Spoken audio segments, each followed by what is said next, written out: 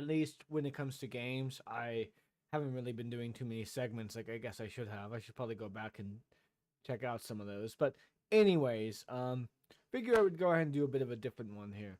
I'll just talk in front of the camera, react to chat sometimes if chat's available. Um, but either way, this should be in no way, shape, or form a controversial subject matter of mine.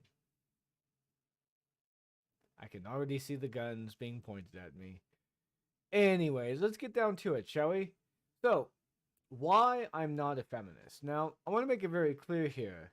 I'm not claiming in any way, shape, or form to the moniker of anti-feminist. I find that particular crowd to be not only very unpleasant to deal with, but also, shall we say, in a lot of ways, very sexist.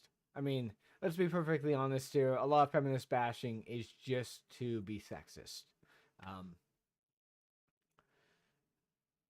but that being said here, there are certain things about feminism that I do not particularly subscribe to that would require me to do so in order to be a feminist.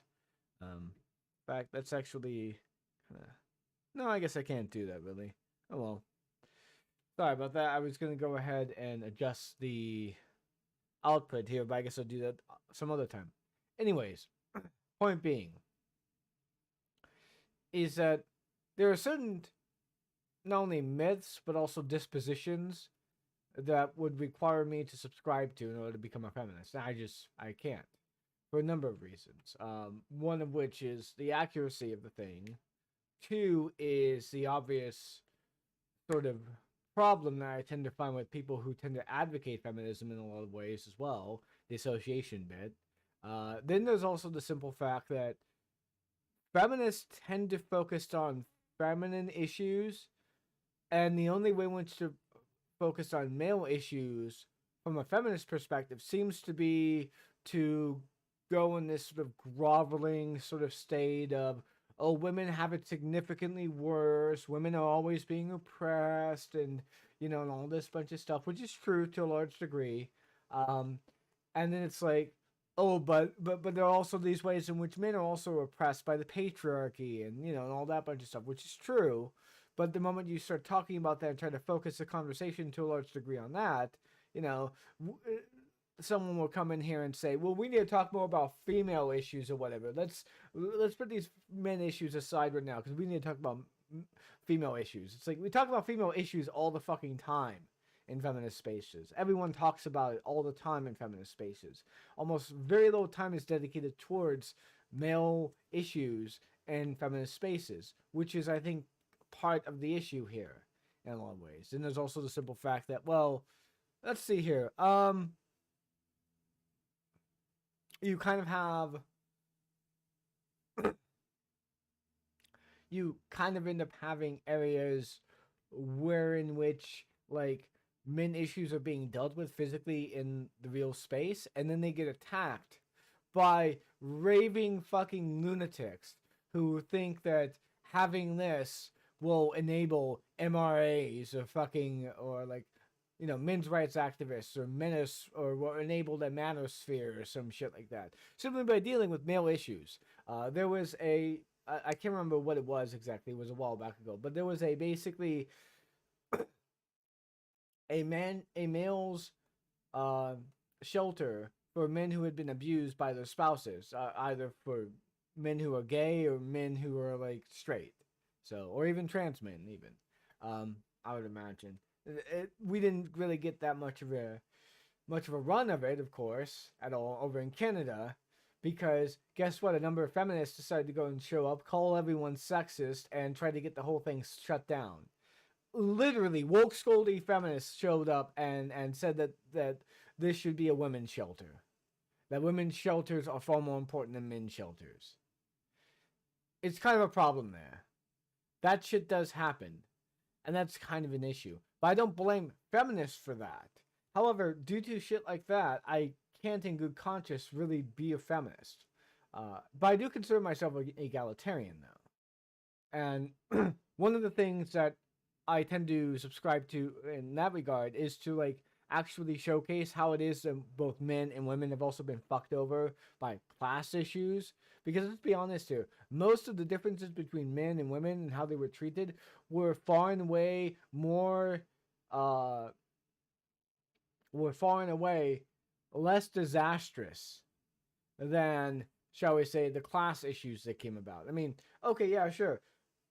Women were not allowed to marry the men that they loved in terms of, like, let's, shall we say, um, in terms of arranged marriages.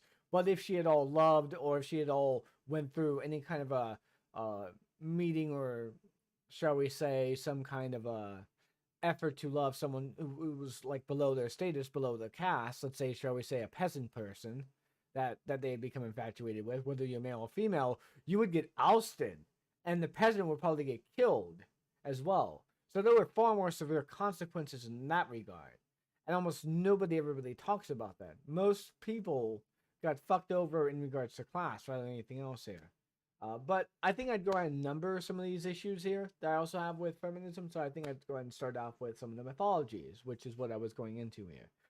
Which is like one of the biggest mythologies that people tend to subscribe to, although not all, but this tends to be a popular one here, is the idea of the notion that mothers, going back in the day, were primarily broodmares who were meant to pop out children and simply look after the children and had no whatsoever say or any kind of involvement with the children's raising. That is wholly untrue when it comes to motherhood throughout the entirety of history. Motherhood, in a large sense, throughout the majority of human civilization was actively venerated. Uh, and not only that, the other thing is that even if we're talking about medieval Europe, which is I think most people are referring to when they're referring to this, uh, most women who became mothers actively had not only a role, but a job in helping to raise the children. I don't think many feminists who make this claim realize this, but being a parent is a 24/7 fucking job. Um, you not only have to feed the kid and bathe them for a good portion of their life, but you also have to make sure that they don't get into trouble and wander off. You have to look after them. You have to teach them things when they grow up. Back in medieval Europe, which again I think most people are referring to here, if we want to be generous, most women had to look after both men, I mean, both little boys growing up and females growing up, teach them things. While at the same time, when they grew up to be a certain age, they would actually help be the men would be helping the father, and the women and the females or the little girls would be helping the mother. That is true. There was a bit of segregation going on. However, the reason why that was is because the mother would typically teach stuff like how to do first aid, how to make your own cleaning, uh, uh, how to make cleaning tools or whatever, how to use cleaning tools, how to be able to scrub, how to be able to fix things. Because let's be honest here, this stuff, while it was considered unpaid labor for a lot of the part of its existence and still is now, it is still very important labor to do. I mean, especially back then when they didn't have any washers, when they had to do everything by hand, when they had to go by a river or some kind of pond or something like that. That might actually, at one point in time, might have someone unsavory there as well. You had to be very careful back in the day because there wasn't any kind of police like there is now to keep things safe in a lot of ways. And there were not any access to like regular access to water. You actually had to walk quite a bit. Sometimes your house or your place would be, hey, Iron Inquisitor, what's up? Sometimes the place that you would be in would actively, like, quite literally be 30 minutes away from the nearest water source, which we would have to use by hand to wash your clothes, okay? That was an important job. And women who did that were sometimes accosted by, uh, strange men who would be there at one point in time. Sometimes that would happen. Other times you would actually have to go there with like an uncle or an aunt. And that's another thing too as well. I'll get into oftentimes because we're talking about like family farms that were out in the wilderness, for example, in which they would be tilling quite a bit. But most civilization happened in communities. Um, and even most farms had like little villages that you had to go for in terms of the well. Sometimes you didn't have access to the well. There would be like a village 30 minutes away that you would have to walk to. But as I was saying beforehand, this was very hard work for women. And I find it very interesting that most people are who say that, oh, like the mother's job was only to look after the children and just to pop out babies. As not only is that oversimplifying everything, it is deeply, deeply, grossly underselling and and creates a huge misunderstanding of what women had to do growing up as being mothers. Even the expectations that they had were very important because without their work, there wouldn't be much done. Because again, you only had so much to do throughout the fucking day, and in the night, depending on where you were at, you were either huddled together by a fire trying to keep warm, or you were getting ready for dinner and cooking stuff up. So, I mean, and that's again without all the modern amenities here. I just find it very interesting that so many feminists subscribe to that myth. And that's one particular one that's very prevalent. Not all people believe this, but a lot of people do for some reason. And another thing, too, as well, that ties into this, I might as well mention it, is the use of marriage in the dowry. Most people don't realize that the dowry was very conditional, depending on who it was being done by and by what class it was being done by as well. A lot of feminists, in fact, I'd probably even venture to say all feminists, because I've never seen a feminist that's never said this. I mean, that's never not said this.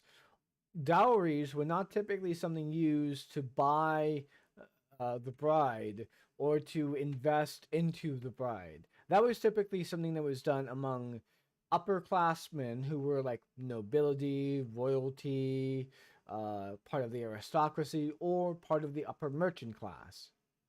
So, one of the things that I really have a hard time understanding is why it is that they would impose that particular standard, which, by the way, for the record, the upperclassmen of civilization throughout medieval Europe, as well as like throughout the rest of civilization, tended to be in their own little cultural and social bubble. They had cultural and social norms that the peasants didn't do, but the peasants understood and tried to respect in some regards whenever they met the noblemen. But they themselves didn't live in that world. They didn't live within that framework. So why would you actually think that somehow the way in which they would look at dowries and use marriages as a means of like going up in social status, which was a thing, for the record, within the social grouping I mentioned: nobility, aristocracy, upper merchant class, royalty. Royalty and nobility, by the way, are not exactly the same thing. You could be a knight, for example, and be adopted within to the noble family through knighthood, but you yourself would not be of royalty. You wouldn't be of royal blood.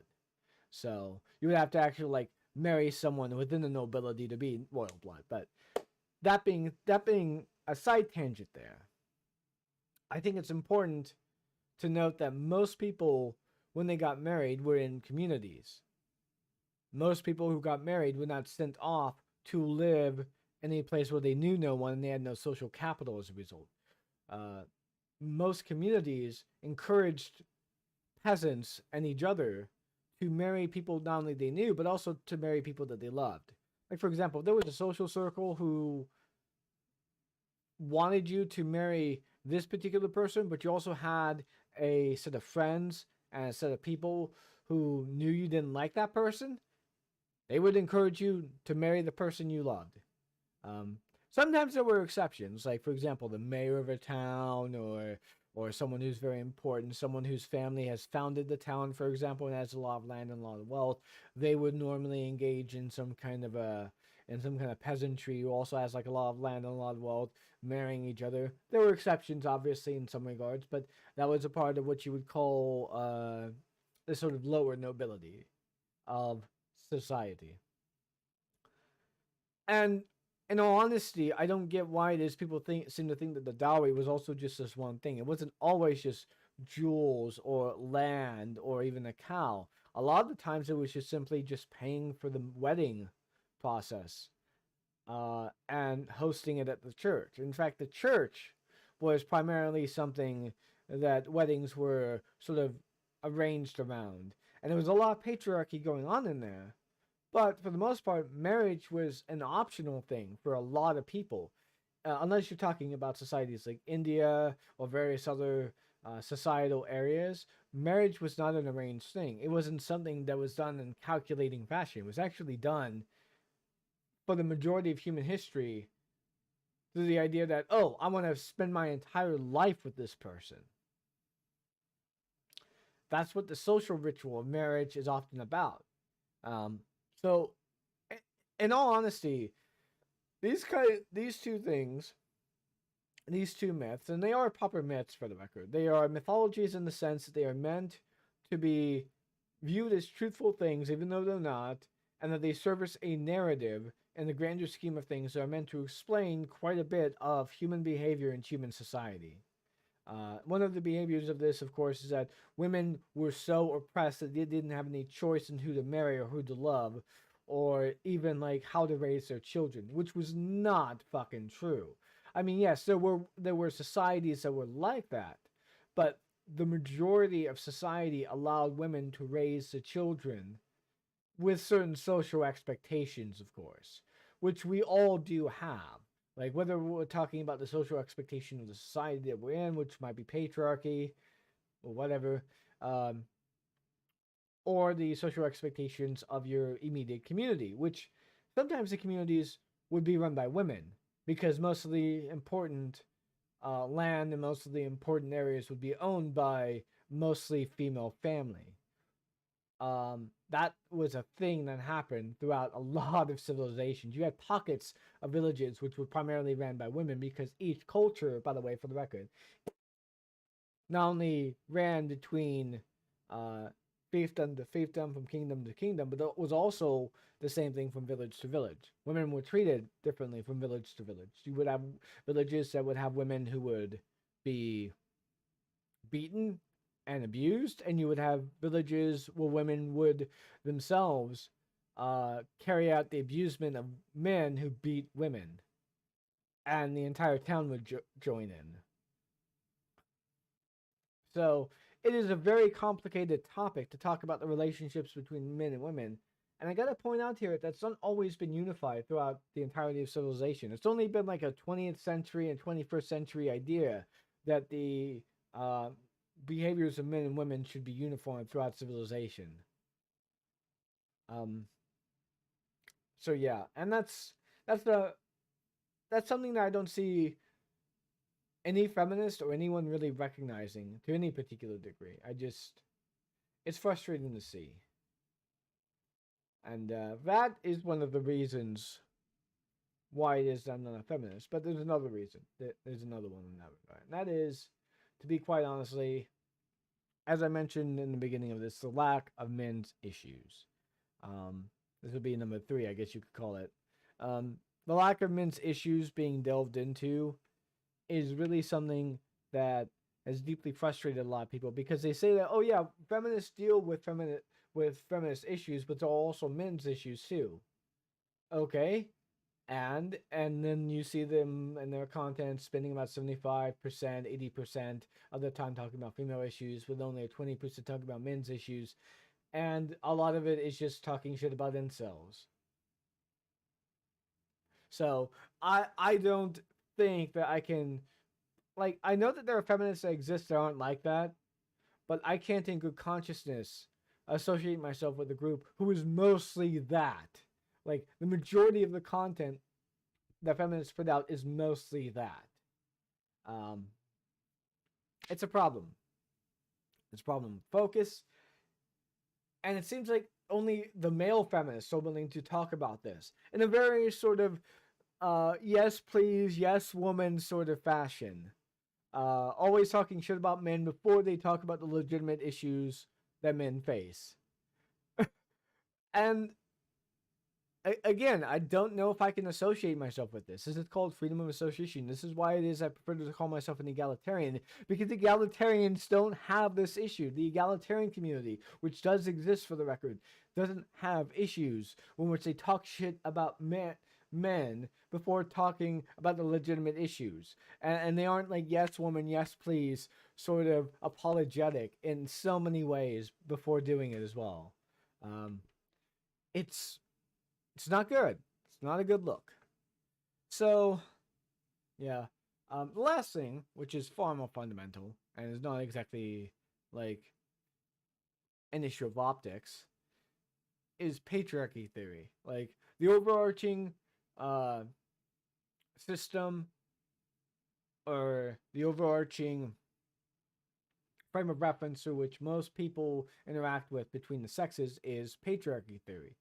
And I find that fundamentally to not be true because patriarchy theory, fundamentally speaking, doesn't exactly coalesce not only in civilizations in which that doesn't happen, but also doesn't really like explain how it is that you have pockets of villages, for example, throughout the entirety of civilization of humanity. Sorry. Throughout all of humanity, throughout all civilization of humanity, uh, you have an overarching system of patriarchy, and then you have villages in which they you have like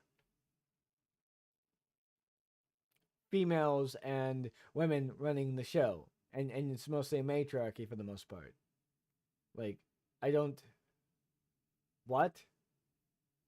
Um, I think it's far more. I think it's far more interesting to view things from a spiral dynamics perspective.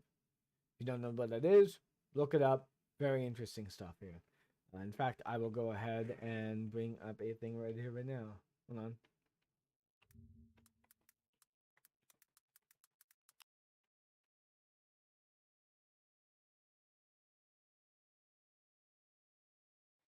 Here we go.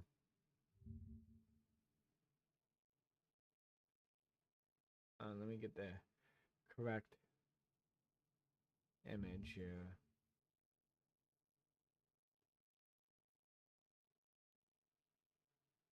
Here we go. Don Beck, different cultures, different futures. So,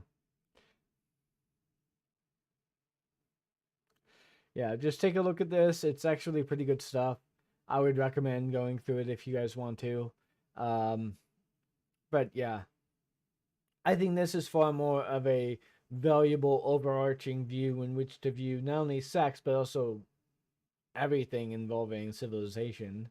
You know, most of civilization is made up of our values. So, and our values are reflective of the civilization we're in. Oftentimes, sometimes it's like the civilization we want to have as well, but for the most part, it is a value reflection of us. So, but anyways, I hope that doesn't sound too controversial. I hope that didn't take too much of your time. I'll probably be cutting this up and editing it as time goes by. If you like this segment, please like and subscribe. Hope you all enjoyed it. And yeah, cut the segment. Cut the segment. Just telling myself that when I go through the editing process. So yeah. Anyways, hey, Iron Inquisitor, did you like that little bit there, or were you listening at all? You're not. Are you even still here? Let me see here. Quick. Oh no, it's not here. I guess, or maybe he is. I don't know.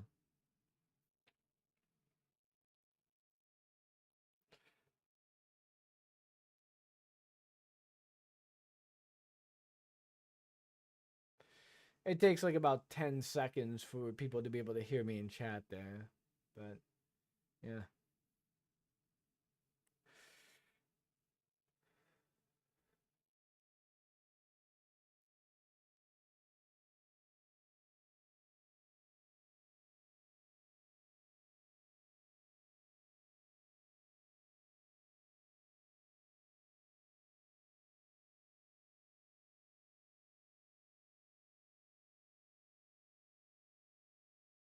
Hold on, I want to see what's going on here real quick.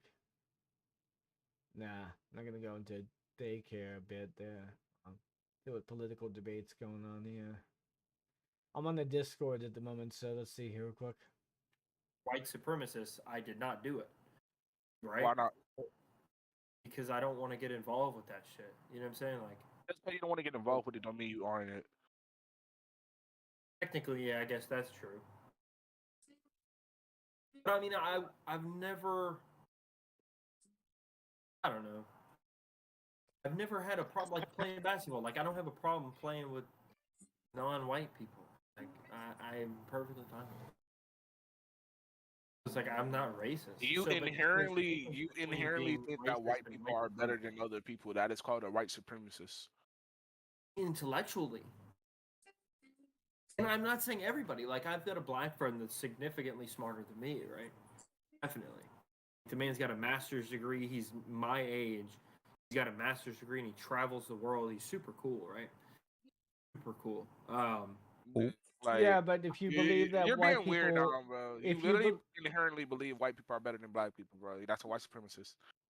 yeah, No, like I don't think. that is a white supremacist view. That's literally the definition. If you believe that inherently, on average, white people are better than black people, that's white supremacy right there. Black I didn't people, say like all better. people, though. Like He's talking about Asians too, like everyone. That's no, I literally what, genuinely believe like that the tier goes like the ACT chart. Asians, white people, everybody else. bruh. On average, that has So you're a Okay, nothing so white to do. supremacist, dude? I'm not. That has nothing to do with white white supremacy. If I supremacists was a white actually believe supremacist, that. There's a lot of white supremacists that believe that. okay, and that's like level fucking zero white supremacy. I'm not even a white supremacist. If I would be going around saying, "Oh, I think everybody is inferior and you should So be you literally think enslaved," da, da, da. this, Like, no, I don't, bro. I do not say that. dude. Okay, bro. I do Okay. not say that. I've got a better way to demonstrate this. Do you believe in the idea of 1350? The idea that 13% of the black population commits Oh yeah, 50% yeah. of the That's this crime, accuracy and thing. Yeah, yeah. and it's because of like cultural and Hypothetical. social issues as well that's inherently makes them like violent. Is that what you believe? Well, there you go. That's a white supremacist belief right there. That's not a white. That is a Yes, white. that But is. again, That is but again, because again, you that can is take a the same exact zero you can take the sum same I will explain white why. supremacist You can thing. take the same exact statistic and explain it by pointing out that not only is the criminal activity primarily driven by poverty, there's also a lot of That's redlining accurate. Yeah. and a lot of Same thing with white people. discrimination that goes on Because with that I would argue the that same is thing with driving white that, people. and it's not White people, necessarily all the cultural. people In that fact, the commit, all culture the people that is a commit crime result of are in the the poverty. backlash towards the inherent discrimination that society has been engaging in. It's not the 1350 statistic isn't a result of like their culture. The 1350 is a result of these other things that are affecting their Right. culture that Okay. might But that again, like it's a three or four 50-50. It's a steps 50-50 removed from split. it. So It's a 50-50 split. So I would argue as well, if you took off the cream, the top 25-35% of white people, I basically the chart would look well population's 5x. So if you took all of the top percentages of white people out of the metric and you lined up, or if you like made the numbers exactly the same, I guarantee you the numbers would line up. Like that white, I guarantee you white people would commit just as many crimes if you put the numbers on the same metric and then you took off like all the Zuckerbergs and the Elon Musk people and the fucking like Bro. if you took out all of them I'm and then you arguing took against out your argument, though. You do realize what you just said is against you, and you're acknowledging that what he just said about the culture thing was right. What you just said is not for you; I it's for him, disagree literally. though. I think that white people are at just as much of an angle to commit crime as anybody else. I just think circumstantially, black people just do it more. I guess I don't know what the fuck, but No, it's a no. significant majority. It's More a significant increase more. It's not more just like poor black little people than poor white people. So yeah. no, there's not, but percentage wise, yeah, I see what you're saying. Yeah, I mean Yeah. there's double, roughly double percentage wise poverty for blacks as it is for whites. It's, I believe percentage Wait, so wise. are you saying that white poor people commit more crime than white poor or than black poor people? No, white poor people would at an equal rate, roughly. Like if you took well, no, Dude, Yes, like they- you're trying to hide so bad that you're a white supremacist that you don't even know what you're saying anymore. This Like is you really don't know what you're saying at the moment. Like you're just saying shit I now. don't know. Like if you the number, I mean, we know Dude, the if data. you're a white We know the supremacist, I data. won't care. Like we're still going to like talk, bro. Like you're just making it more difficult. It's not like this idea. What you guys are trying to put words in my mouth that I give a fuck. I give not a single fuck. I just simply asked if you agree with this thing or whatever that other white supremacists agree, which is white supremacy 101, and you said yes. I didn't put any words in your mouth, man. I didn't make you say What yes, they're so. saying is that my ideology doesn't necessarily say like if I think that Jesus, if I believe that God is real and I believe that Jesus isn't the Son of God, that doesn't inherently make me a Jew. It just means that I have that opinion. So if a black guy fucked your mom and tainted your blood and made you a mixed brother, would you be mad at that? That'd be cool. Stop lying, bro. Stop. He know he's lying. He knows damn well he would not be cool with that. Hold on. I mean, Oh, my God, initial reaction. Nah, I'm a lot not of- trying to like. There's a lot on, of people. bro. There's a Really lot good. of there's a lot of white As long as he's a supremacists. good person. Let's be perfectly honest here. There's a lot of white supremacists that will, by and large, What watch. earlier that I think that No, placing the, let me dark and the light is a let me great mix finish. because you get Let me the melanin plus you get the intellect. It's like a good deal. You know? Dude, Bro, let me. I don't I'm I just don't point. understand why you should even care about race. Like whatever. If they pay taxes, they're good. If they don't, Yeah. they're bad. Yeah, that's the point there. But it's very funny too because like what you're demonstrating is what white supremacists do because there's a lot of white supremacists that will actually engage in interracial cuckoldry porn. Like it's dude, man, it's really strange that you tick all the boxes and whatnot. The fetishistic sort of focus on race in a lot of ways. Now ask me I mean that's pretty. That's Ask me this question: would I show up to a KKK rally and be like, "White power, white power"? No, I'm not gonna do that. Yeah, right? yes, you was. well, yeah, because you want to keep the mask I'm not gonna on. do that.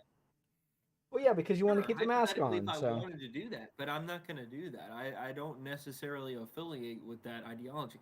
Now, here's the I have thing. multiple conversations with you, and every single conversation, what do? You bring up eugenics and race science to try to make the white race look better than any other race and look inferior. You're literally a white fine. supremacist. Okay, whether you're not trying or not, you're still doing it, bro. You're a What white do you want me to do? supremacist. Lie? eugenics You want me is to lie? eugenics is cringe no matter what the fucking association, Not man. eugenics. Seriously. We're talking about Base. statistical data. Why are we even? You're connecting my interest with education and statistics as a reason for me to be a stigma of. You of are some literally kind a of- white Or do supremacist, you- bro. Do you go on IQ and genetics by any chance and try to associate that with race? That's eugenics right there. He does. That's literally what he does. Yes, ask him. He'll Thank admit you. to it. Thank you on that. Yeah, ACT stuff. So like when you look at the ACT scores, they He's admitting to it now. whites That's what he and then does. browns. So ergo that relates to there being a higher percentage of higher intellectual capable people at an Asian level than at a white level and then at a brown level, which I don't know how that breaks down. See? Well, do you at all acknowledge in any particular factor that diet, upbringing, culture, as well as like don't how it know. is that you're intellectually treated and how biased you are, Now, or how if even they aware of how here's the thing, biased you are, if they that will eliminate the like difference in grading scale, I would argue that there is a clear indication that there is no separation in intellectual capability.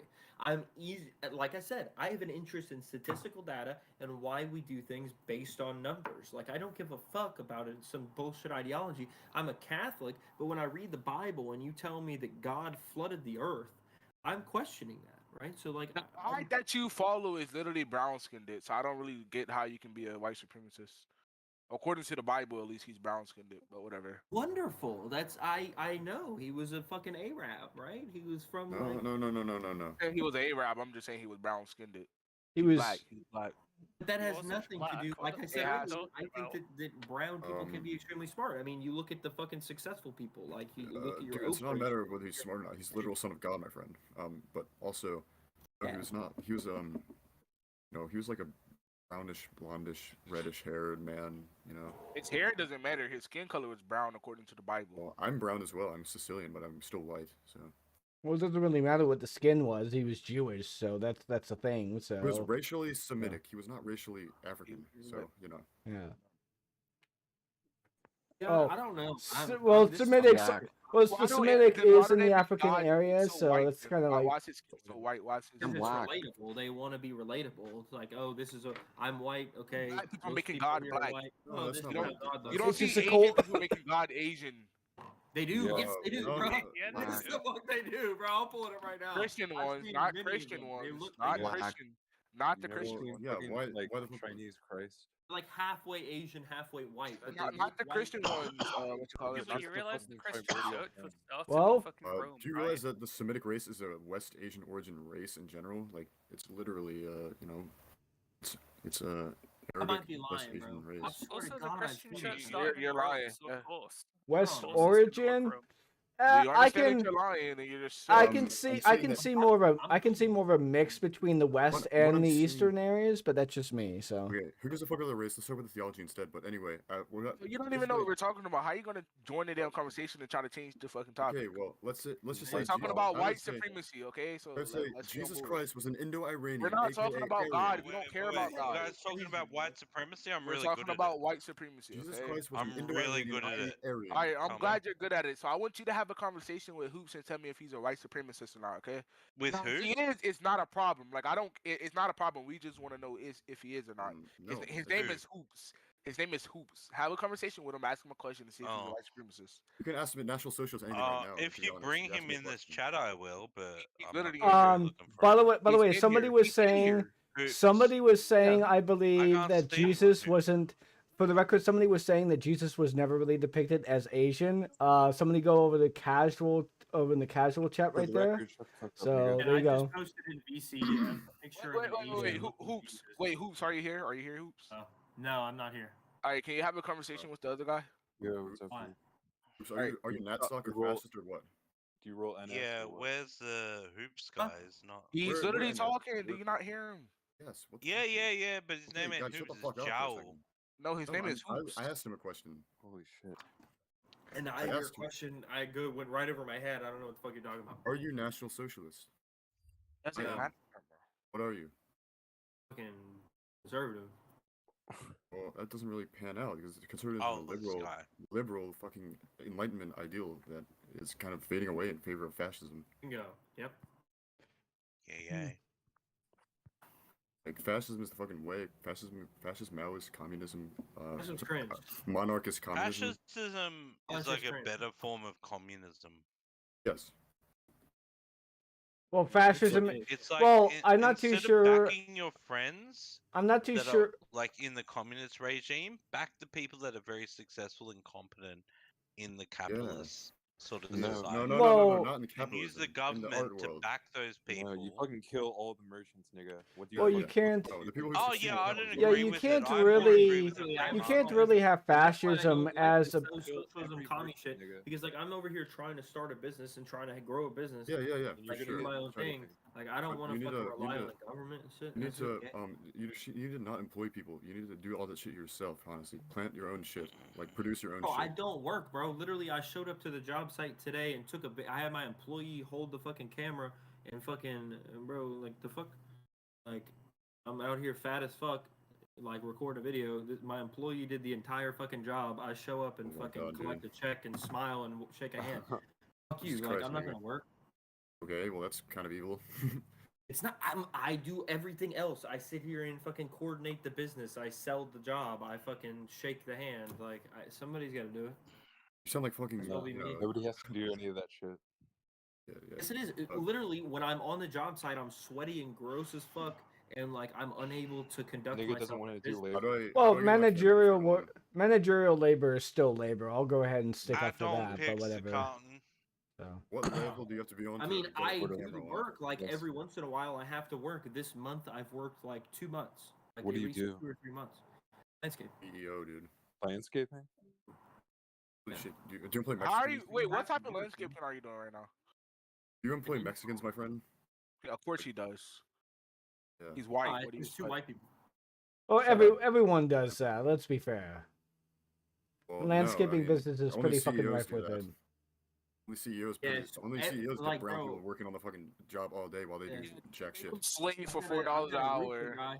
I got a roofer guy. He has a whole crew of Hispanics. I know multiple landscaping companies that have 15 or 20 Mexicans that are all. It's like the whole crew. The only people that are the like you have like crew leaders and the owner's white, and then everybody else is Hispanic. So are you Christian? Catholic, yeah. Yeah, they're Catholic too, and they're hardcore, more hardcore than you. They go hard on that shit. What? Are you speaking like that? Yeah, they do. Yeah, they go hardcore on that shit, and they fucking take care of their families, and they do all the right shit, and they're still fucking suffering under capitalism for no fucking reason. No, they're not suffering under Oh, capitalism. yes, they are. Their They're taxes getting are paid shit. significantly lower than otherwise, especially if they're an employee. Employees have incredibly low like taxes because they don't have to pay for any of the expenses. You're talking of the about business. government kikery right now. I'm not concerned about government kikery. I'm concerned about realpolitik. What the fuck are you talking about then? Realpolitik. Real The fuck politics. does that mean? The actual movement of the masses towards the land of light, i.e., paradise. What is that? The movement of the masses towards paradise on earth. What is that? Heaven? Like you talking about? No. committing Not suicide? heaven proper. Not heaven proper. But heaven on earth that we must build. We must build Jerusalem on England's green soil and America's green soil. Do you not know fucking Catholic doctrine? Shit, man, I'm an atheist and I get this. Fuck. Yeah, I'm a He's not a monarchist. real Catholic, bro. I'm a monarchist, bro. Like, holy shit. Like, Theo-monarchist. You know, you can be a communist and a monarchist and a fascist and a Christian hardcore, all of those things, and there's no discrepancy. Like, for I real. don't know, man. I don't know what the fuck I you're don't- talking about with fucking creating communist something on American soil. What? Yes. There's already an existing system that is in place that is working. I'll be honest, I have no idea what the fuck he even means. I mean, communism, fascism. No, those two are like diametrically opposed. Like, how the I gotta ask him. Towards the land of light. That is the literary movement. The movement of What? movement What is towards, the ideology? movement towards excellence. The movement of the masses towards Cool. excellence and supremacy. One sec, before y'all continue this conversation, can you wipe off your camera hoops like with a shirt or something? Like I don't know. What I So, think. what level do you have to be to turn on your camera? Or is that You just gotta a get roll? like the roll. Oh, how do I get the roll? Because I want to turn my camera on. Okay, And so, I'm, sorry, that's you can. All right, bro. That's way better. Well, it's not, but it's alright. Just continue the conversation. so, you know the Aryans? You know what the Aryan means? Like Aryan, and Pali. I mean, it's probably a part of Europe or something. Like a Oh, Europe- no. It's part of India. It originates in Indo-Iranian culture. Indo-Iranian, Aryan, Proto-Indo-European culture. So it is European because they conquered Europe through the Indo-Iranian region. So Aryan Hell means, yeah. Aryan means noble or highest, like greatest, most supreme. Like that's why it's called in the original Pali the Aryan Eightfold Path, noble eightfold path in modern translation. But if you read Rhys Davids' translations, and she just leaves it Aryan. She just says the Aryan Eightfold Path. That's why I only read those because she really fucks with the Aryan concept. Like all the hardcore Buddhists, other good hardcore Buddhists that actually worked on the Polytech Society and worked on the Great Books of the East collection by F. Max Muller. They were all hardcore Aryan supremacists. Fantastic. But what the fuck? So you're saying that by definition I'm a fascist because I'm a quote unquote white supremacist? Is that what? No, you're not. You're not a white supremacist. Yes, he is. No. Well- White supremacy means like Aryan supremacy means nobility, supremacy of the noble class, the class that produces the artwork, the philosophy, the religion. Not the, Way too deep than what it really is, dude. no. We're talking about it in the terms of American politics, and in American politics, American quite politics is less literally. than meaningful. Well, right now, American politics at the moment, white supremacy is like categorized into believing a number of mythologies, and he believes like at least two of them right now. So, Which ones does he believe in? Because I probably agree with those, like Well- the Great Replacement theory and shit. well, What is the Great Replacement theory? It's Oh. that that said the world's current powers, the satanic powers of this fallen world, are moving, are purposefully making mixed race peoples in order to shake up the world and stabilize and also destabilize the real movement of communism and fascism. Well, like fascism, yes. Communism, no. No. Communism, like Marx was a literal, like, you know, he was a traditionalist. So Well, yeah, but Marx was also very pro-worker, and fascism is like very anti-worker. Like those are like Are you sure? diametrically, yeah, they're diametric. I mean, I guess if you want to go and call like the Strausserists or whatever, but they all died. They're all. So, what all about the fucking and pro-worker. they're usually the first ones to go What- in a fascist what about- takeover. What about the fucking Italian syndicalists? Yeah, they got killed. But No, I they mean, fucking that killed doesn't niggas. mean we. Like, that doesn't mean like we they can't do they it. always get killed in a fascist uprising when it comes to like the right and the fascists like cozying up their businesses. It always happens. My friend, So. my friend, we have not seen the fascist uprising yet. It's coming soon. Oh, I And know. we haven't I'm seen aware. the true one yet. We saw the Reich, and that was awesome. But we have to set that aside and do our own thing. Okay, well, I'm not pro-fascist, so. Yeah, I understand. What are you, bro? But I don't Oh, understand anarchist how I'm by communist, very cool. definition a white supremacist with that. Like by his like he's talking about directly that the Reich. You're saying that Yeah. you would No. rather have a Nazi Reich, or is that what you're saying? Well, I'm a national socialist. What do you think that means? I support the nationalism and the socialism of the Nazi Party. Like, I think I think they did some things wrong. I don't support genocide per se. I support correcting people through engaging with mass line and like correcting people with the right dialectical theory, rather than sending them to camps. But I do support camps for like police officers who are evil, like CEOs who are evil. They need to go to work camps, but not necessarily be killed there, unless they really are fucking resisting the movement. I just advocate we eat their fucking wealth and whatnot if it's like ill-gotten gains and shit through the abusement of workers. Yeah, so. for real. That's Yeah. everybody who's But wealthy. what becomes of the merchant class after the revolution? They all get reformed? I don't think so. No, I mean, there would be mass genocide. I mean, there would be. No, it I wouldn't be mean, really. It would be a genocide of like maybe it would be a classicide, I guess you could call it, but it would mostly be by people who have abused their fucking workforce and people like Elon, for example. Like we're just gonna eat his vault and probably put him in a fucking camp or whatever. So Transhumanist piece of shit. yeah, I mean you I can. don't know. I mean, Yeah. Here's the thing, though: the people that create the problem with that logic is that the people most of the time as we see the billionaire class or multi-millionaire class being predominantly made up of people who came up from a middle class stage. No. The problem No, with that Elon is literally Okay, Elon I'm not literally is like including an Elon, air. but I'm talking about in general the Let's just say statistical data. JQ. How That's about what I'm that, talking my about friend? anyway. No. But continuing with what I was saying is that these people statistically are not only creating that, but they're also via wealth, but they're also coming up from that and creating an idea and creating a product and most likely starting from nothing. So it's like this whole ideology of rich person bad is like fallacy. It's just completely propaganda based. No, not really. The idea is, of course, that if you abuse your workers, if you gain your gains simply by suckling on the teat of American or any kind of government like funding that you accrue, That's and you don't and you barely Amazon, produce all the any kind of thing manufacturers, that's like Planned Parenthood, worthwhile in regards to what it is that you're doing, and you're also relying on government fucking research as well, just privatizing that fucking shit.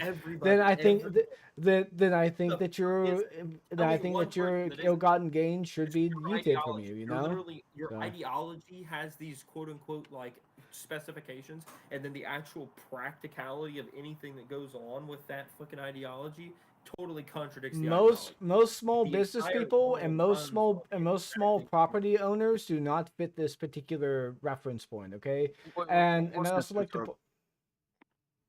No, I'm sorry. You keep going. And I also like to point out here that there are a lot of people who are doing this stuff, and if a lot of people are going to have to like be yeeted away and die or some shit, or have their properties reduced quite significantly to be able to pay for all the shit that they've literally stolen from a lot of people, then that's just the price they're gonna have to pay. Because guess what? We're in a very unjust and But abusive the money fucking doesn't system. exist. So This is the economy exists surrounding whales holding wealth. So like Bitcoin, then we need right? to get rid of the whales then, and we need to go ahead and The economy distribute collapsed. the economy more effectively, There in which is no economy. there There isn't an is no accruing economy, of wealth right? in such an So obscene it's manner gonna amongst a small handful of people. Okay, we shouldn't be right. having The that. reason why the reason why I live in this nice apartment complex that's a mile away from the beach is because of rich people. It has nothing to do with anything else. The problem is that things like this don't exist without rich people. You don't eat No, without rich people. things You like don't this drive a don't car exist without a rich without person workers. creating the Things car. like You're an idiot. things like You're that don't literally a exist without moron. You engineers. It think doesn't that exist rich without people are teachers. bad. It doesn't exist I without the can't talk systems within society. No, you're just spewing bullshit. All right, the things that you're talking about exist because we have society, we have workers, and we have people willing to put in the talent and the effort to either teach people or to hand off labor or to hand off information that you will accrue and you will use to better yourself and whatnot. That's what you have, all right? Rich people, they accrue wealth and they fund it into projects that allow them to accrue more wealth. That's what rich people do. There are people who are rich who will work. Those are a minority. And those are the people whom of which I praise. Those are the people who no probably idea won't what you're be, talking about won't. right now. You're literally just spewing nonsense.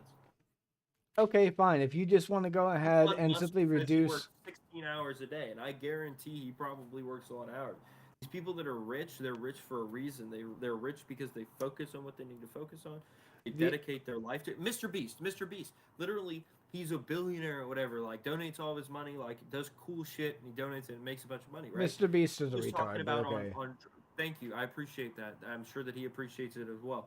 So if you watch the videos talking about how he created it on Joe Rogan, he was saying that he would spend hours a day in discords like this talking with people about ideas on how to create wealth or create the momentum. Oh yeah, how to create I'm sure he made a lot of money giving his ideas away. Yeah, sure. Anyways, that said, there, like I don't know what the you're talking majority of those who are in the upper percentile, that being about 20% income upper percentile, the majority of those people only work about 24 weeks out of the year. You know, people who say that they work like 16 hours a day, who are very rich, like Elon, they're full of shit. They're very much full of shit. The entire fabric, for example, of Tesla was entirely built around managing and handling and looking like they're busy towards a person who would just give them money to be able to do work. Oh, wait a second. That's right. My bad. That wasn't Tesla. That was SpaceX. Tesla is like another bit of a rabbit hole. My bad. But point being is that a lot of cars. Point being is that SpaceX, you have like a lot of engineers, and he's just a hype man, and that's all he is. He's also like the person who, like, will say, "Hey, what if we do this?" Like saying, "Yeah, sure, Elon. What if we do this?" Well, they're already doing it in the process of doing it. And the idea is, of course, to pitch the idea to him, make it seem like that they came from him when it's not, when it really came from someone else. Like that's what a lot of people do over in SpaceX. Elon Musk doesn't contribute nothing, but Elon Musk doesn't contribute anything other than money and hype, and that's it. Like and they could get someone who is more charismatic than Elon Musk, and someone who has just as money as Elon Musk can do the exact same thing. He's not really special. There's a lot of people who can do what he does. Okay. So They're not, and why are they not doing it? so my question is more or less, why does he have that much fucking wealth in his area when in fact he not only He's doesn't need it and he smart. doesn't really do Because much? you're poor does not mean that you have to take from other people. I started my business walking What down the does fucking what does road. me Shut up, making the bitch. economy I more started my equitable have to business do walking with down the me road like with wanting to my take money from people? That doesn't city, make any and I work sense. on your You yard. are Hey, really can you much work on your spewing yard? bullshit. I don't get Now why I've it is you created think this that you little can go and business, do and I that. I have a mean, come couple on, of man. people basically going Seriously, out and I'm doing not the trying to same take thing I money did, from rich except people we and give don't it to have myself. I'm freaking trying to rich take money from people who have You're just gotten their trying wealth to get by how the doing very economy little and works. by doing You almost don't no understand fucking how work life for it works, probably whatsoever. because you've never All had a right? real I job. You mean, probably worked in at all McDonald's. honesty, I find it very funny You don't that have you're any just like attacking education, my person right? rather You than probably actually dropped out attacking of my high points school. and my arguments. I mean, if you can just attack my arguments and my Probably don't. points, so I you'd probably did, actually and have a then you point. and you No, you debunked them didn't. by saying that the workers should fucking take over. And now I'm Yeah, telling the you what I workers do think take about over because the workers do your most of the fucking work. opinion, dog shit. Most of the Forget workers it. should take over Forget it. because they do You're most of the telling me. work. So let me give you. Okay. Let's say you're right. Right. Hypothetically speaking. Right. Let's say. So you're saying that my employees should like own the business, and then I should like what? Like give them all of the money from the business?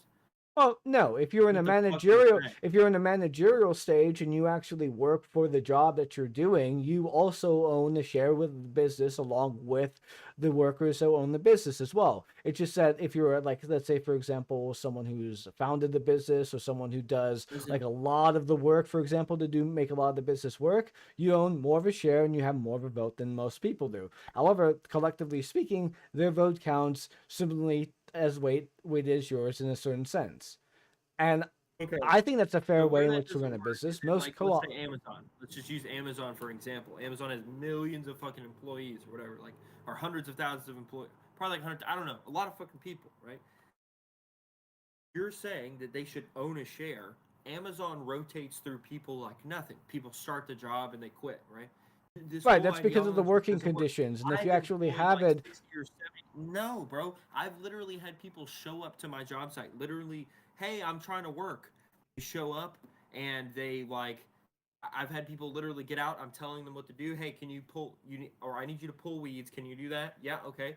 He goes to pull weeds. I've had people just be like, I'm like, hey, you need to tighten so we're up. just And going to literally, they're like, ignore oh, the I'm type gonna of leave. job I'm gonna leave conditions. today. So we're just going to ignore the You're type of telling job conditions that Amazon employees have to engage in, just so that way we can You're go doing the ahead same and shit, bitch. I live have through people your working little outside, anecdote bitch. there. I'm sorry, They work your inside anecdotal and examples are not you're what a weak Amazon human employees being, bro. do. A lot of what Amazon employees have to deal with, they have to deal with shit like, for example, they're You're a weak, delivering bro. packages and working in such a Don't fashion give in a which they fuck. don't have any bathroom breaks. All right, Bro. they You need just don't. basic You things never like, for created example, to be anything. able You to have no shit. They're business. shitting in You never bags made money. rather than being You able to probably do. poor So fucking you want to abuse your education. workers to the point in which they're shitting in bags and pissing in bottles. Okay, fine then. That's great. That's great. You want to go ahead and make it so that way I have nothing else I can do. workers are The only human other way to get more beings money though. is All to right, go we to the should treat them government. like human The beings rather government than only exists actually because I'm in automate them business. onto a Because system fuck when which robots are actually like guaranteeing that they like do a certain amount of work when in fact that the work that they're doing is made more for automation and robots and not for human beings. in the And in future, all the honesty, people won't be working in the job.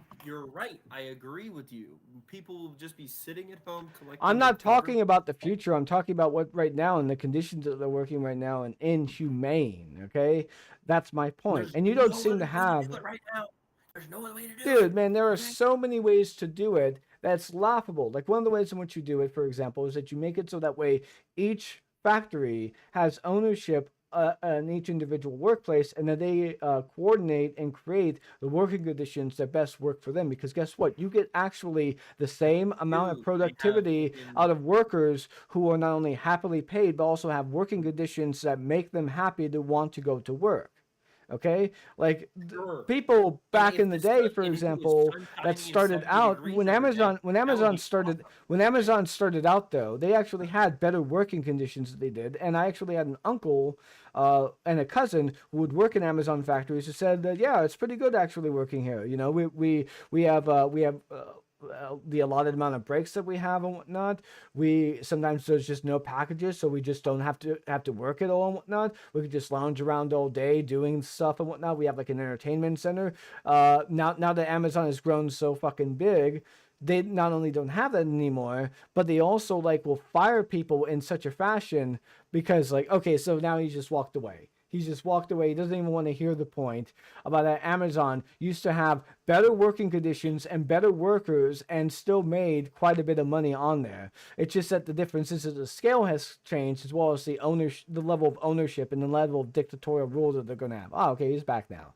Okay, I can so hear you the whole time. I got that headphones on, bro. no, I get it. I get it. I'm just poking fun. But that being said, here my point is that we should treat workers like human beings. We shouldn't. And if we have to create like substandard working conditions that you'd probably find in a sweatshop, perhaps maybe that person shouldn't be having that particular type of system, and we should probably, like, I don't know, break up the business, make more competition and whatnot. If it's really Sure. that bad, if there's no way in which to actually fix it, we should just do a trust busting. You're deranged. You have to have some kind of psychological problem. Like, there's no way that you're not a schizophrenic.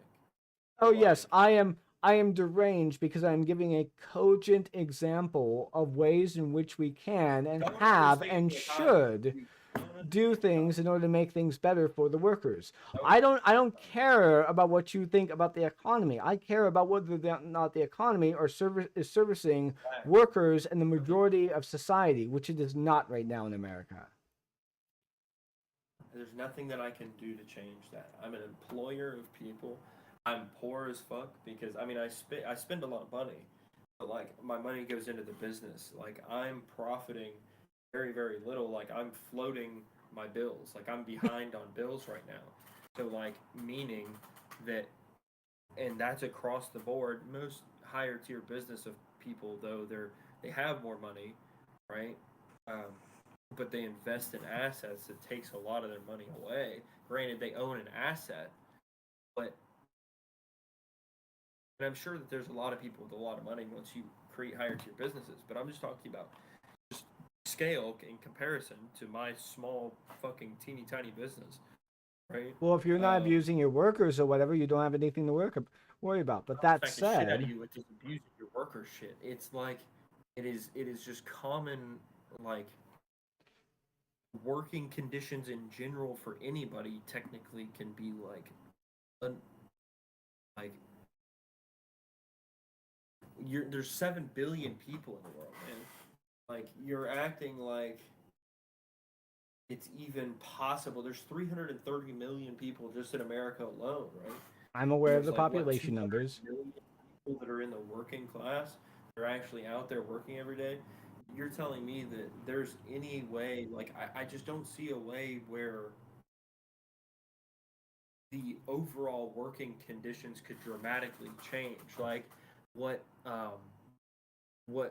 what is a comparison to make is I think they said that if you take all of the CEOs in Walmart and then you cancel their paychecks and you distribute that money to the working people, it would only impact like $1,000 or something like that a year. So it's like it doesn't make a major impact to basically do what you're saying. Well, I'm not Um, talking about that kind of stuff. I'm talking about just making it so that way workers have more of a say within their workspace and with the working conditions that they have and whatnot. America is the most powerful and wealthy country in the world. I think we can go ahead and sacrifice some of that like wealth at the top that's accruing so fucking much to be Right. distributed No, I mean I amongst agree. everyone else There's to a a large definite degree. wealth inequality gap. I acknowledge that. I mean, I work for people. For instance, myself, this I have a customer that I'm working for on and off right now that has spent in the past 2 months 40,000, $30,000, um, less than 2 month period, like a month and a half, 2 months. One customer, right? Whereas the average ticket somebody calls is like 1 to 6,000 mostly. So I mean, there's definitely people that make a lot of money, or that have way more money than other people. Well, a good primary example of the kind of people I'm talking about in terms of business, real quick, and Bill Gates, for example, has something called the Bill and Melinda Gates Foundation. That organization has made them so much money doing so many obscene stuff. Like, for example, the recent coronavirus vaccine that was created, uh, that was RNA based, and they were going to go ahead and or rather the hospital that developed it was going to put it into the open source system to allow people in countries like Africa and various other countries to be able to create their own vaccine for nearly free because they have like the blueprint for it out in open source.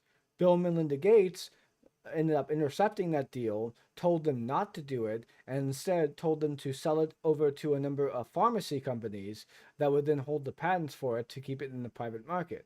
Because of that, there is going to be a continued amount of coronavirus activity throughout the poor regions of Africa, as well as the poor regions of South America, as well as like poor regions of Asia too.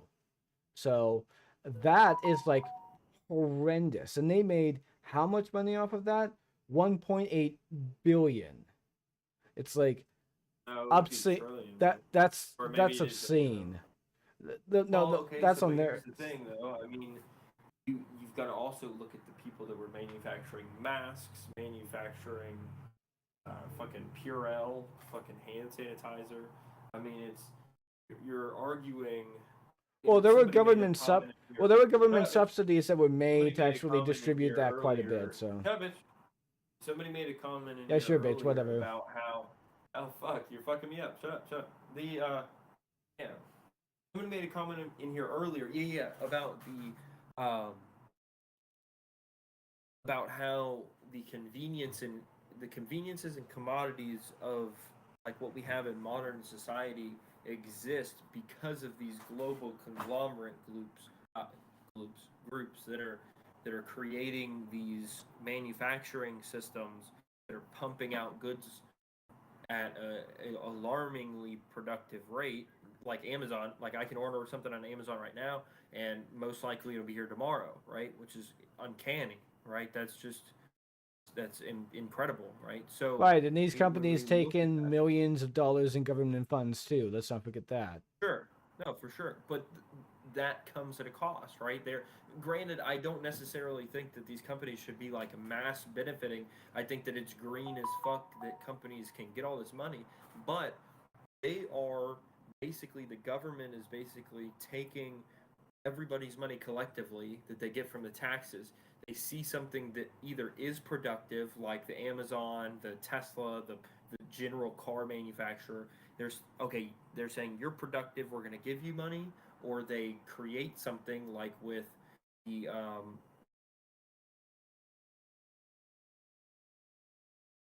like the military or whatever, and then they just pump money into that, right? Or the police, they pump money into that, right? So, Yeah, and in some areas they pump too much money into some areas, like for the coffers of the rich, for example, when they have plenty of money to be able to distribute that themselves or to be able to keep up their own infrastructure. Or in some cases, like for example, the military. Like we can cut down significantly, like on a third of military spending, still be the most powerfully funded military in the world, while at the same time distributing quite a bit of that into social services and social net forms, thus like making the economy better. But so I think one problem with the military is that we also overpay for like basic products like bolts and other things that we can buy like ammunition. We overpay by like a shit ton for that. yeah. right? I mean, I just don't understand the whole argument about like top down, economics reform from these socialist, commie, whatever fucking like ideologies. Because these people at the top are already paying taxes, right? They're already paying. But they're Elon Musk exempt is from a lot of quoted taxes. saying. Worker Elon owned Musk is businesses quoted aren't saying that I top pay more down, but taxes. okay. Shut up, bitch. Shut up. Sure, bitch. Or is quoted saying that he is giving more tax than anybody else. Look at me. Look at me. I'm spending fucking it's not six figures, but like $20,000 or $30,000 or whatever the fuck a year in taxes. right? And I'm nobody, right? So like, um, yeah, like it's already like expensive to be in the middle class, and then it's already expensive to be in the wealthy class. This whole ideology, like I was saying with the Walmart thing, this whole ideology that like, oh, if we just destroy the wealthy class and spread the money amongst the people, that like it'll actually be an effective like strategy. But like as we saw with the, for I'm not. instance, the COVID payouts, or whatever the fuck did they call that, the stimulus, they gave us a couple grand. It cost the country an enormous amount of money. But to us, it was basically nothing, right? To most people, it's $1,000 is fucking peanuts, right? So It didn't really you, cost America all that much money either way. I it was like mean, $1 trillion. What the yeah, fuck are you talking about? yeah, and yeah, 330,000 times that's 3,000. that's a sneeze as far as the Federal Reserve is concerned. Uh, I anyways, disagree with that. yeah, like No, the Fed can always control interest rates. I mean, that is a sneeze. The Fed's not really going to worry about debt. and the other thing So the other that's thing $1 you gotta trillion, remember, bro. I the know other it's $1 thing, trillion, and if it gets inflationary, which it did, I mean, which it might have, we still don't really know the cause of it yet. Then I mean, sure, but It's we already directly impacted the market. What are you talking about? Literally, we literally saw my rent went up 30%, car costs went up 30%, gas went up yeah, 30%. a lot of that, Well, a lot of literally that had a stuff, 30% a lot of that the inflation. stuff gas is is also, primarily because of like oil collapses and oil shortages. and Not also really. like certain oil companies like hiking up their fucking prices when they don't need to either too. There's Yeah, also a food lot is of piece that. of that as well. They can.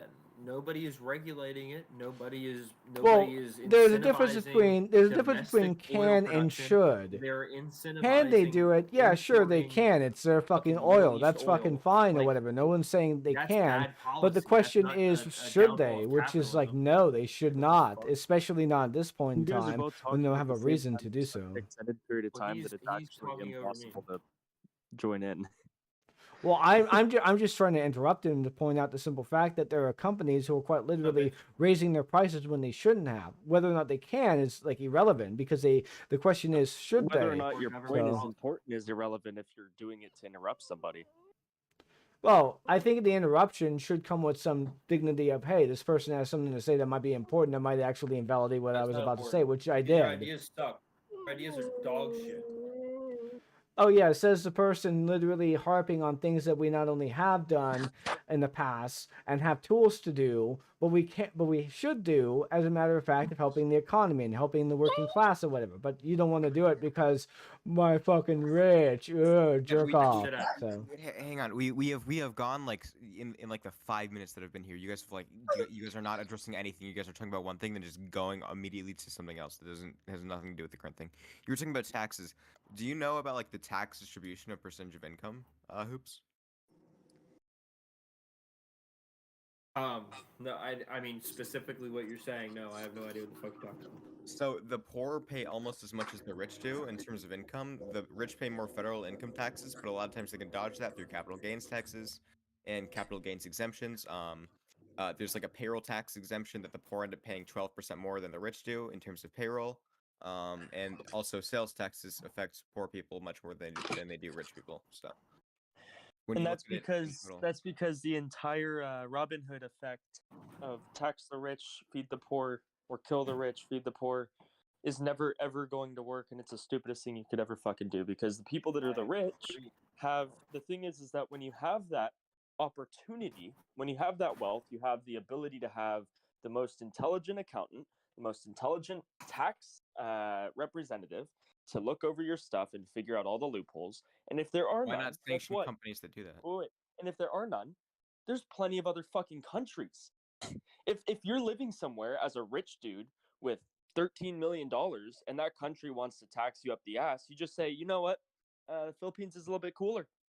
Fuck this place. Why not sanction countries from getting U.S. I banking material do- until they accept international banking standards? I do also find it a little bit hilarious that people are saying, "Oh, they're just not going to sell their fucking Wait, I goods want in him the to- United States or whatever." Like, okay, yeah, sure, you're not going to sell the good the in the place from which 50% of your fucking income is coming from. Okay, yeah, sure. Sorry, go Wait, ahead. escape artists. Like, why not sanction countries and block them from getting U.S. banking until they accept international banking standards? So we want the entire world to secede to our taxing levels, which are already. It's of interest for the entire world to raise revenue. No, I don't.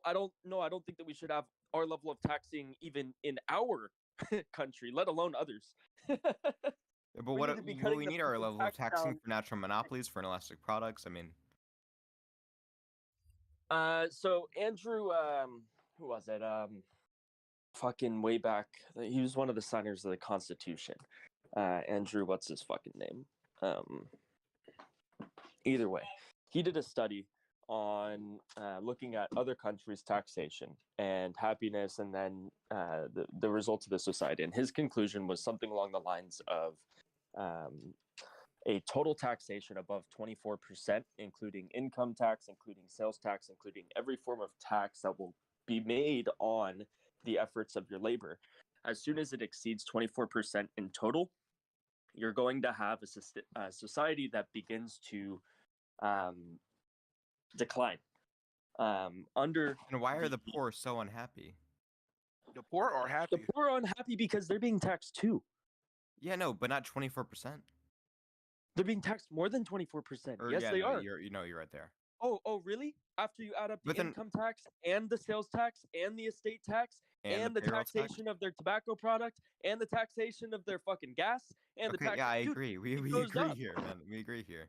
But like at the same time, then why are the happiest countries the ones with like the highest taxes in terms of the gross happiness index? Because those happiest. Okay, what countries? Denmark is, I think, the Obvious. happiest right now.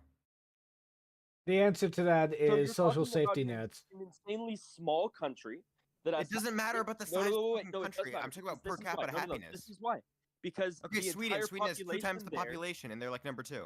Yeah, and their entire population is cherry picked. It's the most difficult country. To Okay, become what a about fucking Germany? They citizen rank of. much. They have much higher taxes than we do, and they rank much better in terms of happiness. Dude, if you wanna sit here and try to use a univariate No, approach no, where you're dude, looking answer at the one question, rating like- of, He's mad. He's so mad. maybe said because that- they have better Because you views. said Like- that you like, because you dude, said that lower like, you're gonna taxes tell lead me to that you said the taxation lower is the you said only the thing you that said the higher people's taxes lead to heads like are on? less happiness, but in reality, when we look at countries with like higher taxation, they don't really seem to be unhappy.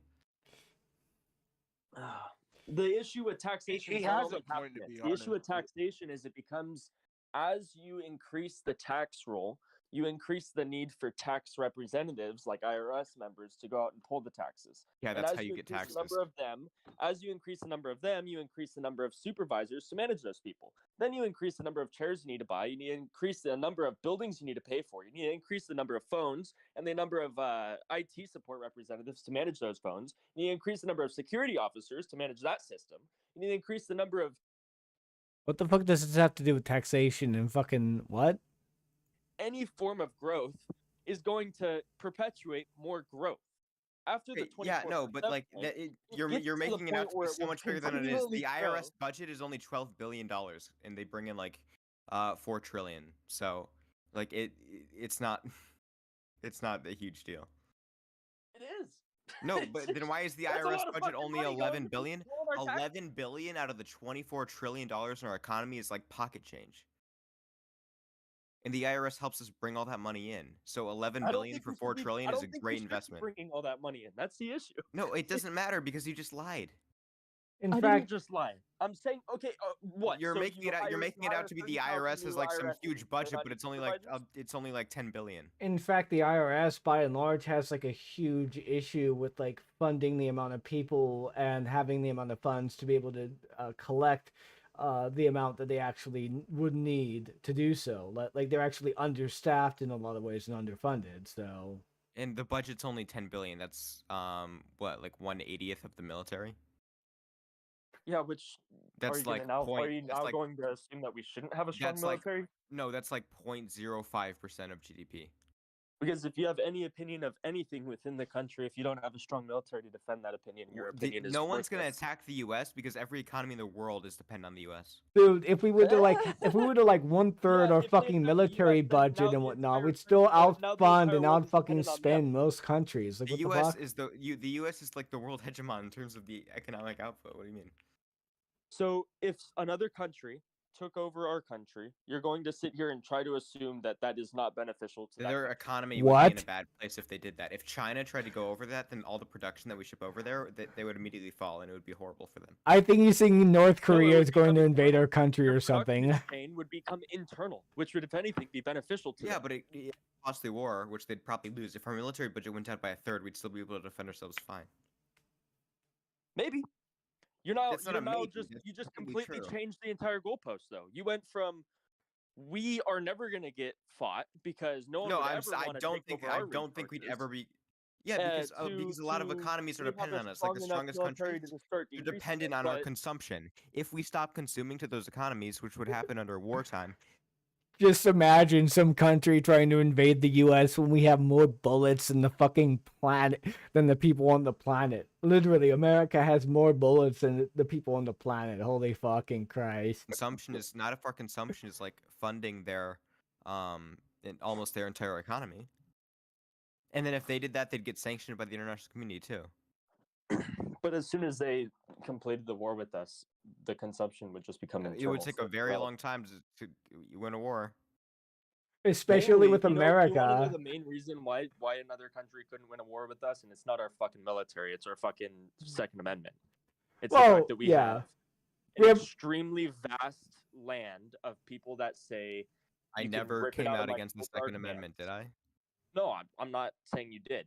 I'm saying that that's the main reason is that a land infiltration of our country is near impossible because of that, whether through domestic or through foreign governments. And the military, I think, is important for. So I don't want to.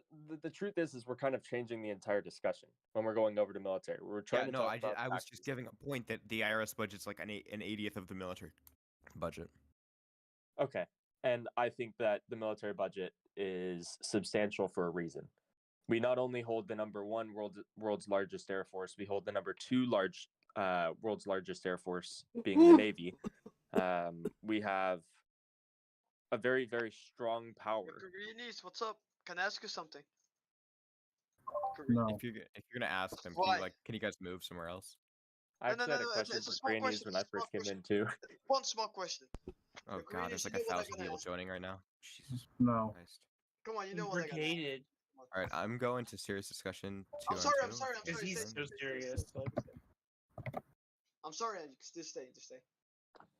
Oh, okay, gotcha. Really, really, really quickly. Do any of you remember a discussion that was being had a little while back about dogs and pit bulls specifically, where someone was pointing out like the number of people that are attacked by pit bulls versus other breeds? No, No. I don't. How do they know? Do they document all of these things? Well, so yeah, they do, but because All when dog there's- attacks are documented. okay, so I actually remember that was brought up, and weird, for the most part, documented dog attacks is what we're talking about. Oh, We're okay. not talking about all dog attacks, but of documented attacks, pit bulls fill up 67% of dog attacks. I found out more information on it as to why that is, which wasn't brought up in it, and it was really interesting. Pit bulls are actually a general class that governs like a shit ton of other breeds, from American bullies to American bulldogs to pit bulls, and Yeah, basically it would be the same thing as if you said any floppy dog that attacked a person is now a Labrador. You'd have the Yeah. same inflation. Yeah. So It's that's stupid, the reason. yeah. Yeah, pit bulls are like pit bull is like a Y classification, You basically. gotta Like, train them. you know. Well, yeah, of course. That's what. Well, what that's my the argument thing was. with My all argument dogs. was All that it dogs doesn't matter requires what the breed training. is. My argument was it doesn't matter the breed. If you have a good training regimen, that's what's gonna matter. And then That's his argument was like, no, pit bulls are just bad, and they make up 67% of Brain all attacks. condition.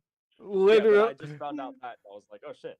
literal anti-pit bull brain rot. Holy Who's your shit! anti-puppies? Woo. I'm pretty sure it was Pizza Man that was against pit bulls. Yeah. Who's your puppies? Yeah, there's a neighbor actually raising a number of pit bulls, like the short, stubby leg ones and whatnot. They're adorable, actually. They're so cute. Dude, I have a. Here, I'll show my dog. Wait up. Oh, Dude, wait, my hold dog's up. a fucking beast, bro. I love him. Who's your puppies? But anyways, getting back to the whole military thing, I would like to say real quick that I think that one of the reasons why most people wouldn't want to invade our country would be the fact that like we own more bullets on in America than are people on the planet. That's a fact. Like I think most people don't want to deal with that. That's just the bullets that American citizens own, by the way. That's not including the military. No, but my point was that if countries wanted to invade us, then they'd be sacrificing economic output. It'd be impossible. Nobody can invade the U.S. Like, Yeah, because of our economy is what I'm saying. I mean, they could try, and they may win, but their wouldn't work. economy's It's gonna not take a because hard hit. The Second Amendment. The Second Amendment that's too. the I mean, one. the Second Amendment also protects us from ever. Yeah, being it's invaded because, it's a close I mean, we rank can up to see the from, top. like, we can see like historically that like it's much harder to take over a nation than it is to defensively win. Yeah. I mean, that's how we won our freedom is basically not through the Second Amendment, but through the same We're exact ready to premise fight of to our guerrilla death. warfare. Yeah, I mean, we're the guerrilla ones here. fucking tactics that they weren't used to. Like fucking, they're like, what do you mean they're sniping us from the trees? Like fuck that. They're not standing in that's rows and killing us. That's why we can't win in Iraq and all these other places. It's the Yeah. same thing. You're talking about people in guns and buildings that you don't know where they are, and you don't know how many of them there are, and you don't know what percentage of them are good versus bad, and you're talking about Which a one are shit ton of yours? collateral damage, or you're talking about giving up. You've also got a portion of the native population that might necessarily be willing to like ally with them too. So Yeah. I don't know about the whole can't win in Iraq. I'm pretty sure last time I checked, they just steamrolled in weeks. It's not even a competition. Yeah, no, but then there was blowback that happened after we beat Iraq, or We quote unquote beat Iraq. controlling the entire population. Yeah, we felt at that, of course. Not gonna Just deny that. But in embargo terms the of whole winning against their actual military, that was nothing. Yeah. I can agree I with know, that. but it creates blowback against citizenry, right? That's what happens in wars. No, but controlling the whole entire country's citizenry, that's not gonna happen. What business do we have I doing don't that? know how far here. Until you like literally wipe them out, like kill them all. I don't see like why we should even be in Iraq, and that was not No, business either. shouldn't be there. I mean, I didn't mind that we were there. to be The honest. reason we were there is we were so slimy to begin with. yeah. I think I think America going over and messing with other countries. I'm fine with that. I don't care. Yeah, the what only- if that was your America country. could What? be in every corner of the world, man. Too bad to be other countries. I mean, Too bad to be other countries. That's just Yeah. your philosophy. It's just it sucks to be you. yeah. Too bad. I kind of find it. What an intellectual discussion, man. What? I kind of find it very interesting how so many. You like your way of life in the USA? I don't know. I think Well, morals should homophobic guide, like easier at than least some everybody- moral everybody else. philosophy should guide policy. I mean, But I Yes. don't think that we should necessarily be pushing our morals on other countries to the point that we do. You got no credibility. Like, Absolutely. Well, we should definitely be doing both, but one of the things we should be doing is that we shouldn't be doing shit like, for example, going into a country that actually wants us to go in there, and then like defeat an insurgent source, and then like immediately like start. We just say, okay, now we're just gonna stay here, and we're just gonna start bombing everyone. That's pretty much we're what we gonna did in grow heroin Afghan. and fucking just ship it back home. You know. Yeah, we did that over in Afghanistan twice. It'll So help us. If there's a benefit to be had, then we should take it. Absolutely. How does one grow heroin? Is it not produce Poppies. heroin? 'Cause you Poppies. grow poppies, but yeah, you grow poppies, but you don't grow heroin. Oh, la di da. So sorry. oh, Lolly Da. He said the thing that heroin was made from, but not. he's but wrong. oh god. He's so wrong. Is he wrong, guys? Oh, I was gonna concede his point, but that spelling mistake he made at the end of his statement. Oh, it's so cringe. Yeah, you're right. Anyway, sorry about that. I just went on a little tangent. Continue. Then. Yes. Like, Where's your puppies? I hear him. You have a German Shepherd. ew. Get him. Sit. He's all fired up. Dude, he's got all the wired up energy. He needs to go running. Yeah, I'm about to take him on a run. He's about to go on his morning run. He's gonna go running. Scratching up your floors. Wait, do you have a German Shepherd? He's a little- German Shepherd Rottweiler mix. Oh, nice. Deutsche Hound.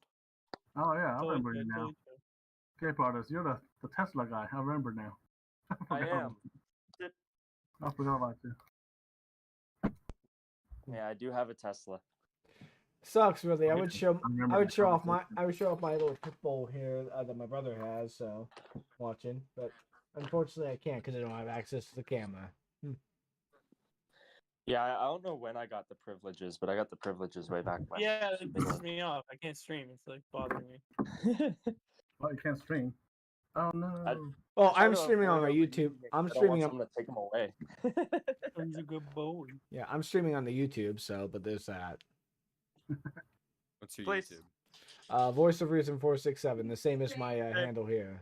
So, Escape artist, show us your Tesla. but, Right now. actually, I think I got to go ahead and set up the thing real quick. Let me do that. Let's see the Tesla. Oh, there's a Tesla. Ah, yeah. Look at this guy's Tesla. Look. Just my Future screen. Tesla. How do I set this up? I don't know if I can. Cozy house. Nice. Nice Roku. Thank you. I'm trying to have it stay still when I'm setting him up. That's a good looking dog.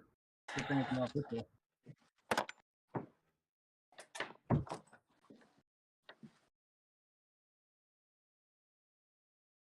Oh, is that a tactical assault dog harness? Yeah.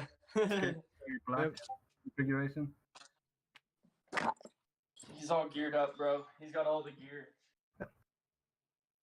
Oh, Tactical nice. black dog harness. There you go. Yeah, I do kind of find it funny here that Hoops more or less is just like a it's just someone trying to get by, and I get that, but I tend to think that when it comes down to it, I don't think basic forms of progressivism and basic advocacy of it is like somehow incoherent. Let me just put it that way. Because a lot of what I'm advocating is basically what Teddy Roosevelt would say. So. Dude, look at this setup. This is the shit. Sit. He's got a fucking Very nice. a lead that goes into his little backpack. It's like a quick release. So if I need a slip lead, I got it. He rocks an e-collar, which is how I communicate with him at a distance, but he's full off leash with me. Got my fucking war belt. War belt. Yeah.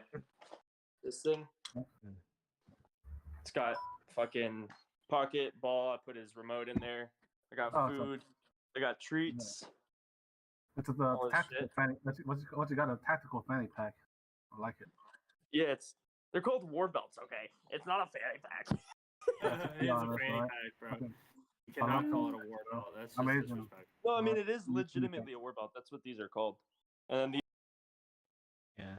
Well, there wasn't really anything going on in there. No more fun. No more conversation, I guess. No one was biting. Oh well. Anyways. Yeah. So that was unplanned. That was actually pretty good. I do find it funny that we got a worker guy trying to get by there, but he's so beholden to his class biases. He just doesn't understand the simple fact that things can be better for workers, and they should be.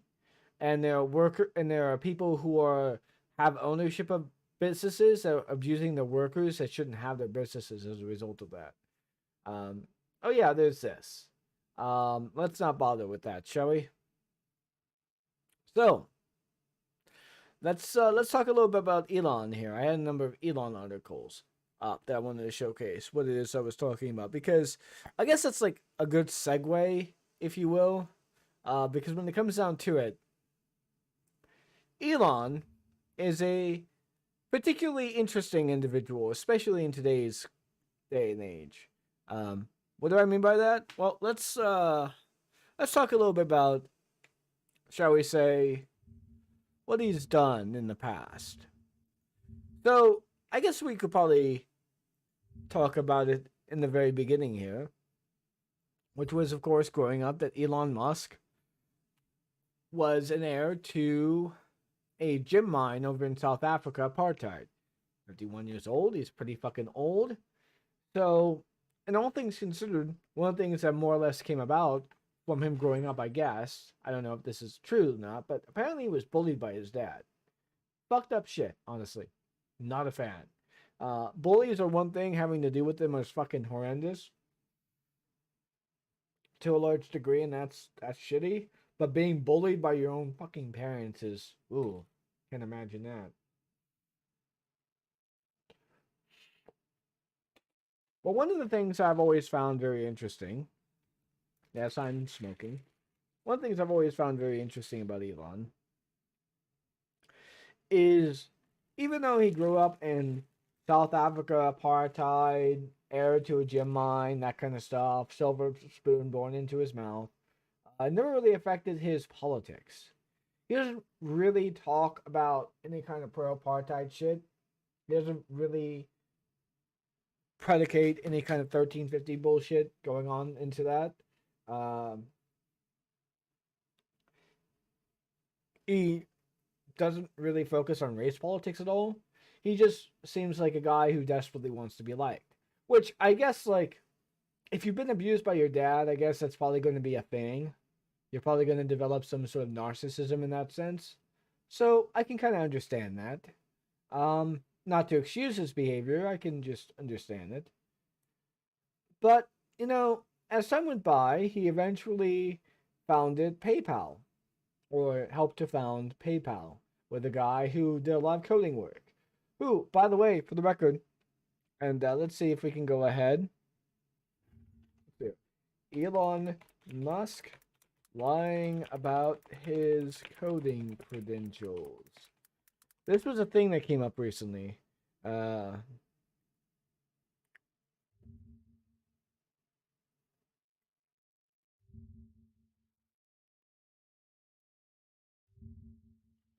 on. Let's see real quick. Yeah, that was the thing there. Okay. So let's see here.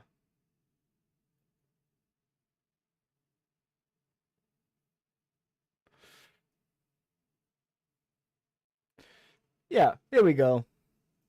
This is what I was looking for. So, yeah. Someone has to say it. Elon Musk has lied for 27 years about his credentials. He does not have a BS in physics or any technical field, did not get into a PhD program, dropped out in 1995 and was illegal. Later, investors quietly arranged a diploma, but not in science.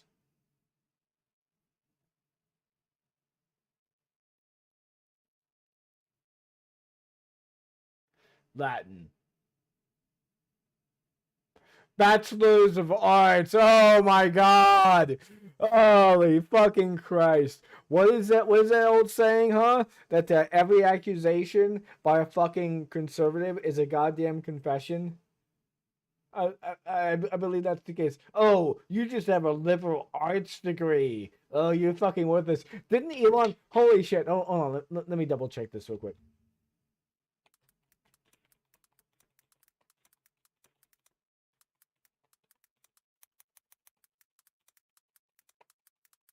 Does he make fun of liberal arts degrees?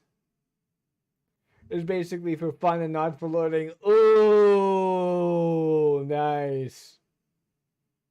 I don't give a damn about your degree. Gee, I wonder why. Jeez. Real quick.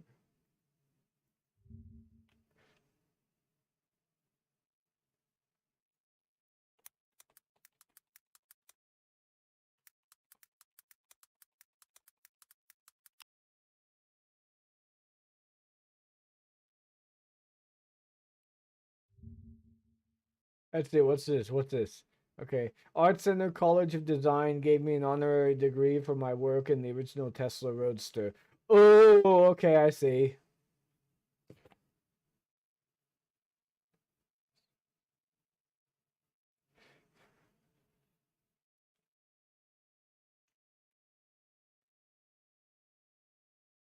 Oh, yeah, okay. Oh, this is recent. This is November. Oh, nice, nice. Yeah, so he's still fucking.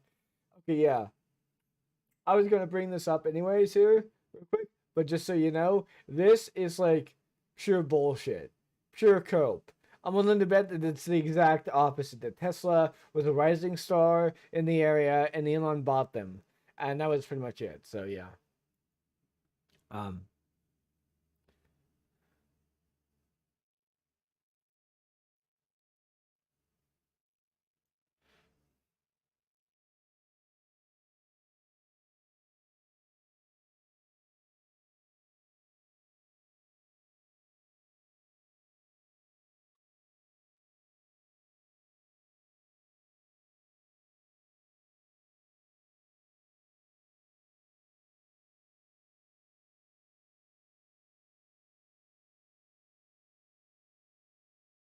Hmm.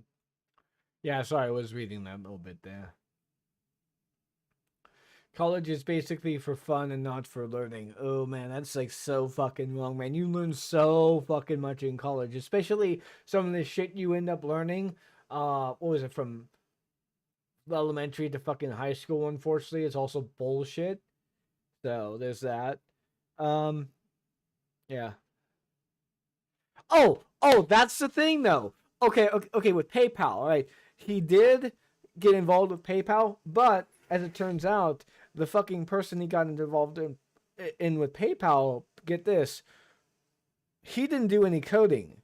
He never did any coding. He doesn't do any coding work, and he never involved himself with anything in that regard. What he did is that he met people, he arranged meetings, and he procured funding, which are important parts, by the way. But he didn't really do anything that he says he did. He didn't.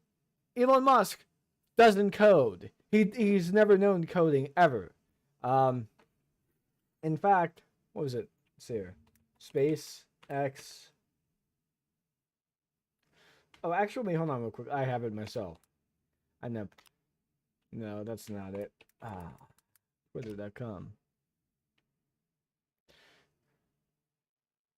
Let me go and put chat right here real quick. People are actually engaging with this. Sure, why not? Okay.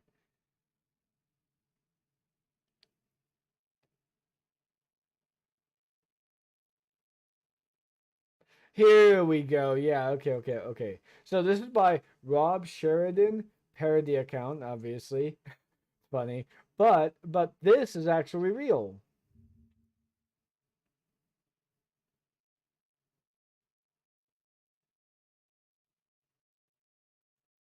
This is real as it comes from this guy. So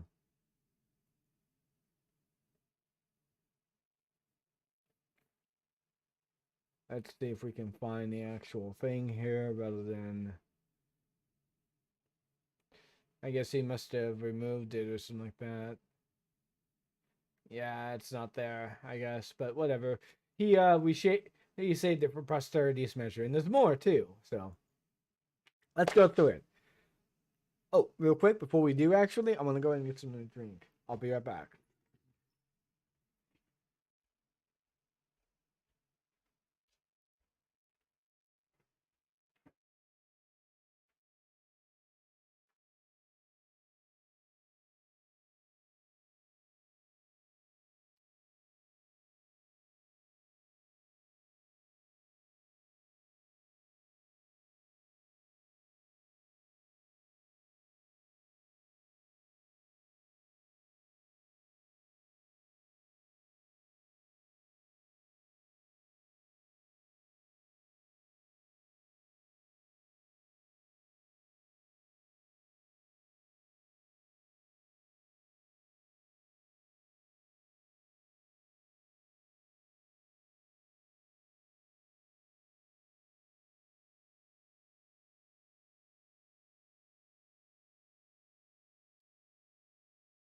So I was getting a bit peckish. Figured I'd pour myself a bowl of cereal, and we'll just watch a video that actually goes over this because I know that there's one. I don't know of one. I know that there's a one. I know that there is one. So let's see here. Elon Musk, SpaceX, Twitter. Twitter.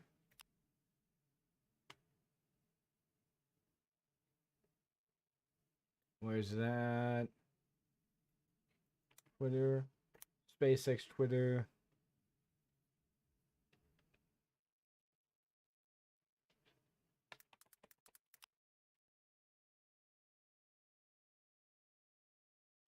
I know someone went over it recently, so quick, let's do this instead.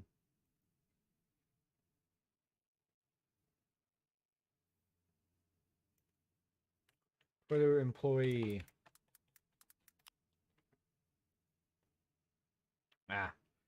We'll just read it. There. I was an intern at SpaceX years ago, back when it was a much smaller company.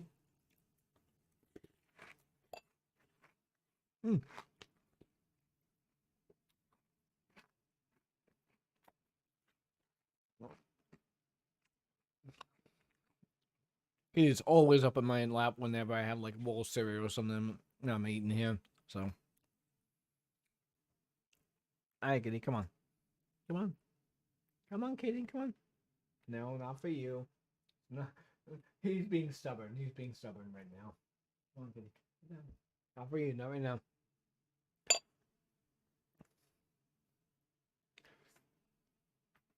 After Elon got hair plugs, but before his cult of personality was in full swing.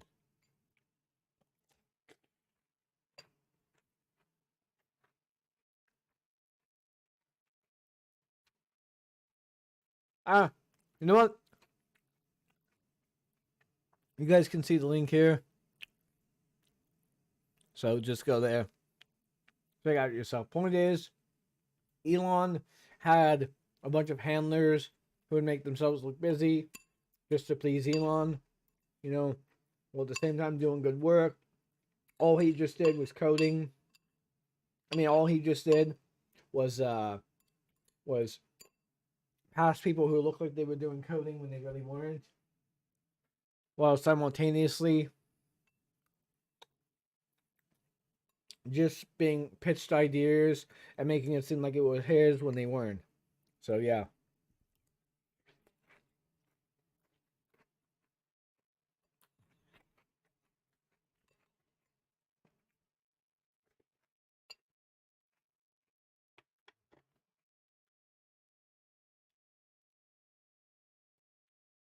Honestly, shit like this is hilarious.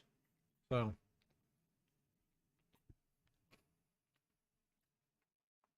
this thread will be long. Finding the key contradictions took just a few hours back in May, but it's important to be complete. So I'll go through it all and why it's dangerous for the US.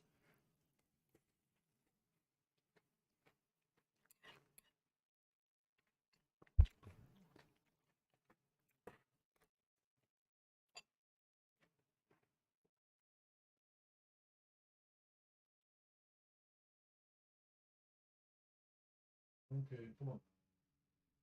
Come on. You knock something down from the car.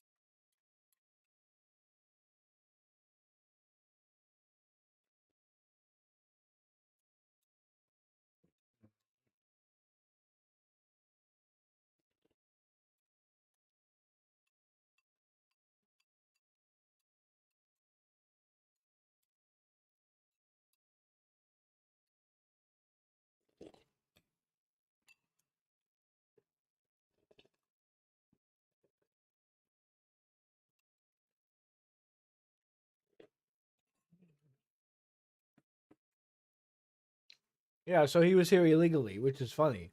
But also for the record, it's also about him pretending to be what he isn't. So yeah.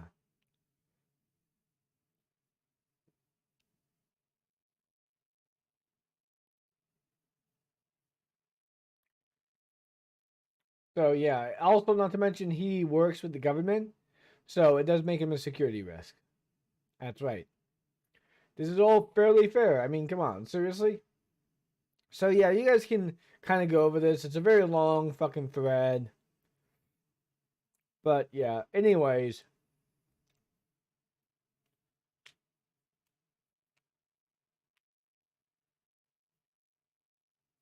Um, point being, Elon is scum.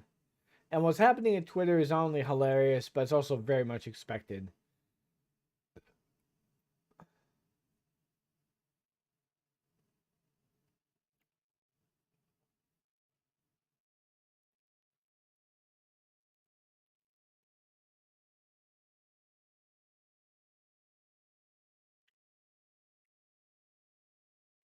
Oh yeah, so the left is mad over the sharp rise in extreme anti-Semitism, and the right is mad that one of their guys was so anti-Semitic he managed to get banned after some personal coddling from the website owner. Truly, all is in balance in that piece. Yep, that's funny. That's like, come on, seriously, Elon is such a fucking idiot.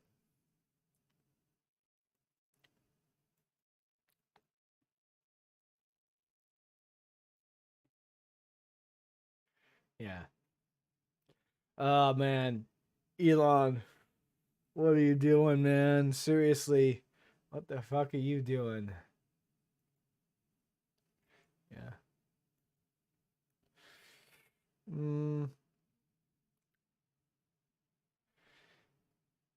But as you might imagine, yeah, that was the elephant in the room here. I don't think very many people are willing to admit the fact that Elon Musk doesn't really know what the fuck he's doing on such a level that he's not even a genius. He's not even like competent. He's a child king is what he is. Never been told no, fires anyone who tells him no, and otherwise will quite literally throw temper tantrums and lie about what's going on there, and then be mad while acting mad while at the same time saying he's not mad. Yeah. It's really a fucking state we have to deal with right now in which Elon is controlling the airwaves, and it's fucking just what? Why? How did we let things get to where they are right now? I don't know. Who knows? All right, got the segment. Got the segment. I'm good. That was the second bit of a segment here. Let's go into Discord again. See what's going on here.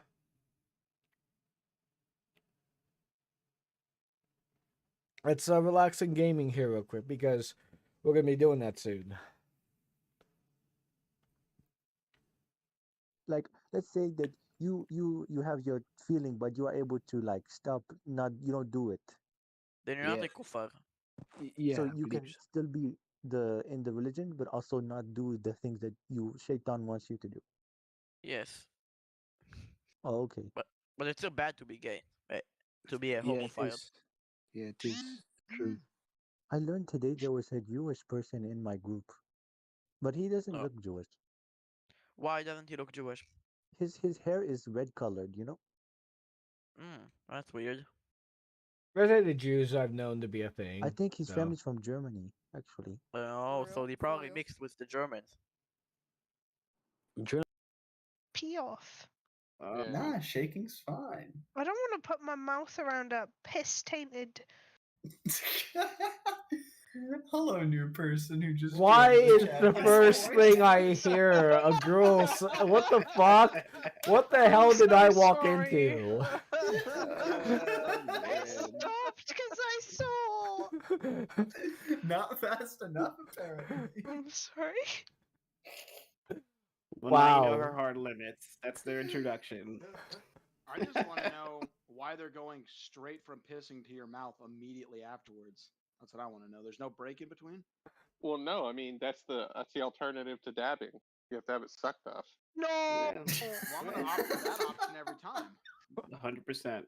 Yeah, that's gonna be the default. You Does that mean your girlfriend just guys. has to walk around with you all day? Welcome back, Voice of Reason. Yeah, that was an introduction, isn't it?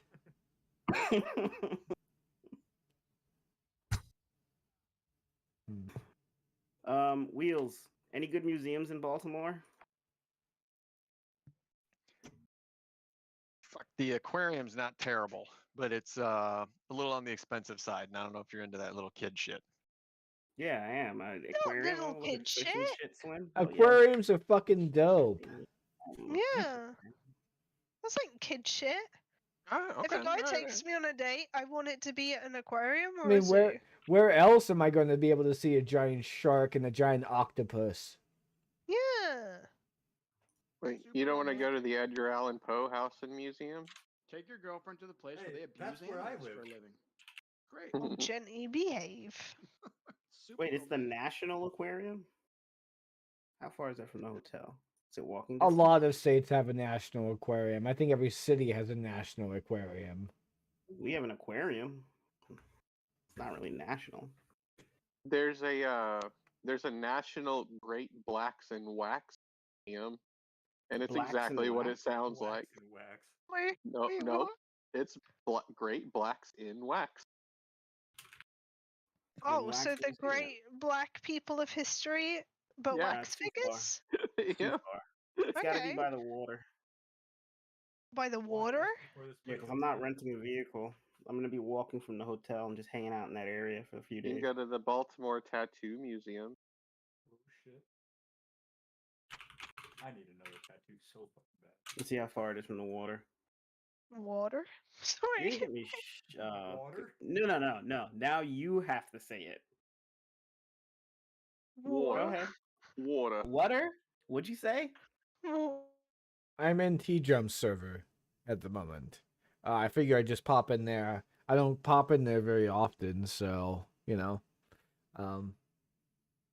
Water?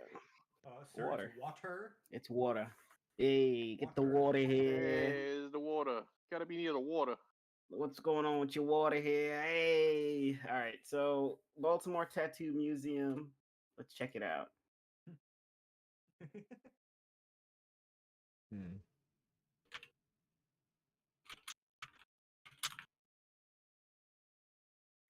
Nah. So I'm right on the water. You guys are making me walk a couple blocks. All right. I think that's enough fucking around here. Let's get out of that there. And let's play some Gotham here, shall we? I didn't have much else really spent there. So I didn't have really much planned out there for a bit. But hey, all things are good. So yeah, I played a little bit of this game. A little bit being the very fucking beginning. I didn't even bother with the cycle yet. Apparently you get introduced with a motorcycle here. Oh. Let me go ahead and get this back up here.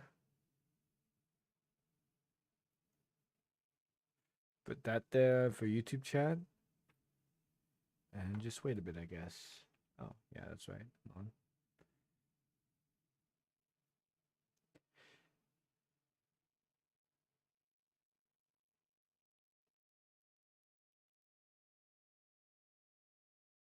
There we go, gaming.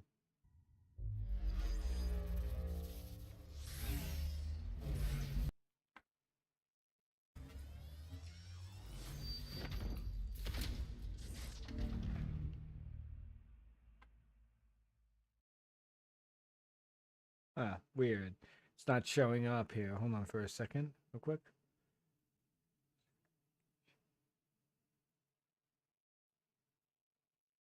Okay. There we go. Should capture it in a second. Yeah, there we go. Finally, it's captured. Just got to go ahead and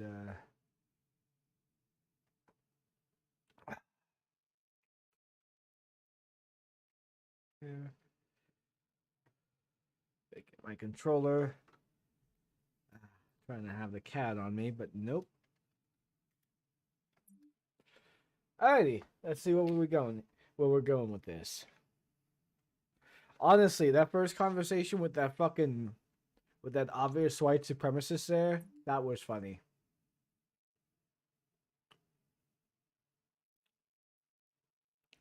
It's so fucking hilarious too, because it's like that's like Sub-Zero into white supremacy. Oh, okay, so it's Sub-Zero. Okay, then all right. So you admit that you're white supremacist then? Like if that's Sub-Zero, then what the fuck is step 1 then? Huh?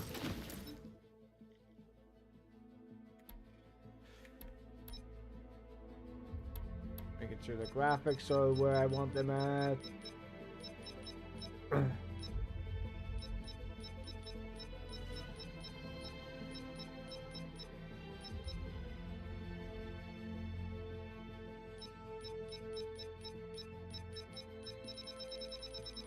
Increase the field of view. Give me ray tracing.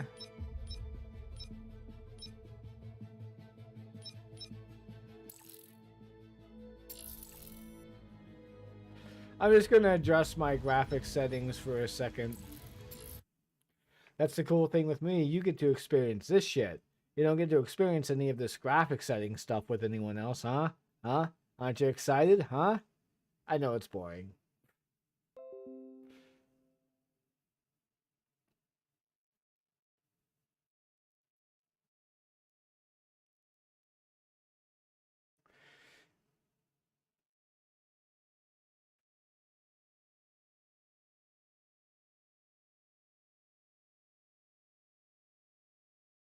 Ray tracing off. I want to have ray tracing on here, so let's go ahead and activate that then.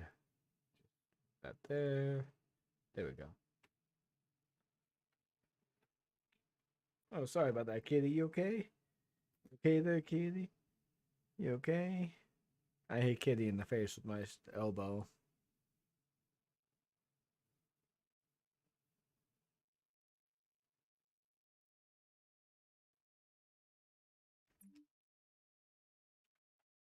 There we go.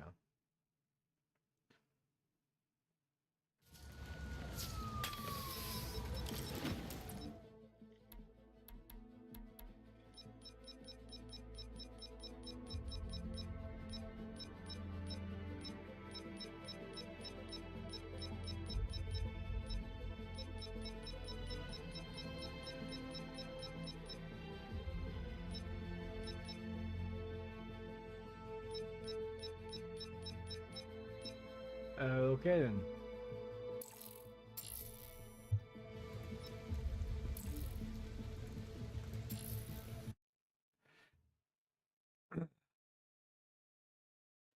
I've seen this before here. You guys can go ahead and enjoy it for the moment. I'm going to go ahead and get something to eat here because this is kind of a... See here real quick. With this option, anyone can join your session.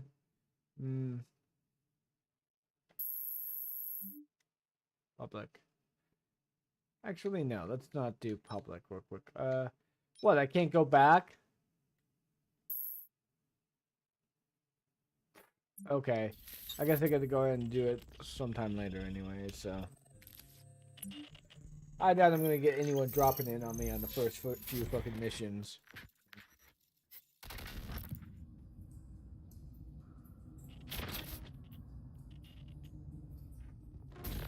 If you're watching this, I'm dead.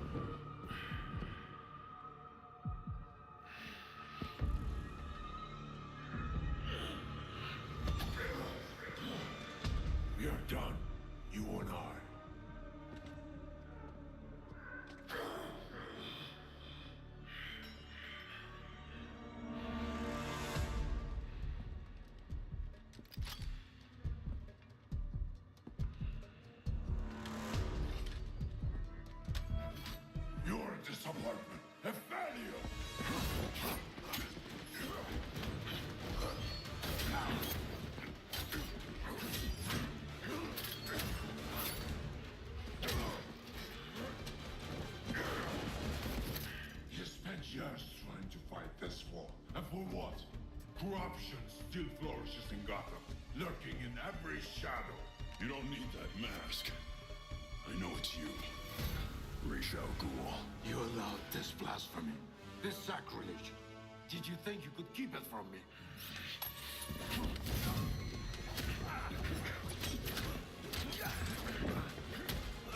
Parliament streets will not save Gotham from its reckoning.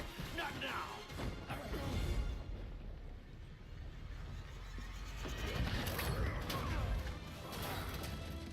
This city is still under my protection.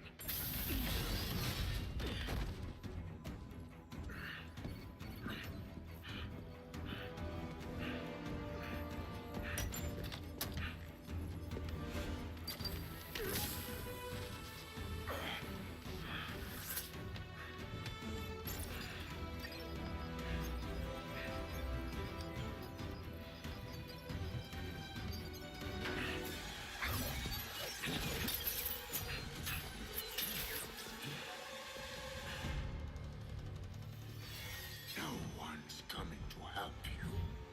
I'll deal with you myself.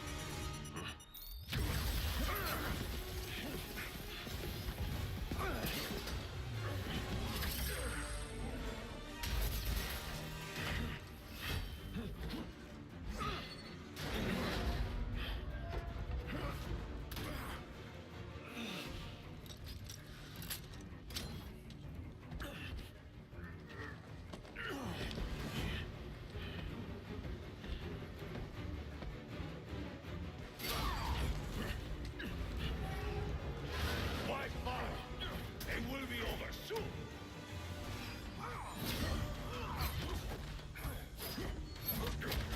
You talk too much.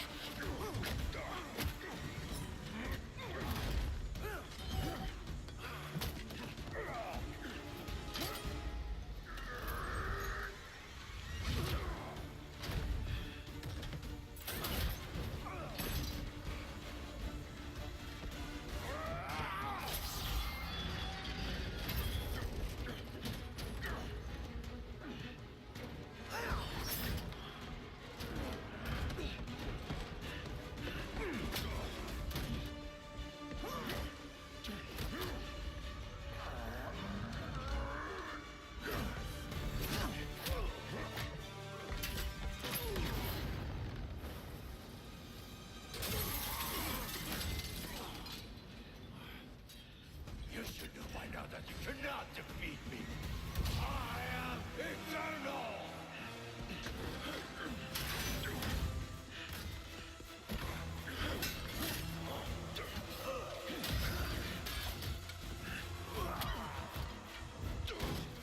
You never understand the honor I granted you.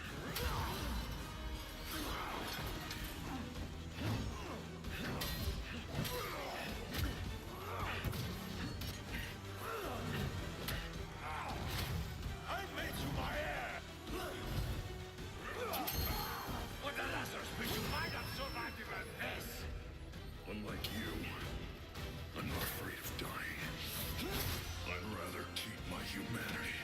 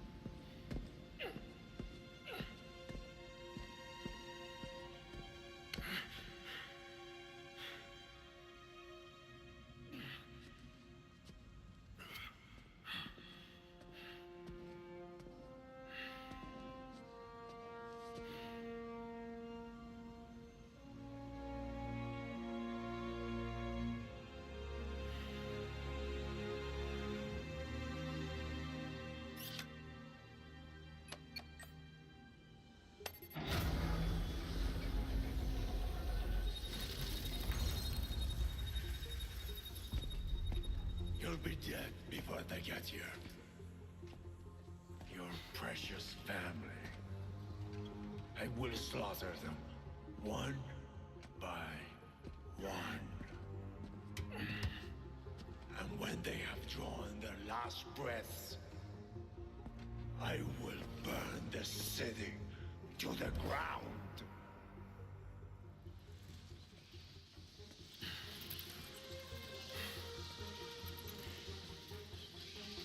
You won't get a chance.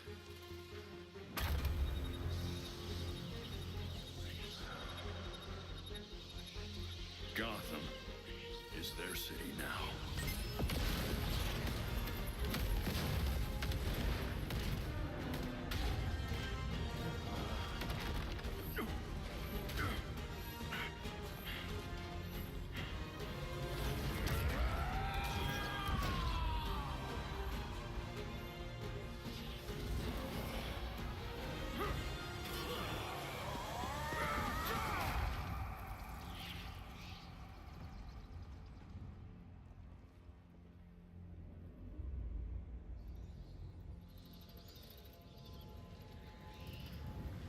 Did I miss the death of the Batman? I probably did. Because I don't really care, because I've already seen this.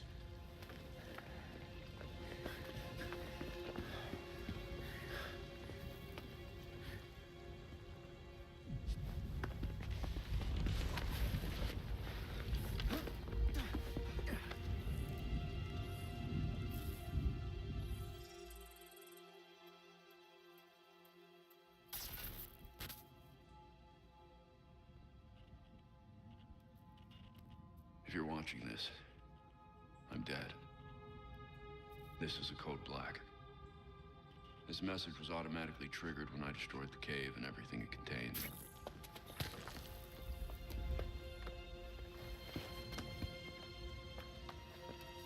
I know what's coming won't be easy. There!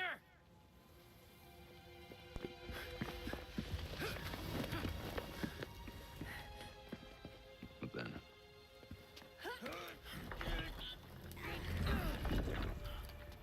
nothing we do is easy.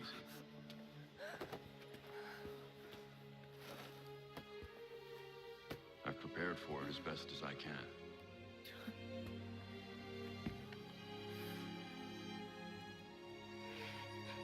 I know you have too. I'm sorry it's come to this.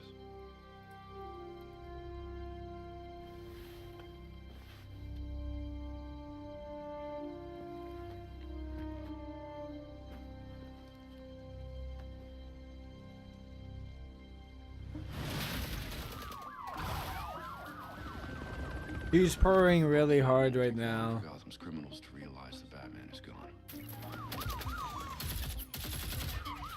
You can't count on the GCPD. Haven't trusted us since Jim died. You are clear to engage.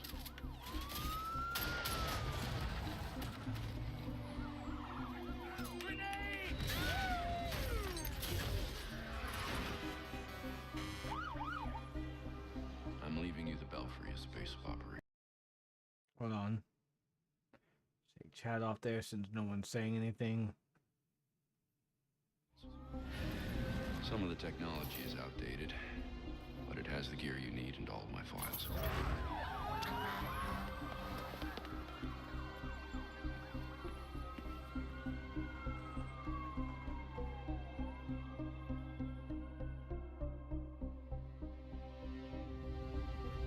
Many of you knew Bruce from Gotham's celebrity pages.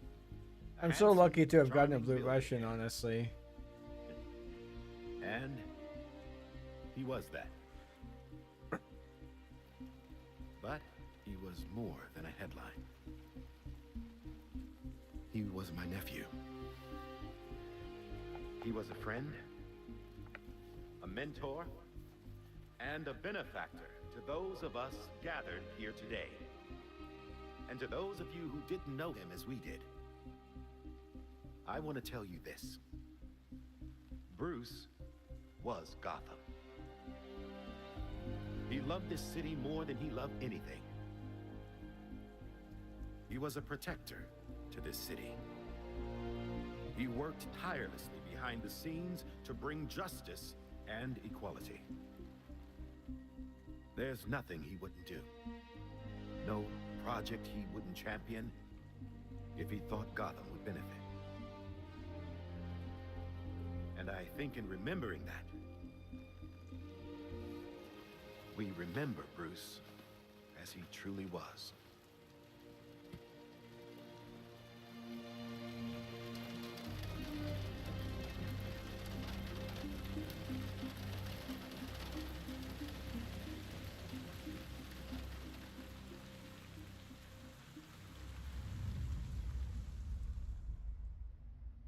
You've always had my back when I needed you. I know you'll keep Gotham safe. Good luck. And goodbye.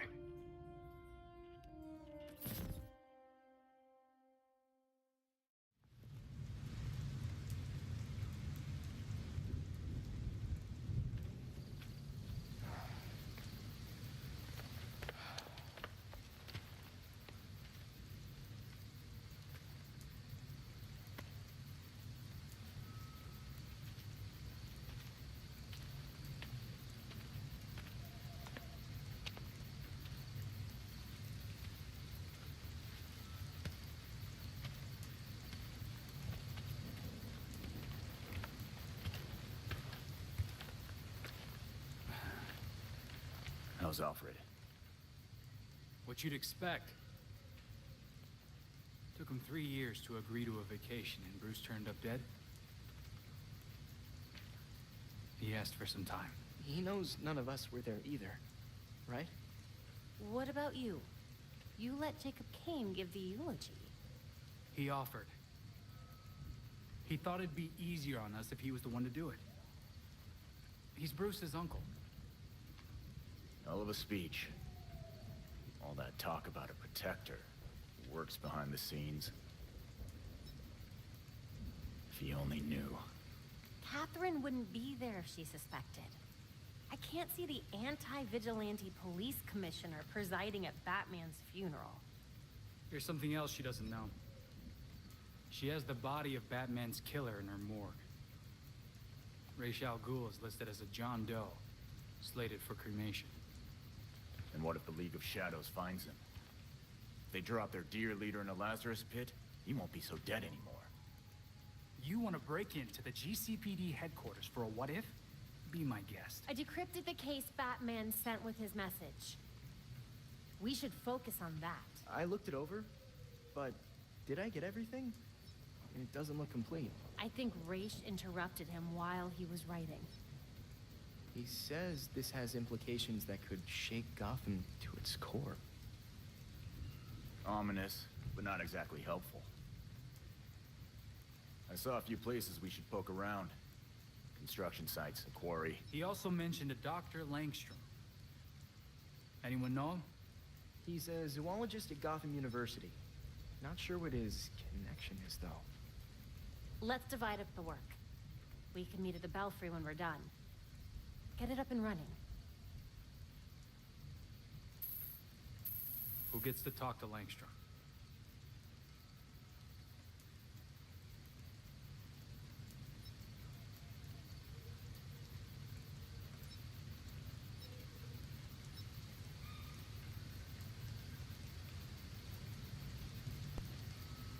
All right, let's go with Batgirl for the moment because she was in the intro character in there, and I believe she's like the one that makes the most sense to have. Hold on real quick. Let me make sure. Yeah, okay, my microphone's working. That's good.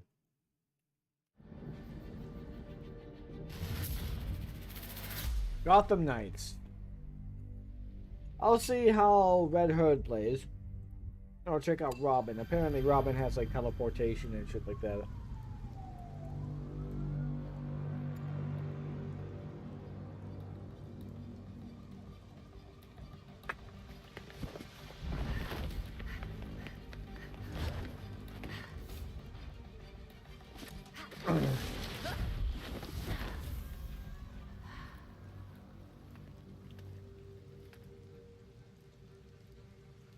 Arrived at Gotham U. What do we know so far about this professor? Kirk Langstrom. Batman attached a half-finished file to his code black. Langstrom must have been mixed up in something bad. Then I'll pick up where Batman left off. Gotta say, I really do like the stuff over here, so yeah.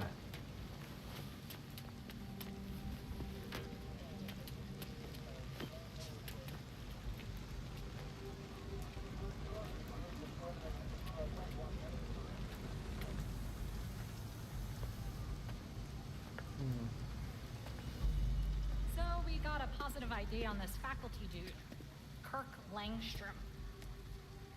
Right. I'll call it in on the way to the morgue.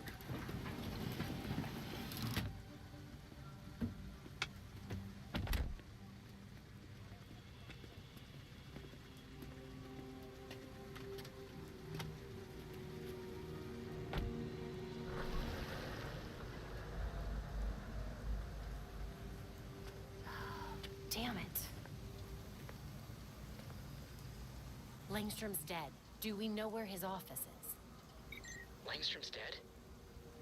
Oh, hold on, just checking GU's website. Here we go. His office is on the 3rd floor in Molten Hole. Got it.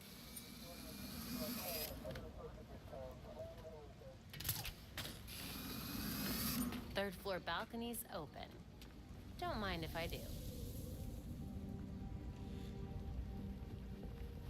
Here's his office. Hardly any police work here. Langstrom must have been killed somewhere else.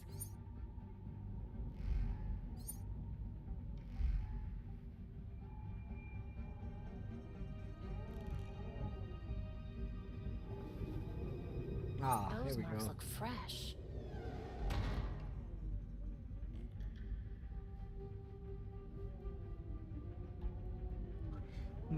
Okay, alright. So let's see here. What have we got? You find anything, Batgirl? So far, nothing here. Our professor is very dead. I'll let you know when I find the crime scene. Good. Well, not good exactly, but at least a lead. The real challenge will be getting out of here without the cops finding me. Good luck. Oh, that should be pretty easy, you know? The goons I'm worried about. That's a lot of damage.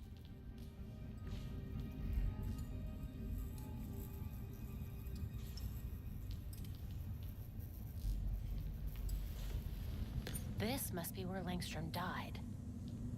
The cops cleared out of here way too fast.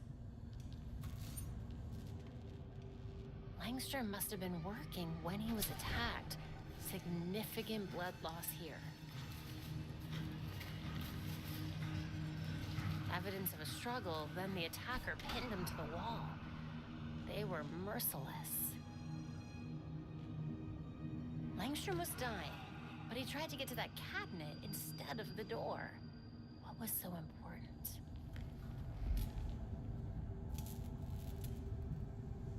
A hidden door. What secrets were you keeping, Dr. Langstrom?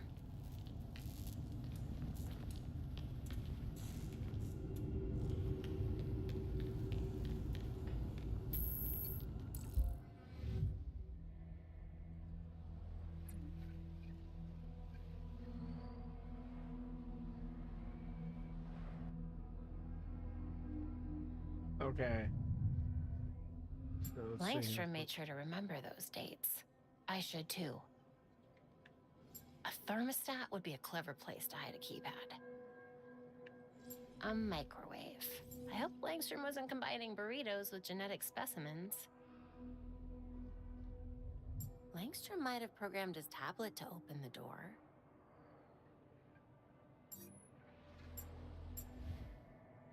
A movie poster in a science lab. Maybe the release date is important.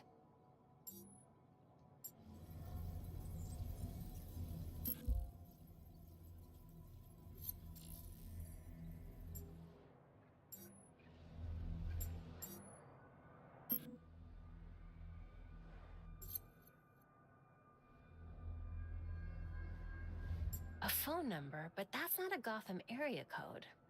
Could be useful.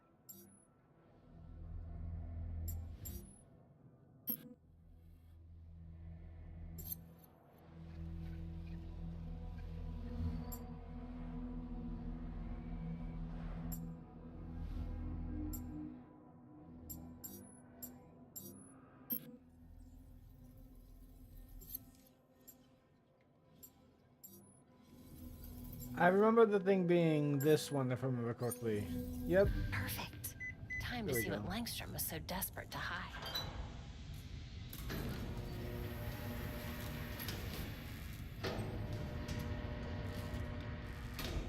Kitty, get down.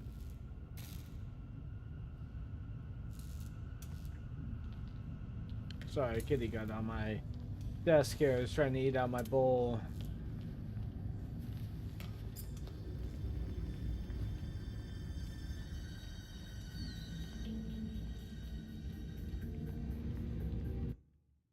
I think the thing I'll take away is motion blur. Because I'm not a big fan of motion blur on games in which you have to use some kind of a vehicle or whatever, so it obscures your surrounding area, so. Langstrom, what on earth were you up to?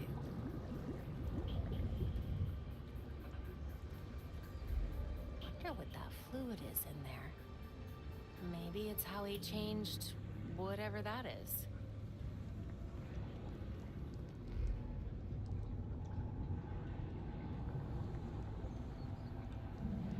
Batman's dead professor had some serious skeletons in his closet.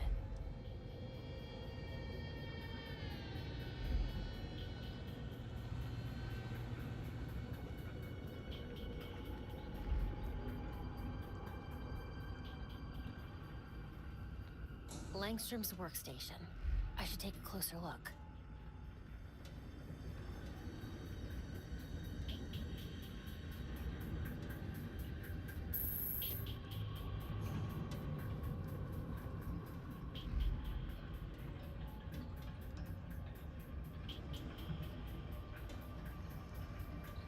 Well, hello there. A hard drive. I need to get this back to Belfry. Then I can figure out your secrets, Langstrom. Hey, on my way back, the cops overlooked a ton of evidence. Weird marks on the walls, and apparently Langstrom had a secret lab. Hopefully this hard drive I found will have more answers. Can't wait to hear what you've got. See you soon.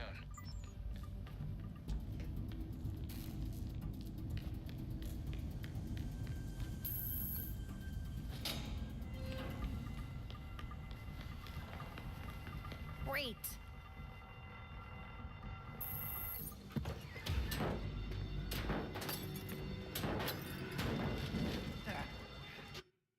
Hold on, let me check the oven real quick. I've got some wings going on.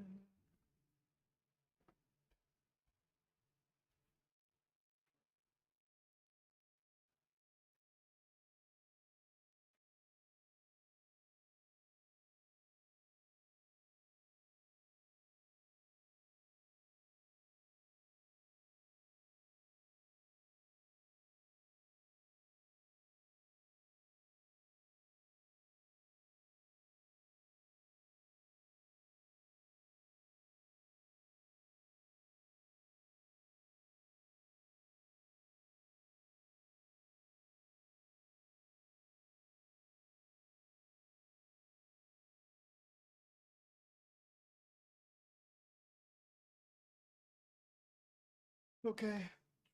38. Okay, at 10 minutes then. Sorry about that. If you don't get that, it's like I've been streaming for about 2 hours and 28 minutes, so 38, 10 minutes.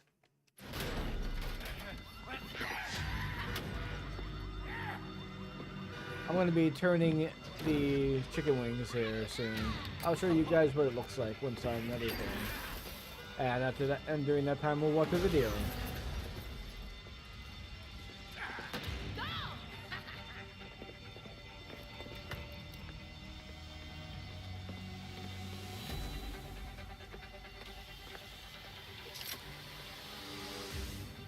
Oh crap! It's Batgirl! What's she doing here?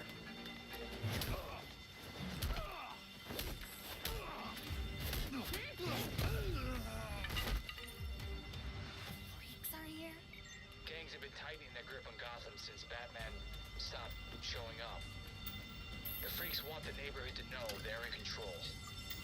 Gotham needs to see that someone still cares. I'll take care of this. Racket! Turn off the damn fire alarm up there! I need to handle these guys before this gets any worse.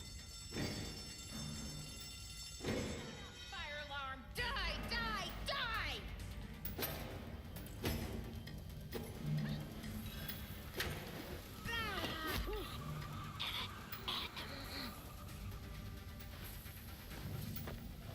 Quiet. The average temperature something lights on fire is between 424 and 475 Fahrenheit.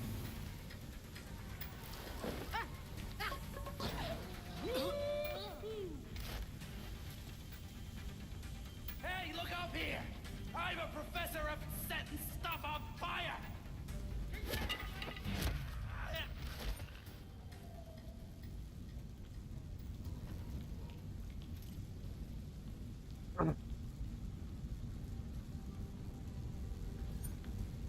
I can probably stay out of sight here.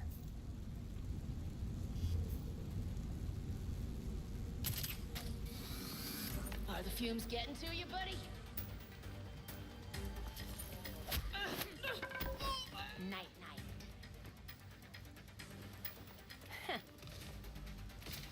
Smashy, smashy, smash, smash! Smashy, smashy, smash, smash!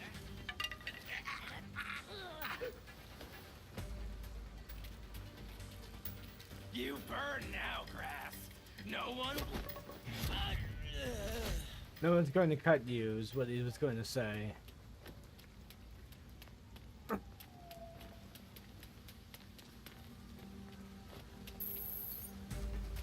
What are they even doing here?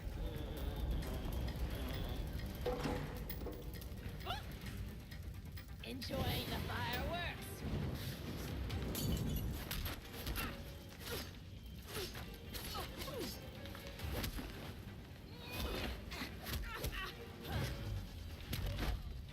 Left yourself wide open. This is terrible. It could bring the whole building down.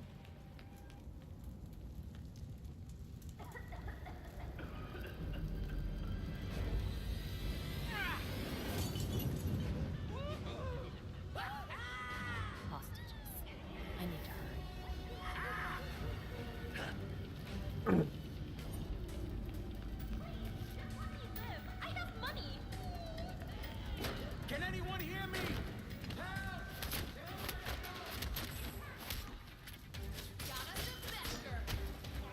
Now, surround her.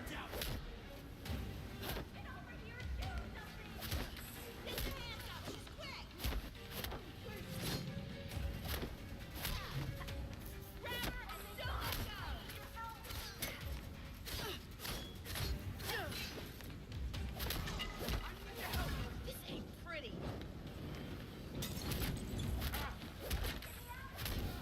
Got something for ya.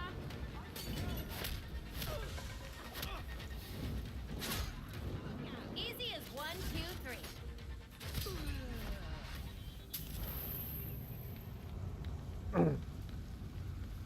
You were unbelievable. Batgirl, obviously. Of course she's unbelievable. Being an ordinary woman, she's Batwoman. Batgirl, sorry.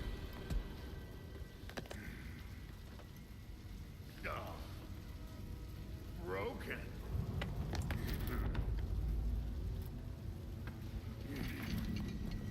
Let's see if you'll break too.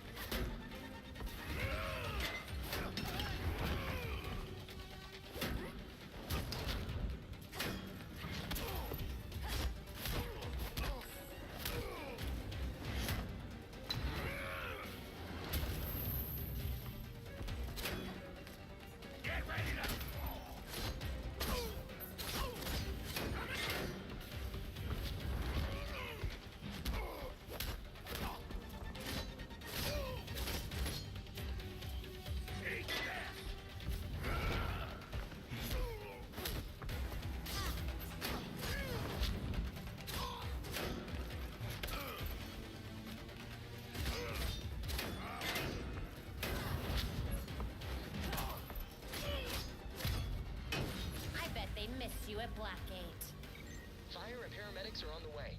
What's your status? I'm good. Looking forward to kicking back and decrypting this hard drive. Be there soon.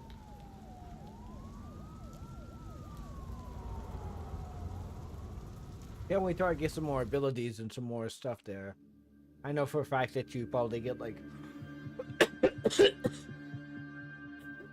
better abilities and shit like that, and better means of taking people down. So yeah.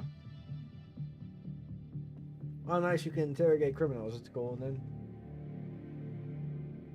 yeah, these are just anarchists just coming in to burn shit. Batman's gone, so. But cool, you could go through some tips here. Nice. Let's go through them, shall we? Alright, location. Alright, indicates location the grapple. And track a particular crime in the Gotham City map when in activity view. Tap Y to use range attacks, okay. Bat cycle, okay. Be careful to not harm citizens you've sworn to protect. Oh, nice, there's citizens here.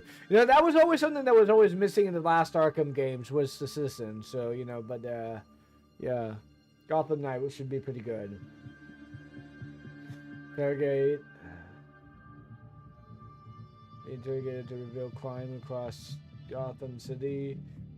Tap to eject from Bat Cycle. Defeat GCPD officers just on the earth. Pick your fights fearfully. Hold to do a wheelie while driving.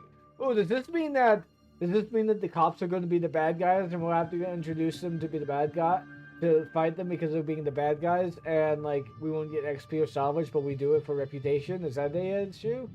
Nice. Really well driving the Bat Cycle. Thank you very much. That was obviously an essential part of the fucking gameplay. I would not be able to play the game if it did not allow me to do a wheelie on the Bat Cycle.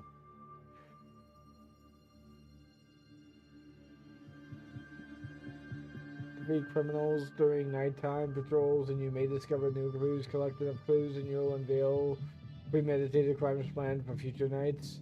Complete bonus objectives for additional rewards. Incapacitate unaware enemies with an ambush strike takedown.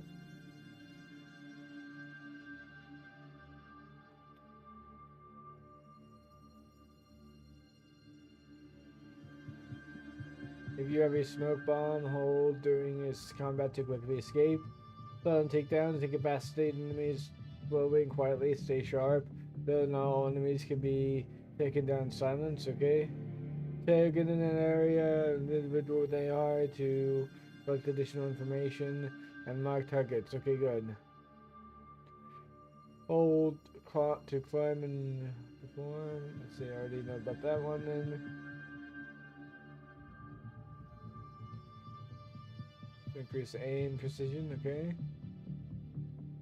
To evade, sprint.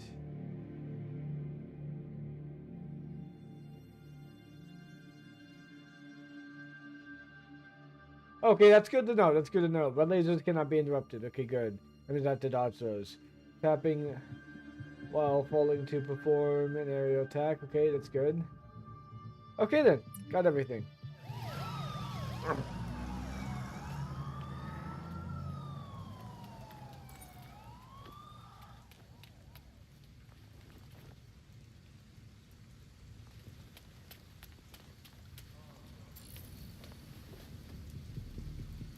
Awesome. It's gonna be great.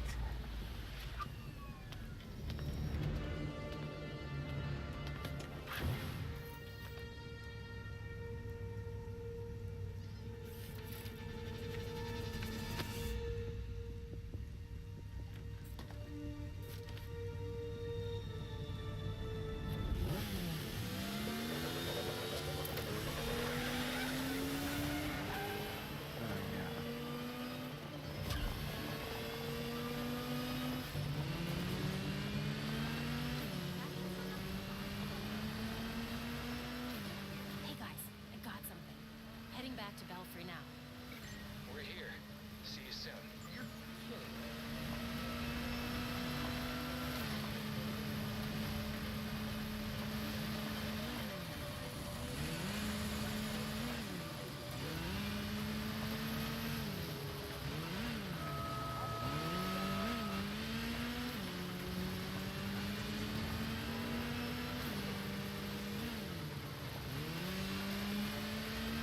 Okay, drift. Okay, then.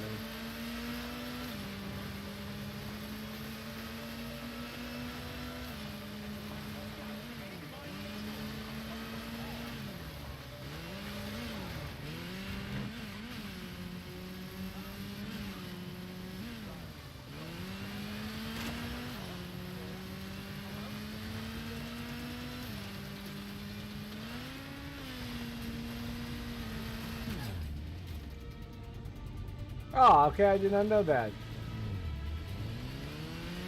Let me go back and do that then. I was just doing it to see what kind.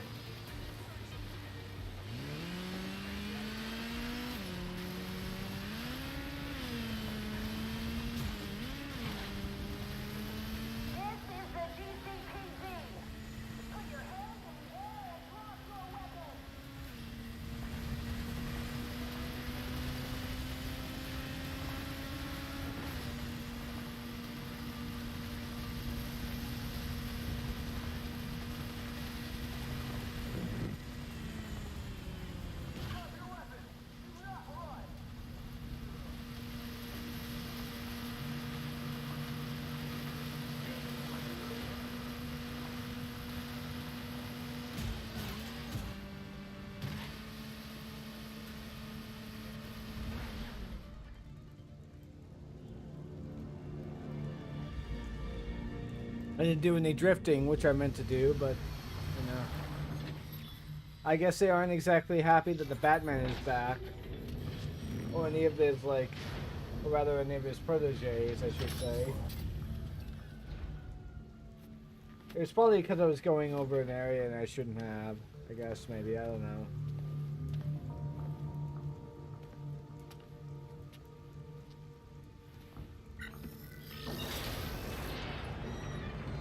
I do like that little touch there. That little touch there with the Zeta. That's a... By the way, that there is from Project Zeta. That little face there. With the AI, I'm guessing, or something like that. Whatever that was.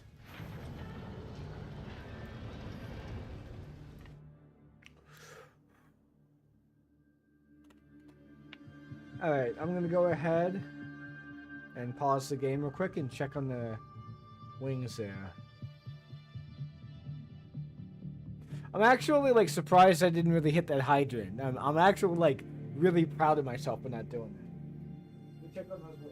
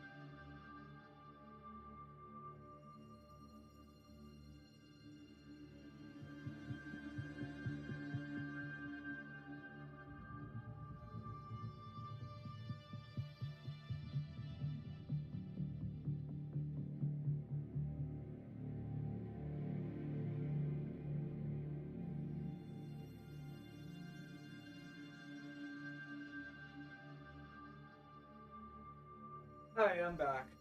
Ooh, had to turn the chicken, and also had to add some time to it, and then head off to the bathroom. So let's see what we've got going on here now, shall we? Good job finding that drive in Langstrom's lab. Do we have any idea of what killed Langstrom yet? Hard to say much until these computers are up and running. Or we can examine the body, but... Body? My God. Once we can get at the data, we can figure out what our next move is. I'm going out. I'm not gonna sit and wait for whatever this shit is. We're waiting for intel, Jason. Once we have it, then we'll go. Look, it's almost done. Jason, it's almost fucking done. Seriously. Stop it! Jason, look, it's done. Wanted us to work this together.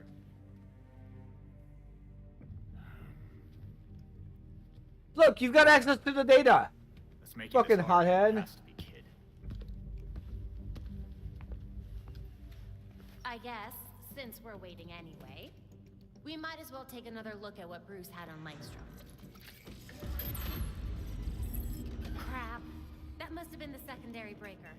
The primary went out months ago. I thought the backup would hold. I got it. No need.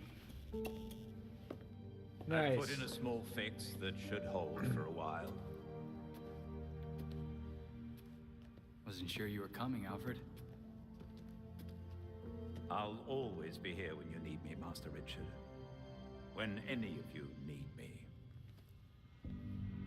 I'm glad you're here. As am I, Master Tim. This place does need work. Damn it. We've got activity all over the city. Sweet. Looks like my plan wins. Hold up. We still need the intel. And Alfred can't exactly set this place up alone. Indeed, Miss Gordon. I have a list of supplies we'll need. I could do it on my own, but it would be faster if I had help. You can count on us, Alfred. We'll divvy it up. Let's finish what Bruce started. Okay.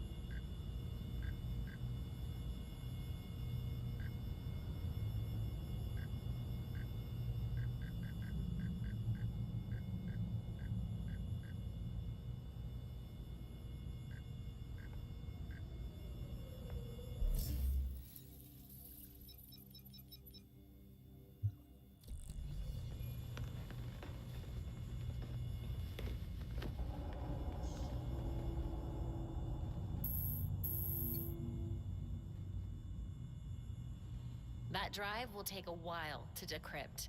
Any luck with the construction site? Negative. It was obviously shut down. I guess in a I was hurry, wrong. but no real clues as to why. Definitely nothing connecting it to this guy Langstrom.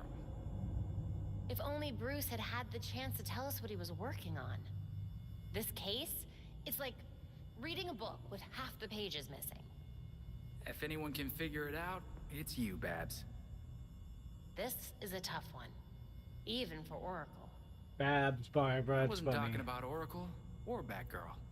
I was talking about Barbara freaking Gordon.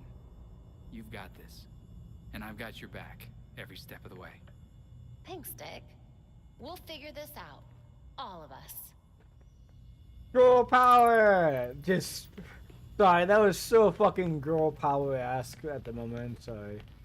That do. Okay, let's see. Our training...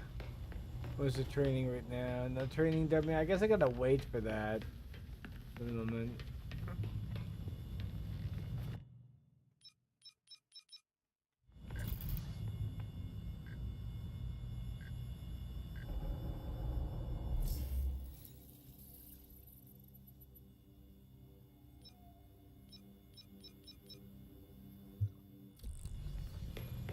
What's the dummy? Dummy, dummy, dummy. Here, dummy boy. Oh. It's locked right now. I guess I could unlock it. I guess I gotta go ahead and do something with that, I suppose. There, I guess I can only do this and... Oh. There we go.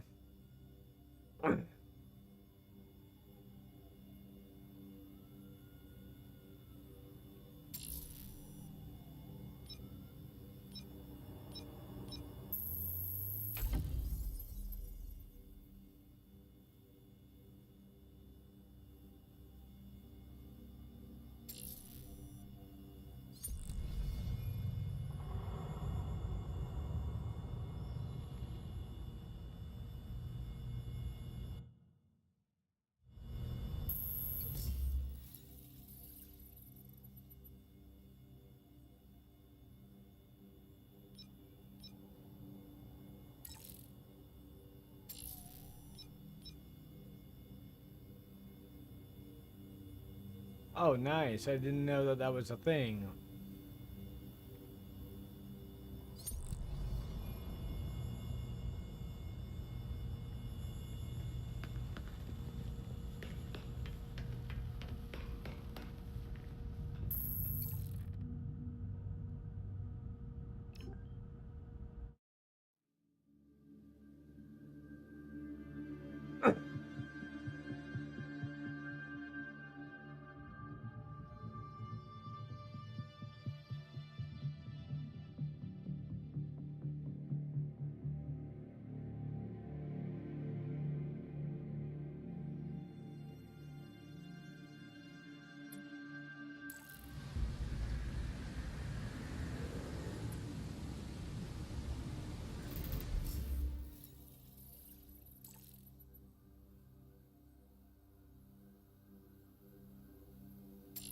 Alright.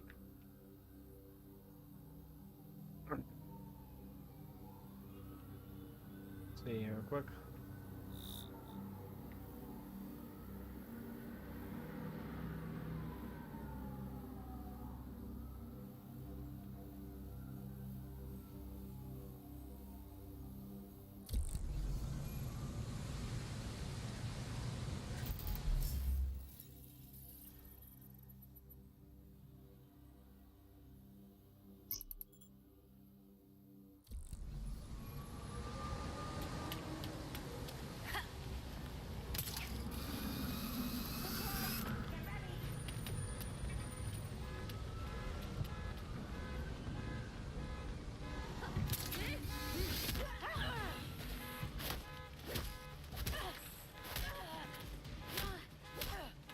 Where'd you...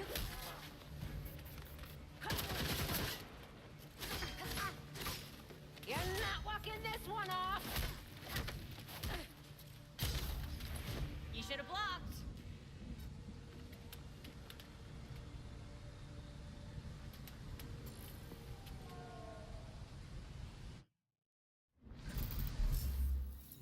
Alright. I'm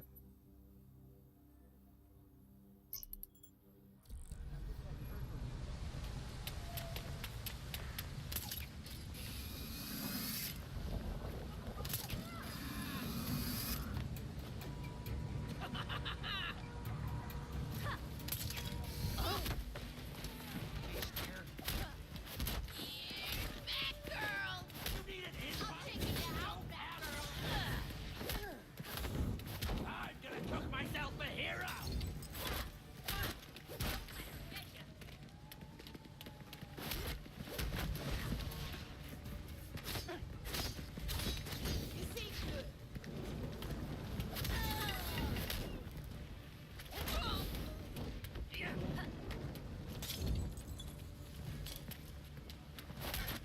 Why aren't we winning this?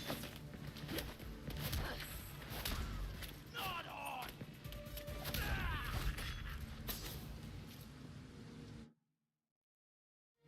Belfry here. Happy to report we're now fully operational. Before you head back, though, We got something to do, Belfry? the hard drive from Langstrom's lab requires a biodecryption key. Biodecryption. That definitely tracks with what I saw in his lab. I guess I'm heading to the GCPD morgue, huh? Indeed. With nights in Gotham as they are, it should be quiet at the station. Relatively. Don't worry. I know my way around.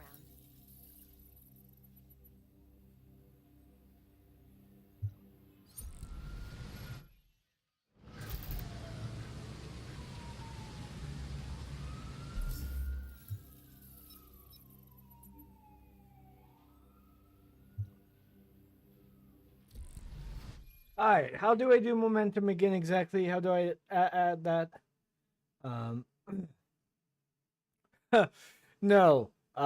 That's the thing though, I'm not a feminist. I explicitly stated earlier on that, you know, the whole feminism thing, not my thing. And there were reasons why that is. You'll see when I post this segment there. It's gonna be a VOD video, obviously, but how you doing there, Autistic Beaver? What's up, man? There. What was I looking for again? Oh, hold on. Momentum. Okay, yeah. How to do momentum abilities.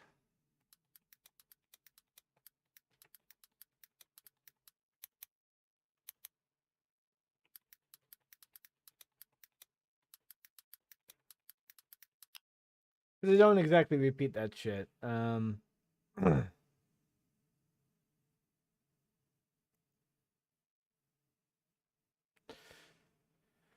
Alright, R1 and... Alright, R1 and A, alright.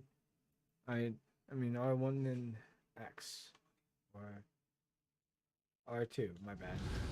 So it's R2 then, okay.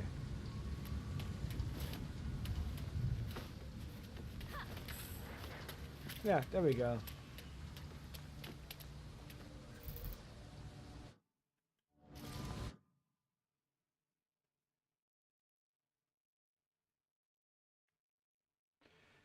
Not sure what you mean about Ragnarok. There, so I'm gonna be doing some more of these real quick before I do anything else here.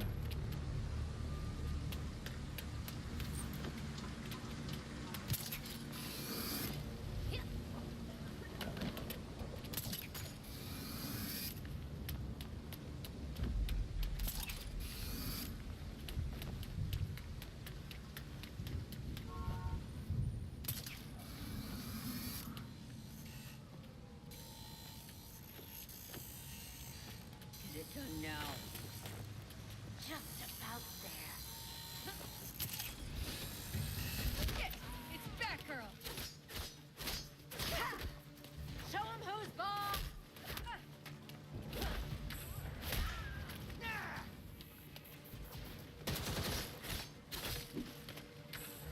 Get down! I'm shooting! Get out of my way! I got their number! You ain't pull.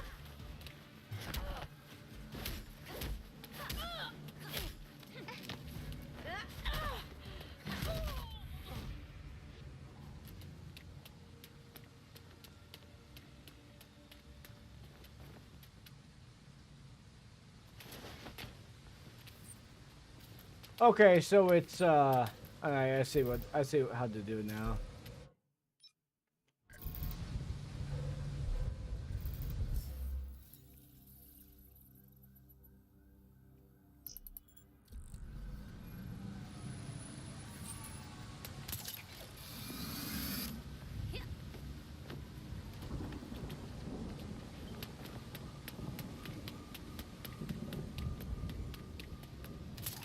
You know something?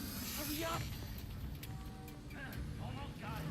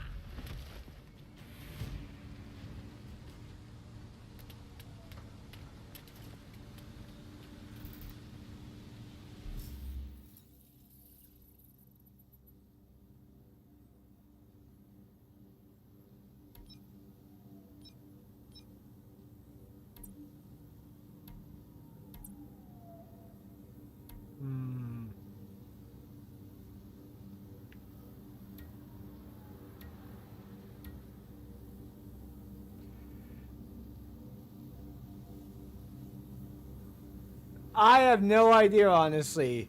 I'll be perfectly honest. I have no clue.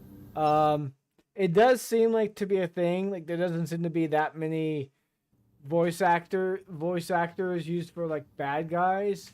But then again, they do have to save a lot of that money primarily for other.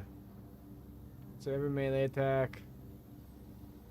For other particular takes, so. But we are kind of getting into just like one particular type of thug, you know? So, I don't know. I'm just trying to find oh,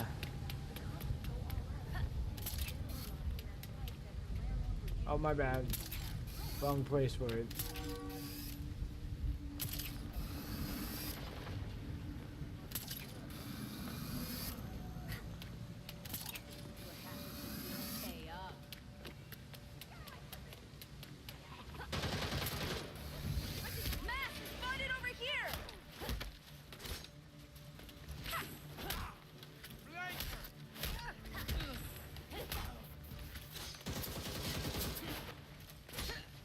Watch out for her weapons!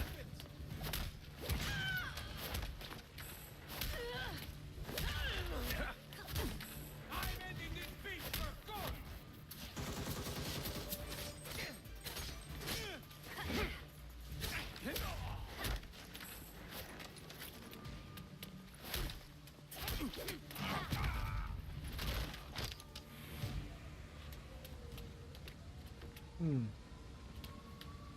Well, there were like 3 voice actors there. Huh.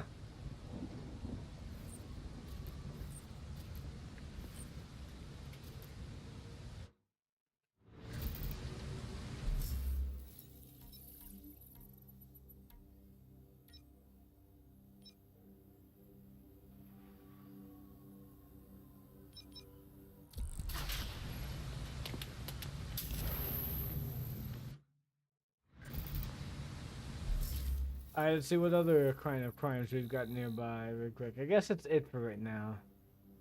Well, anyways, I'm gonna go ahead and check on the wings here.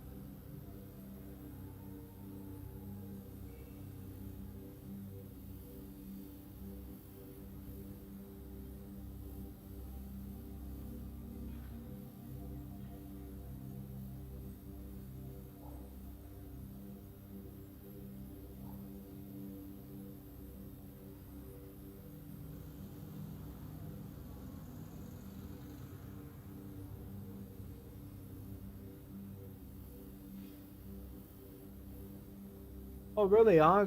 Is that really a thing with him, huh? Does he just walk on air and that's it? That's fucking stupid. I haven't really gotten to that point. I'm only at the very beginning. I was gonna try out Red Herd at some point, but yeah.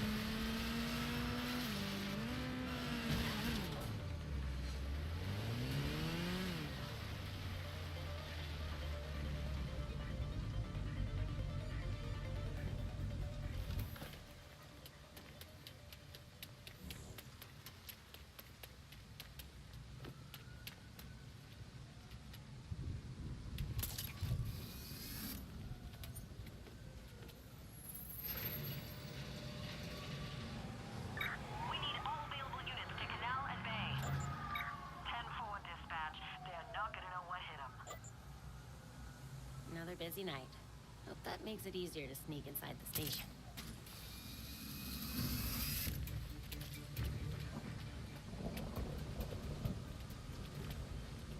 Okay, there should be...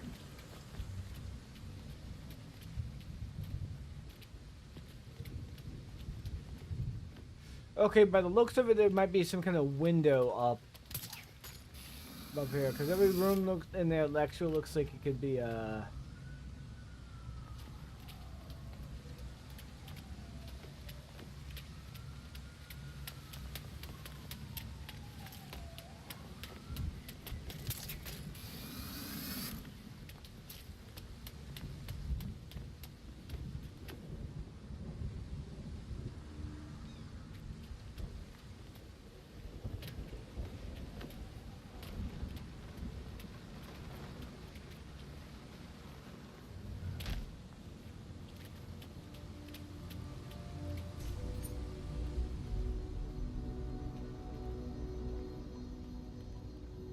Okay, looks like I was wrong there.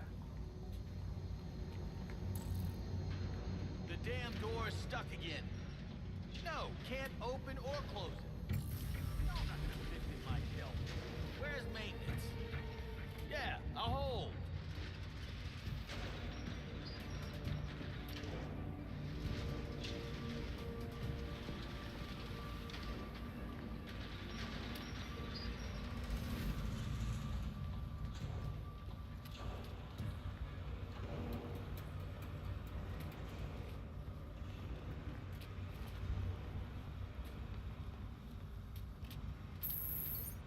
Hey, and nothing else, you could just simply slip out of the bat suit and say, "Hey guys, what's up? How you all doing?"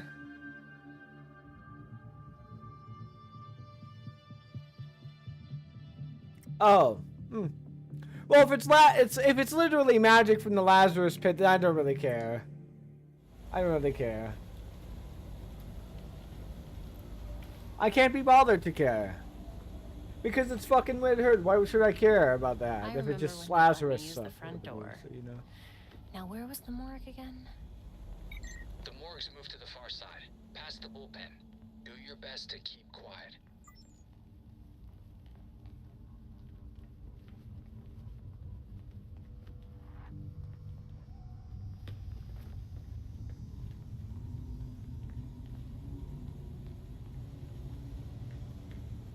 Which is kind of creepy, honestly. Gee, wow, no, a fucking police station being creepy? Nah, who could have thought? Has to be another way around.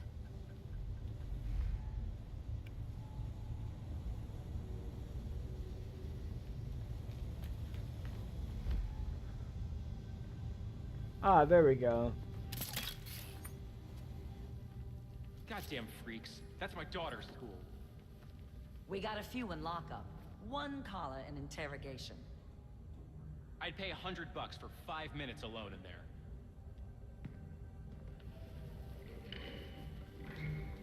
Did anyone claim that John Doe body? Buff guy, wild outfit? Nope. Damn. Work's pretty packed with that scientist now.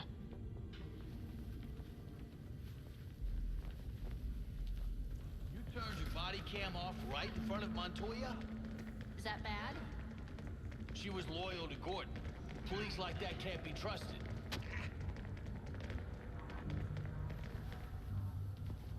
That's so fucking hilarious.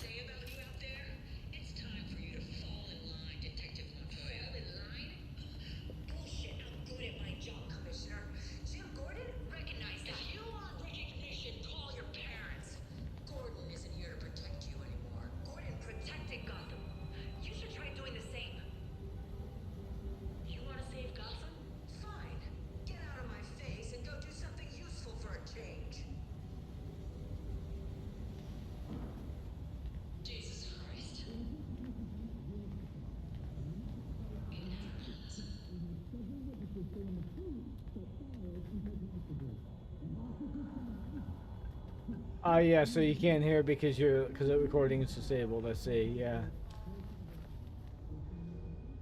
There's some kind of dialogue going on in there. I just don't know what it is. Let me go ahead and check on the on the chicken here. I think it went off.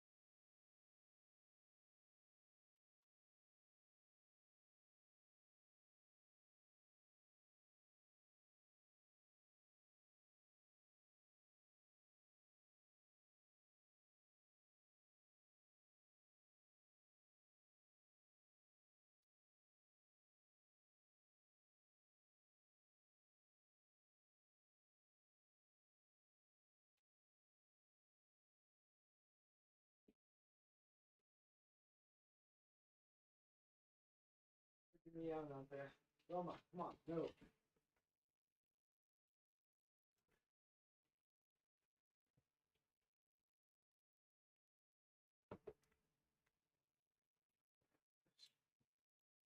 Okay, I'm back now, and I'm going to be eating. So we're going to be watching a video now.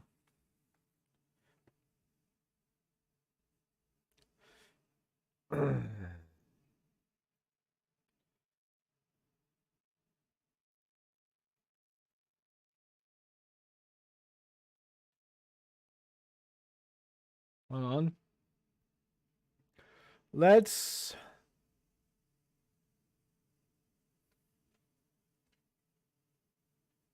No, that's the premiering thing there. There we go, Pete Buttigieg. You and I have paid sick leave. My crew has paid sick leave. Why don't these railway workers deserve paid sick leave?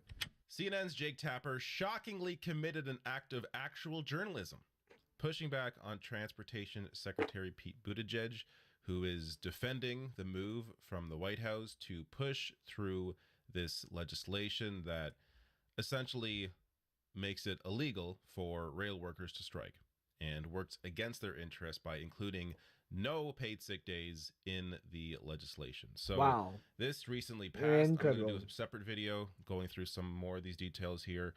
But Biden signs rail agreement into law, thwarting strikes. So there's a lot more to go on around, you know, the Senate votes, the House votes, and a little of the controversy among that. But in this video, I want to focus on the media and in particular CNN. So I showed this at the end of my other video that most of you likely missed because it was at the end of that video on how CNN has largely framed this discussion. So this is a quick supercut done by Steve Morris here of The Recount.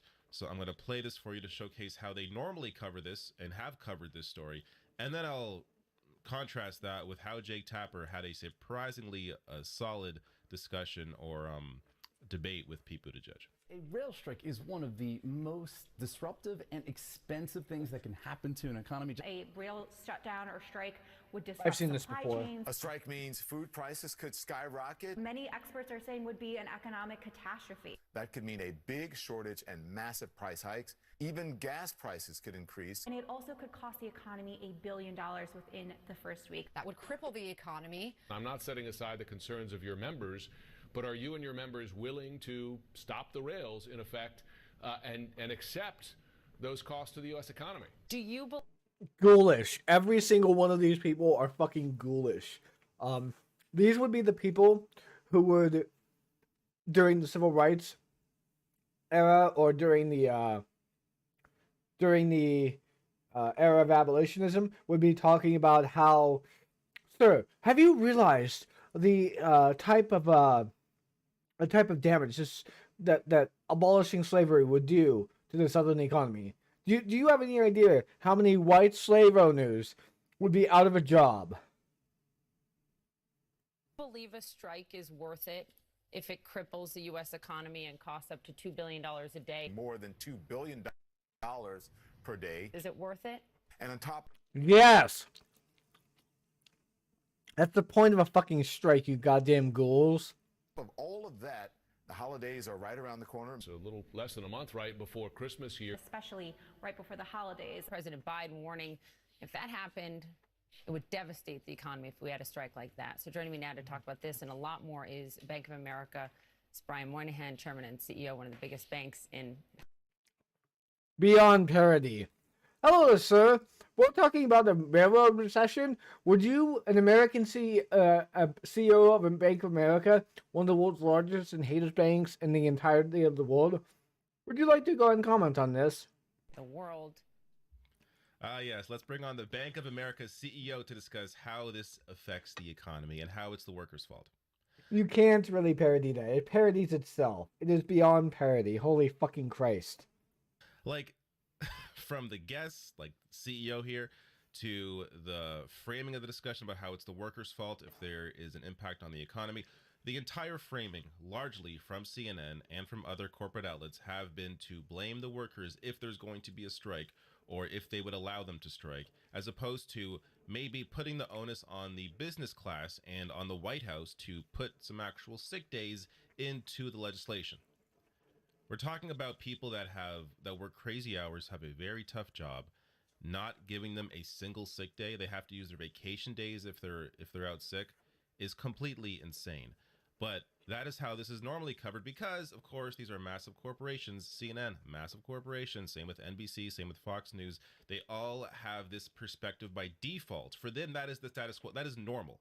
So it's not even like, to them, they aren't even really taking a position. They just see this. This is, of course, the normal way to discuss this issue is viewing this from a pro-corporate perspective. But oftentimes, I think a lot of these hosts don't even really realize it because they, and people will claim that they do. Some, I'm sure, are aware. But understand, it's in the hiring process. They're not going to hire somebody who is largely critical of capital. They're going to hire someone who toes the line. So these people, this is how they've operated. This is how journalism school taught them to analyze this stuff or not analyze this stuff. So that's how they always take on this pro-capital perspective. But let me show you now. Shockingly, Jake Tapper. Before I even do that, just quickly here, this is what Jake Tapper is normally known for. This is, there are countless examples of stuff like this. This is from 2018. This is a big one. That's why I bring it up. Jake Tapper's flawed happy fact check Friday on Medicare for all widely condemned. So he did a bullshit fact check on Medicare for all, which was just complete trash. He actually had to come out later and apologize because it was so widely condemned. One of the rare times he's actually admitted to being wrong. But, and even in his apology, it wasn't, completely admitting his mistakes. But this is how he normally frames things. So when you can't even admit that clearly, just look outside your borders. A universal system, like a single payer system, is much better, would be better for everybody. And yay, yay's on the mind. And yes, it may negatively impact the richest in society because they have to pay more taxes, but everyone else, yes, while paying more taxes, would be paying a lot less because, or a lot less than what they normally pay to a private insurer. Anyways, that's a whole other discussion. But that's how Jake Tapper normally frames these debates, but from, again, a pro-corporate perspective. But let's take a look now, if I can swap this out for this video, at his discussion here. Actually, let me go small. There we go. With Pete Buttigieg. So I may pause this throughout. Let's watch. Without question, the shutdown would have been devastating to the American economy, and I think everybody out there is glad that it has been avoided. But the question is, these rail lines, they're making billions of dollars. Profits are up for all of them, quite a lot in some cases. You and I have paid sick leave. My crew has paid sick leave. Why don't these railway workers deserve paid sick leave? Okay, I got to pause here because this already we are in a territory that Jake Tapper never touches. This is from an actual working class perspective, acknowledging the insanity. It isn't even just from a pro-worker perspective. It's from just common sense, but also that he is framing it in a way that points out the absurdity of it, that how he has paid sick days, Buttigieg has paid sick days. Why don't these rail workers who clearly have a much tougher job than these two do, why don't they have paid sick days? This is, again, incredibly rare on CNN, and especially from Jake Tapper, who is largely a very conservative guy economically. Well, let me remind you, the position of our administration is that every American worker ought to have paid leave, whether you're a railroad worker, a journalist, a federal government employee, or whether you work at Burger King. We believe that every American worker, certainly every full-time American worker, ought to have paid leave. The president has proposed that. The president has advanced that in proposed legislation, and so far it has been unable to get past what has been unified Senate Republican opposition. Okay, I got to pause here because saying you believe something and support something and even proposing legislation for it doesn't mean you actually care to do anything about it if you know that's going to fail. The difference with what is happening with the rail workers is Biden actually has the power to put something into the bill that would include paid sick days. He has the ability to. You don't even have to do that. Just declare it a literal federal emergency. Nationalize the rail industries for a specific period of time, and give everyone the type of conditions and things that they need from the behest of government funds for a period of time for that emergency to put forth. In the meantime, you threaten to hold the company hostage and to annihilate it and make it so that way the companies are now distributed as like a bunch of companies, meaning that there's now no longer a monopoly or like a, or is it like a handful of companies own the fucking railway industry right now. There should be much more than just 4 fucking companies at the moment.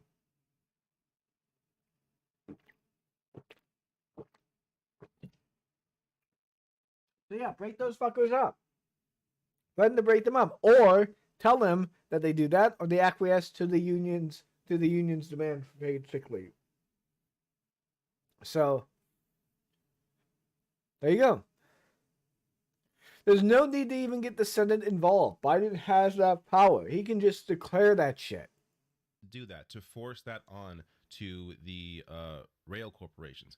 And he is unwilling to do that, yet he will force this contract onto the workers without the paid sick days. So in this case, Biden actually has the power to do something here with Democrats, and he is not doing it. That is the main difference here. You can't now, in this case, and I'll get to this in my other video on this whole story, you can't blame Republicans for this. Yes, they also voted against it, but you can't blame them here because Democrats actually have the full control and ability to include the paid sick days, and they did not do that.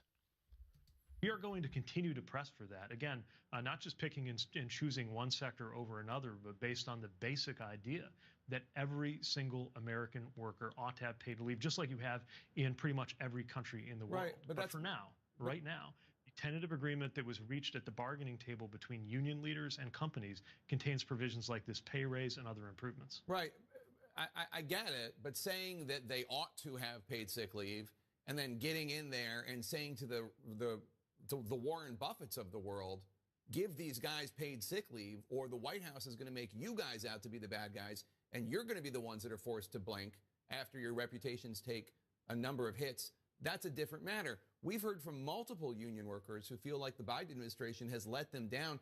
Gabe Christensen, a freight railroad brakeman who lives in Nevada, he told CNN, quote, "Here we have someone," meaning Biden, "who touted themselves as the most labor-friendly president for many decades, and he basically just betrayed us. There really is no difference between Democrats and Republicans anymore. They're just feeding corporate greed," unquote. What?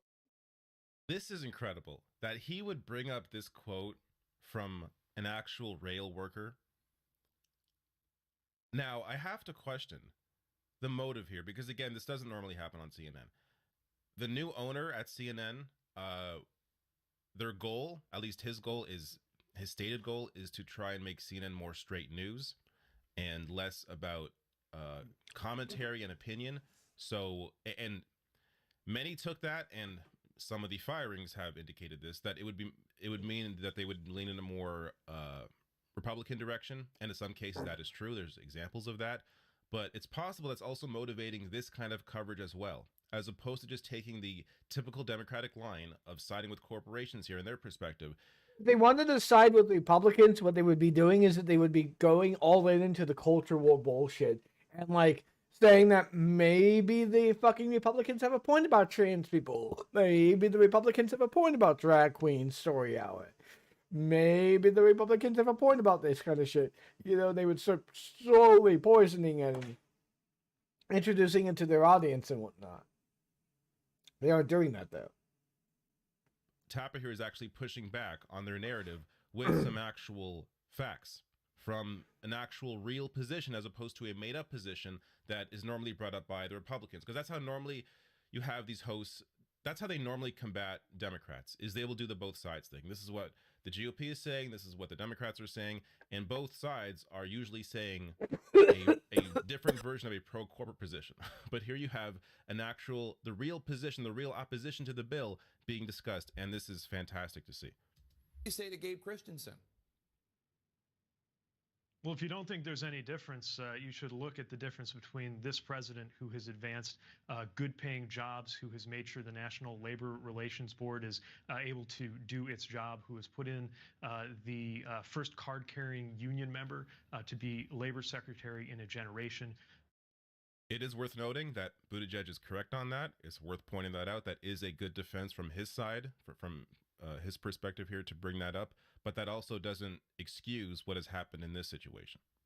support union jobs. And again, continuing to press the case for paid leave for every single American in every single job in this country. What does it mean to press the case if you're not willing to like actually go to these billionaires and say, how on earth can you sleep at night not letting your railway workers have paid sick leave, which is just like that? I mean, that's not an extravagant benefit, paid sick leave. You get sick, you get to take a few days off. They don't have that. So I got to also push back just briefly, because Tapper here is of course exactly right, but you can apply his exact same argument here to healthcare.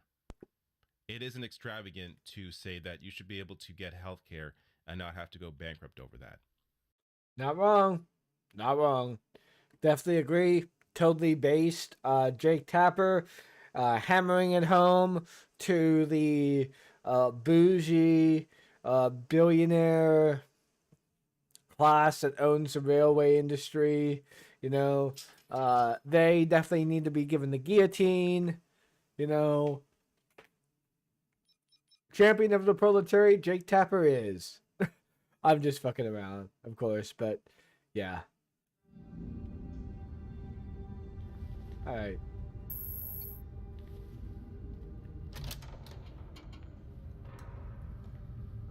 All right.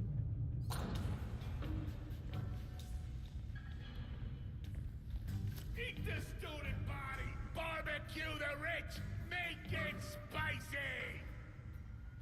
Shut That's- up in there, you freaking nut job! Freaking nut job!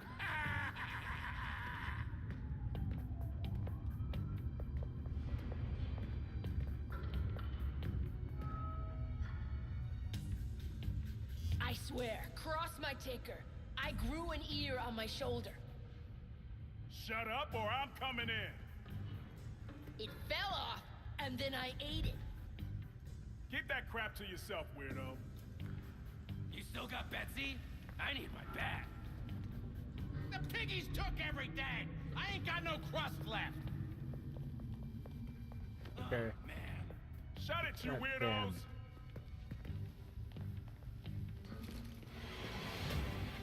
Stop! You can't be here! Ah, damn.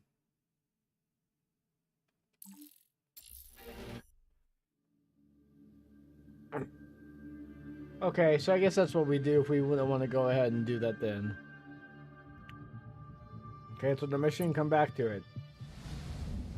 Wasn't that long anyways. Belfry here. Happy to report we're now fully operational. Before you head back, though... We got something to do, Belfry? The hard drive from Langstrom's lab requires a biodecryption key. Biodecryption. That definitely tracks with what I saw in his lab. I guess I'm heading to the GCPD morgue, huh? Indeed. With Knights in Gotham as they are, it should be quiet at the station. Relatively. Let's do some of this, shall we? Because I kind of want to get some more... nah, let's just go straight towards the, Be careful! This is a bad block.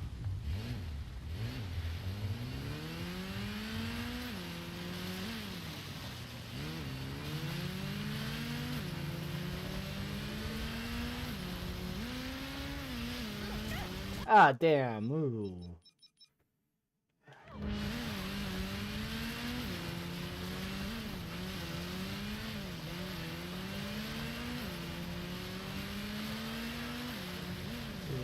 Drift. Oh, yeah. Okay, it's that one. Okay, my bad.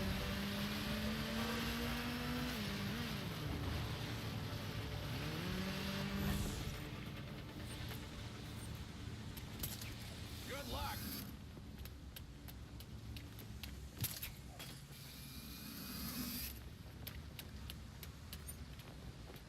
Okay.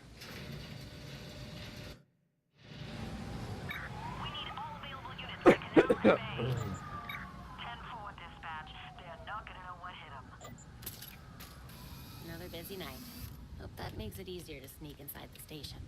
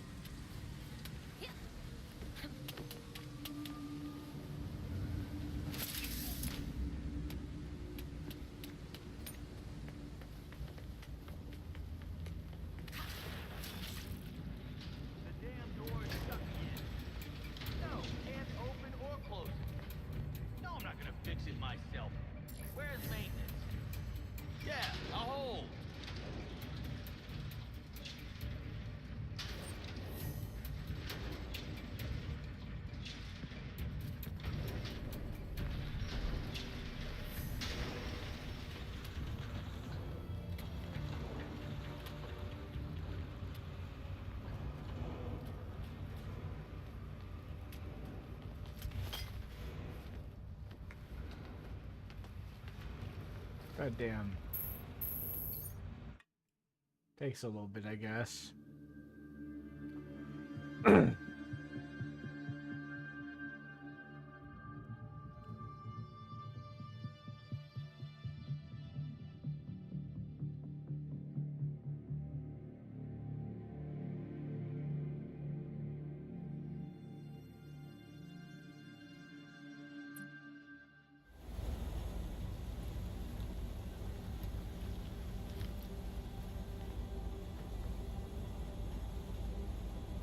I remember when they'd let me use the front door.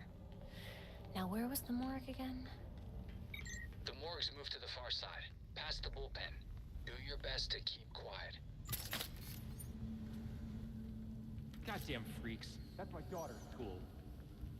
We got a few in lockup. John Doe body? Buff guy, wild out. I'd pay $100 for 5 minutes alone in there. You turned your body cam off right in front of Montoya? Do you have any clue what they say about you out there? It's time for you to fall in line, Detective Montoya. Fall in line? Bullshit. I'm good at my job, Commissioner. Jim Gordon recognizes you.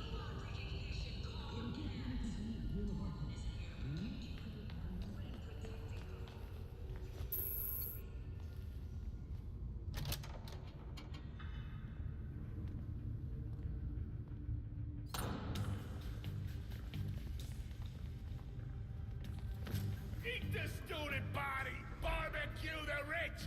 Make it spicy! Shut up in there, you freaking nut job! Freaking nut job!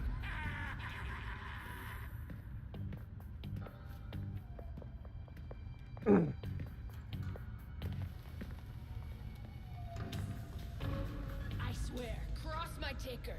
I grew an ear on my shoulder. Shut up or I'm coming in!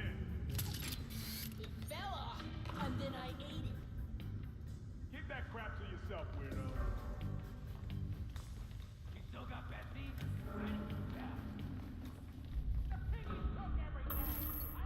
What I wouldn't give to see that signal in the sky again.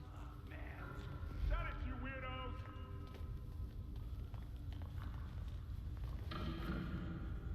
Sneaky in the dark. I guess the cat was finally dragged in. No, thank you. Let's hope that's the last we'll see of Ra's al Ghul. I said shut up!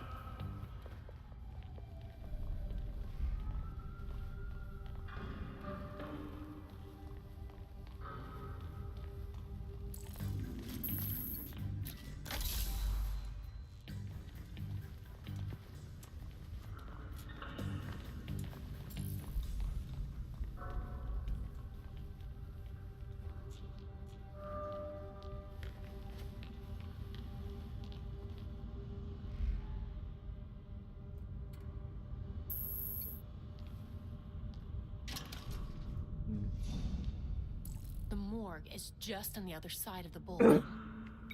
Now would be a particularly bad time to be spotted. Will you stop giving me shit? Bad enough I'm writing it down. Kane's got me in her sights. I know Kane for a while.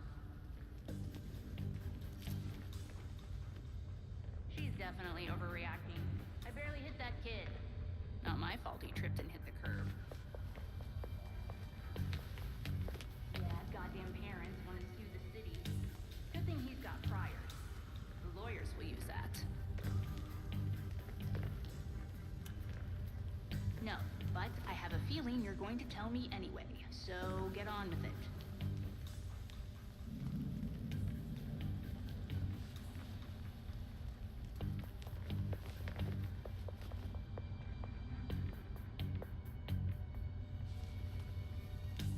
They sure released the Langstrom scene quick. The freak showed up. Kind of took the attention away. Plus, you know, it was clearly an accident. An accident? Have you seen the pictures? We close cases here. You want to play detective, Brooke? You're in the wrong city. No way any of this would have flown when Dad was commissioner.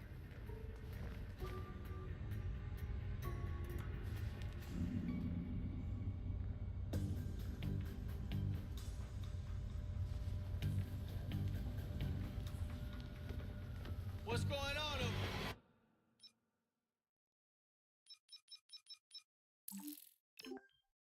I have a better way on doing this instead of doing the whole thing all over again. Hey!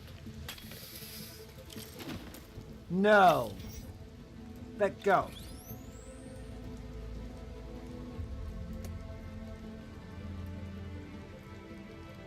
Didn't realize he was off on my side there. Caught the cat eating some fucking chicken here. That's supposed to be doing that.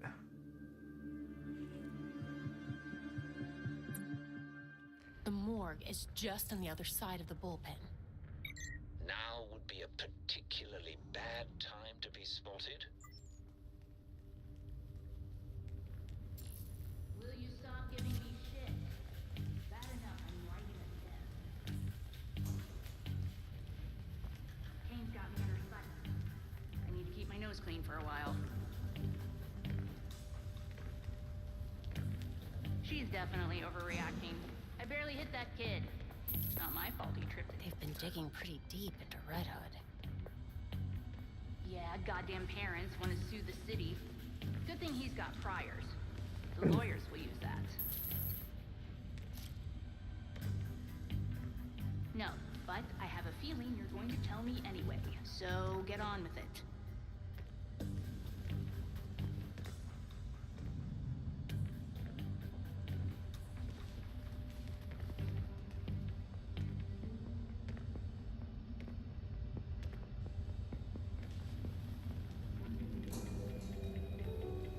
Someone there? My file. This wouldn't have cut it when a Gordon was in charge.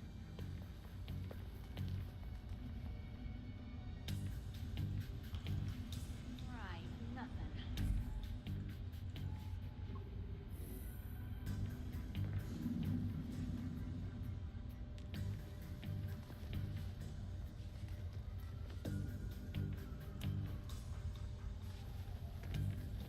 They sure released the Langstrom scene quick. The freak showed up. Kinda took the attention away. Plus, you know, it was really an accident. An accident? Have you seen the pictures? We close cases here. You wanna play detective, Rook? You're in the wrong city. No way any of this would have flown when Dad was commissioner.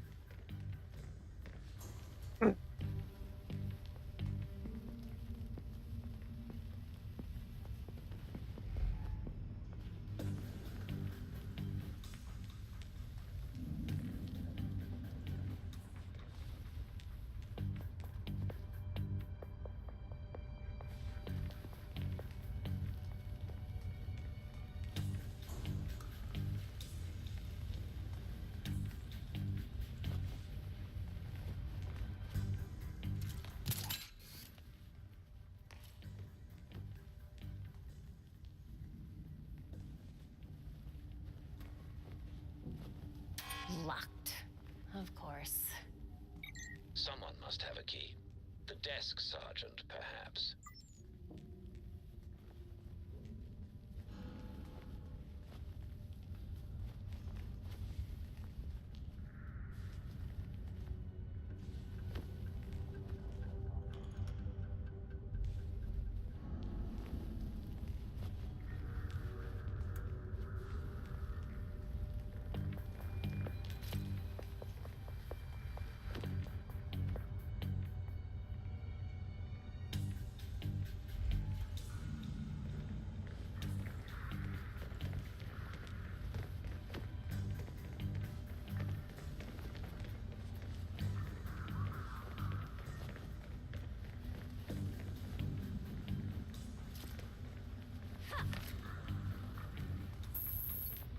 Found it.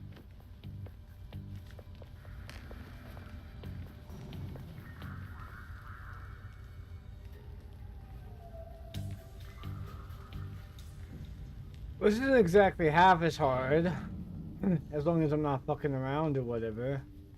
But the controls actually fucking work to some degree, so yeah.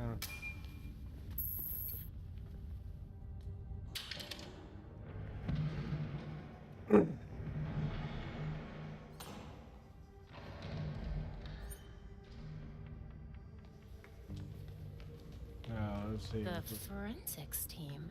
Did someone target them specifically? Be careful. Good. Still breathing. Yeah, I thought so. He looked like he was still moving.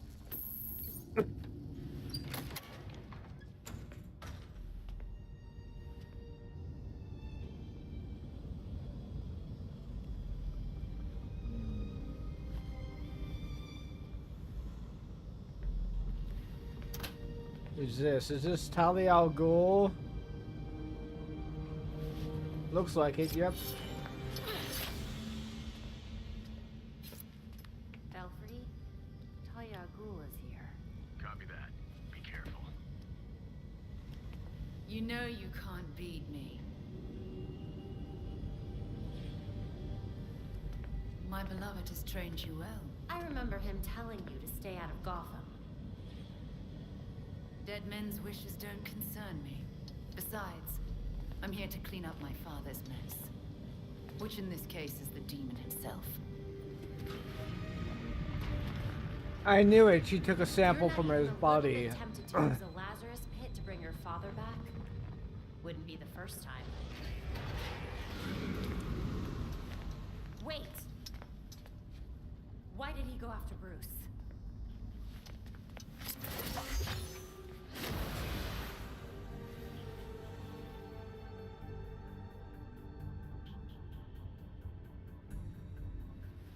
Classic.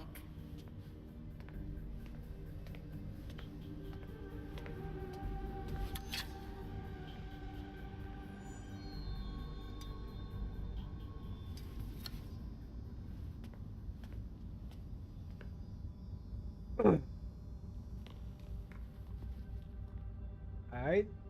I gotta get Langstrom's body now. Langstrom. Guess the ME was in the middle of the autopsy. You're looking for a bio-decryption key. So, a device, I guess, powered by genetic material.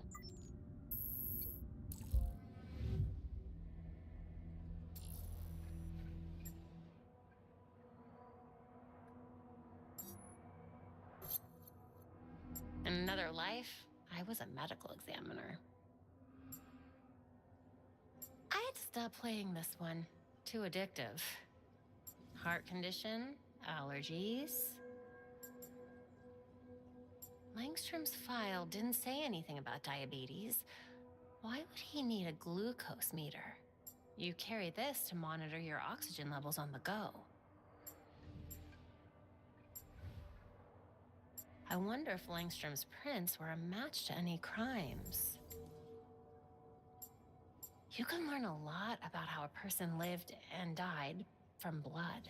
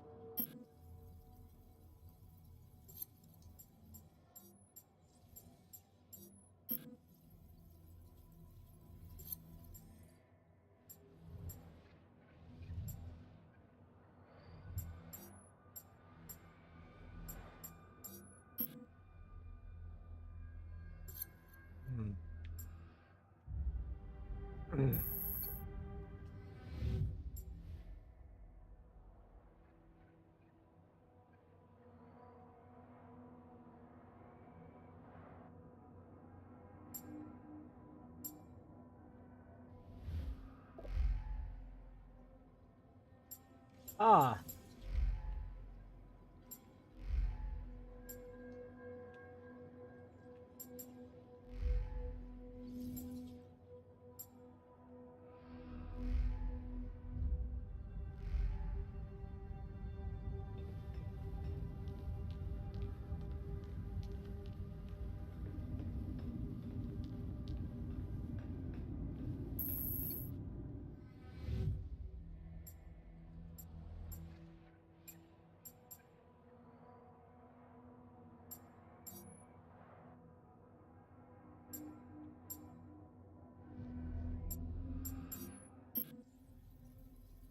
I go through them all.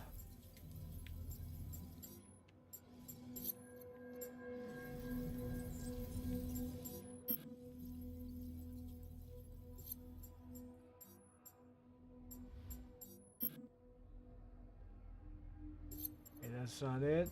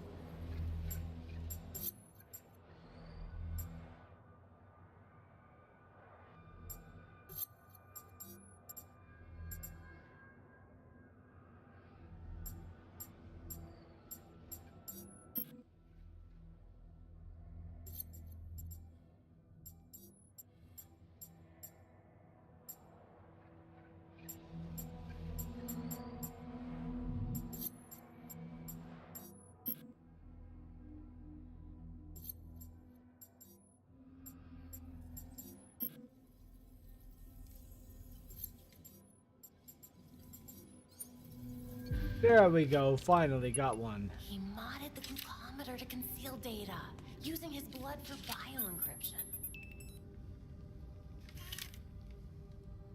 Nice, very nicely done. Belfry, the GCPD just clued in that Talia's been here. Better split. We got you. And watch out. SWAT incoming. Seems Batman could access police tech. Let me try something. Have fun in the dark, cops. Past time to sneak out of here.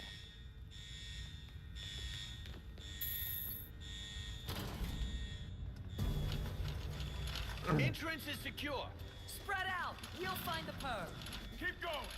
They gotta be here somewhere.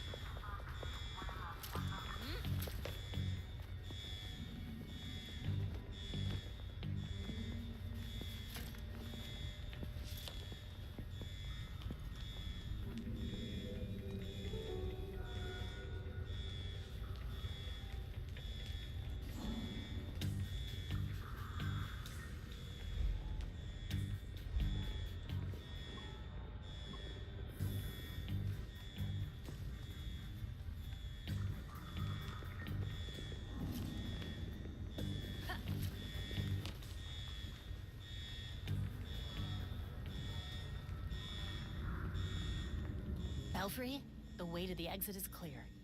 Thanks. No problem. See you when you get back.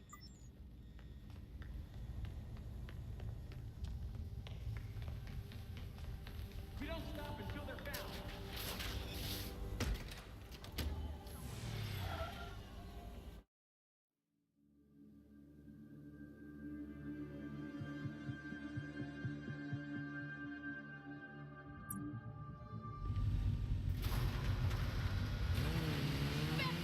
Belfry, the GCPD is on to me.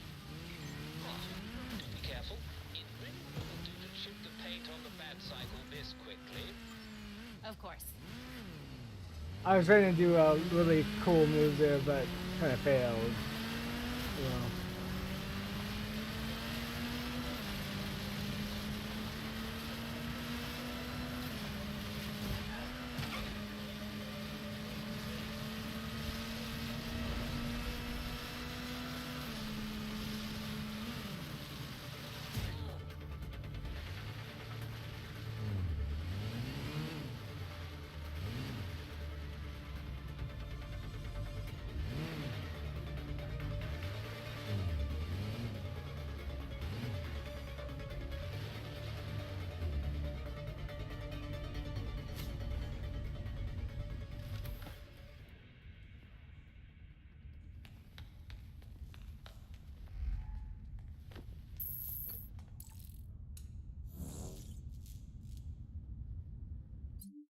Okay. That's good to know then.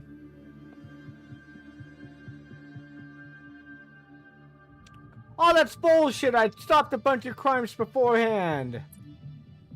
Ah, fucking jeez. All right.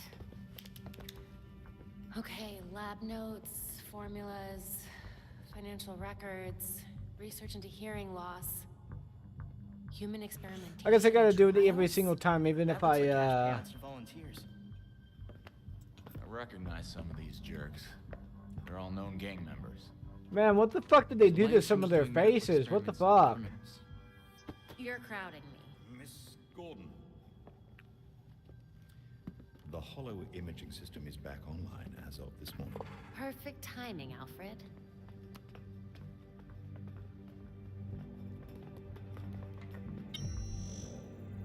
Hey, I forgot how sweet your setup was, Babs. It's ancient, but it'll do for now. You and Master Bruce are the only two people in the entire world who would consider the Belfry systems ancient. While researching Langstrom, I also called up all we've got on our party crasher. Talia Al Ghul. She was a match for Master Bruce in more ways than one. Her presence in Gotham is concerning. So is the fact that she torched her old man's body. You sure that was Ra's al Ghul? His DNA was all over the weapon she left behind. I wonder why she didn't take a chance and use a Lazarus pit to revive him. Well, Batman would just find Talia and ask her himself. Good thinking. Yeah, I can double check Talia's kunai for trace materials that we can track. We should also hit the streets. Find out if anyone had any beef with Langstrom. Sweet. Time to bust some skulls.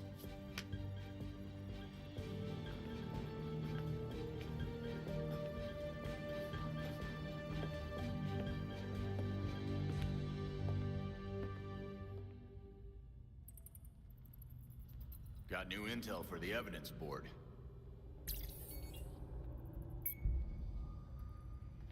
I can't get over what Talia did to her father's body back there. Good riddance. Going in a Lazarus pit once is hell. Who knows what 1,000 Dunk would have done to him. So you think it really was a show of mercy? Oh, she was putting on a show all right. But I doubt it was mercy.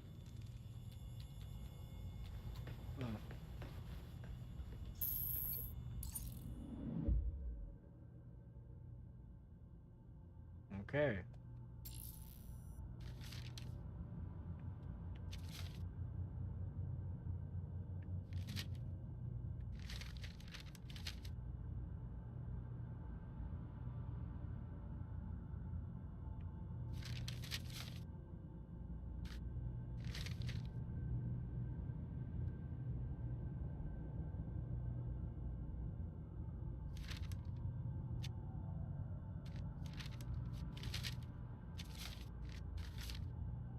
Open up challenges, interesting.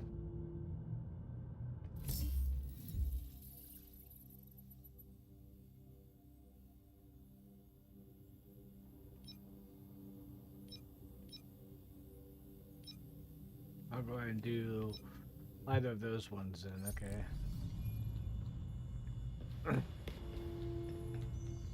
New melee weapon using the workbench.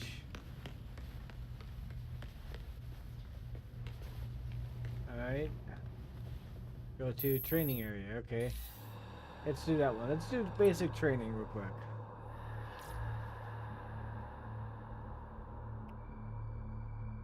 Physical and mental preparation go hand in hand. Here, we can train the mind to prepare the body. But it requires deep focus.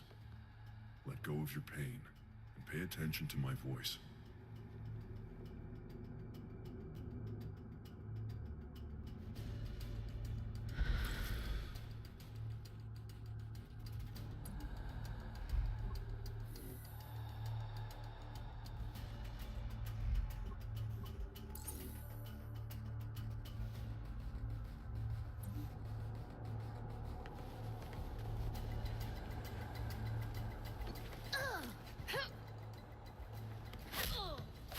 Better start talking.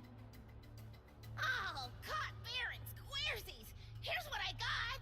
Thanks for the info.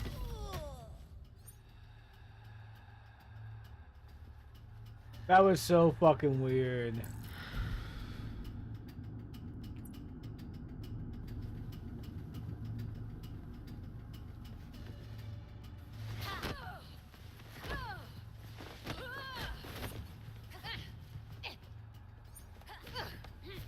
Tell me what you know. Oh, whatever! Those freaks ain't nothing to me! Here's what I know! Thanks. Just pounds her right before she can even do anything. Well done. Funny.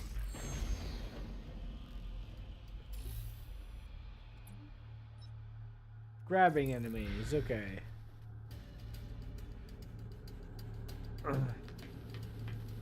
Who's there? Batgirl? Why are you here? You don't want to do this!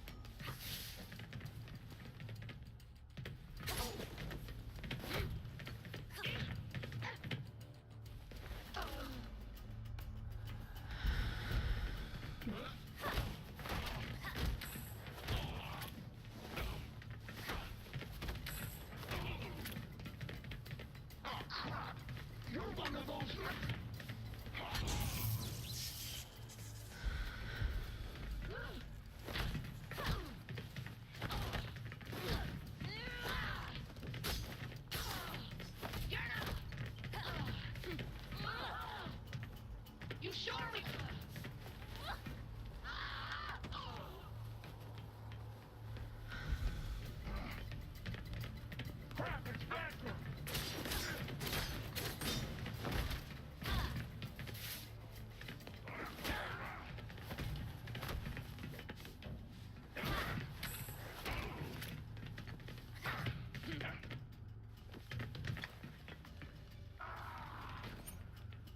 Good, but don't get complacent.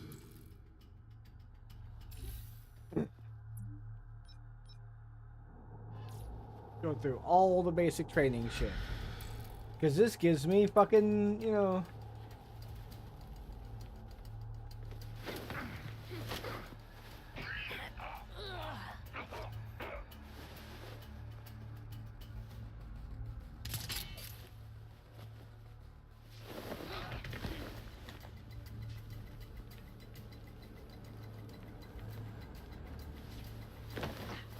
This gives me XP, obviously. So, obviously I'm gonna be doing this shit.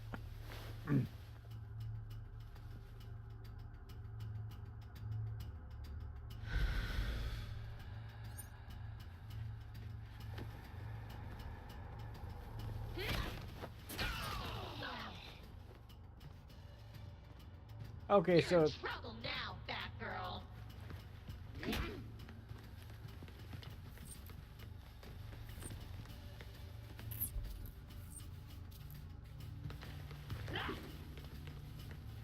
Hey, wait! Leave me alone!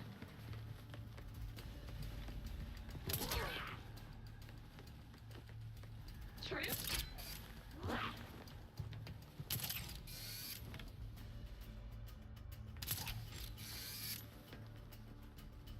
Are you scared?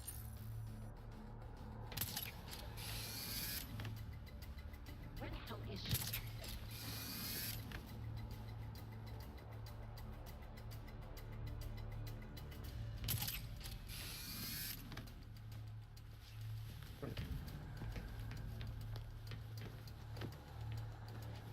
Why do they always hide?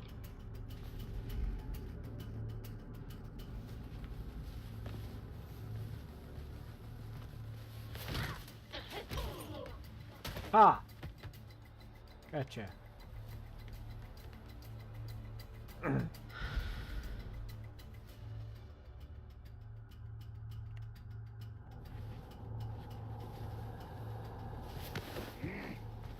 You're done.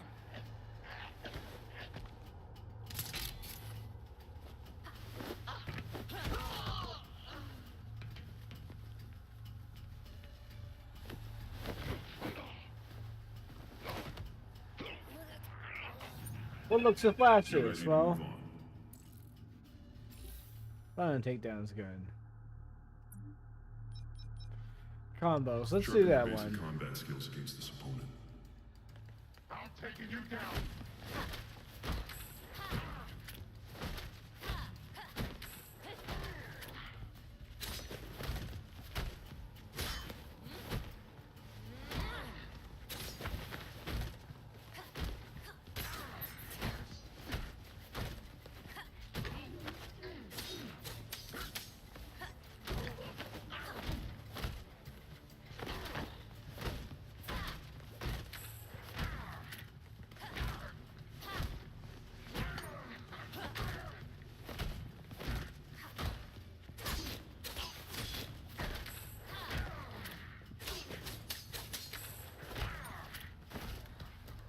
I expect no less.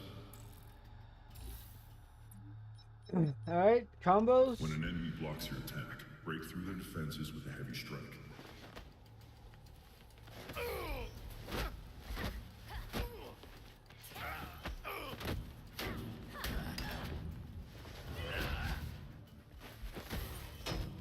Good, but don't get complacent.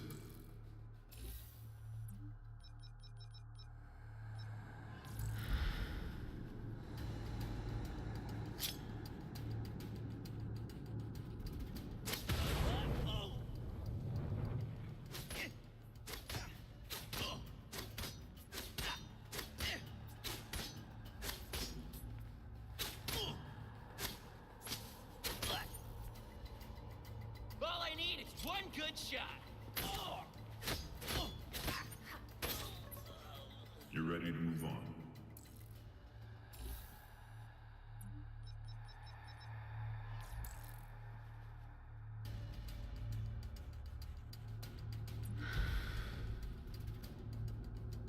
Something's going on. Go over there and check that out, will ya? I'm coming for you. Damn, I'm faster than I look. Where'd you slip off to? God damn it!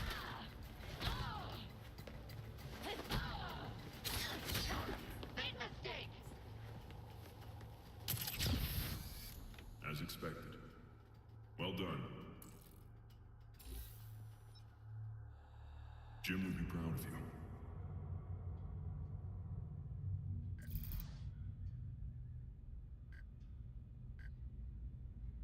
Seems like Dr. Langstrom was into some pretty wild stuff. I wish he was still alive. I'd ask him what the heck he was thinking.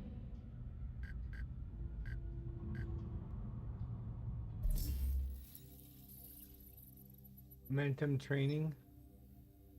Evade training. Okay then. Okay. Went to me training, evade training.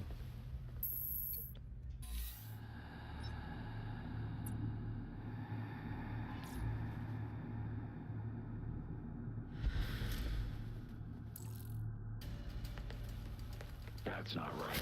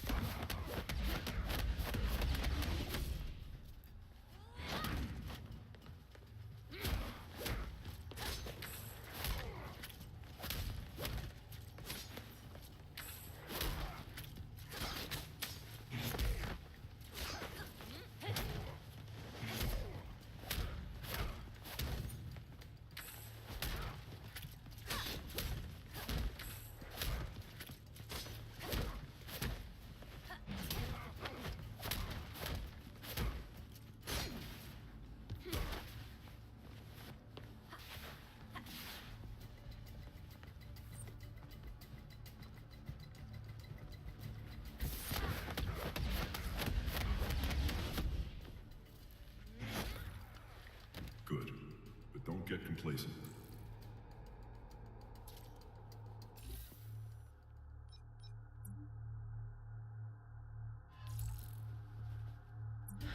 Time your dodge to create an opening for a powerful... Hold on. Peter. Kitty, stop. Stop trying to grab on this shit. Stop it, Kitty. Come on. Come on, Kitty. Come on. Stop. I know what you're trying to do over here. Stop.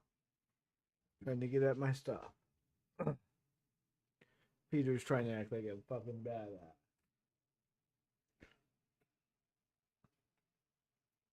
Counterattack. Ah, shit! That girl!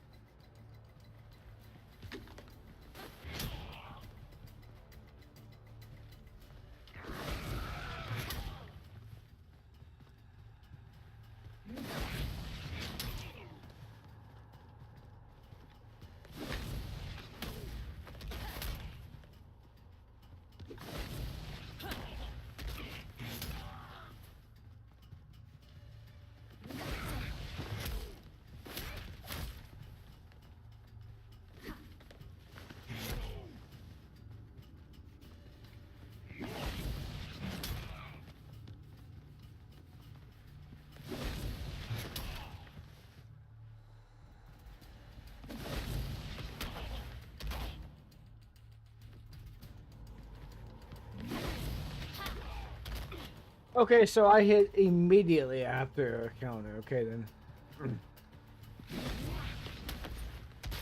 I expect no less. Jim would be proud of you.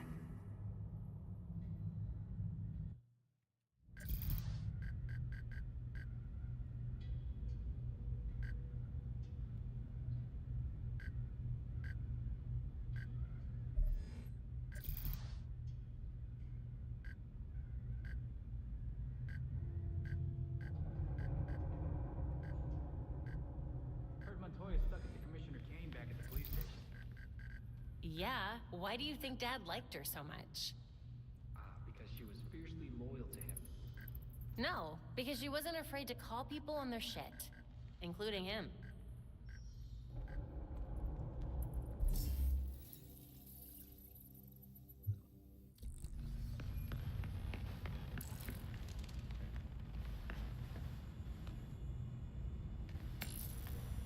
Oh, okay, good then. Okay.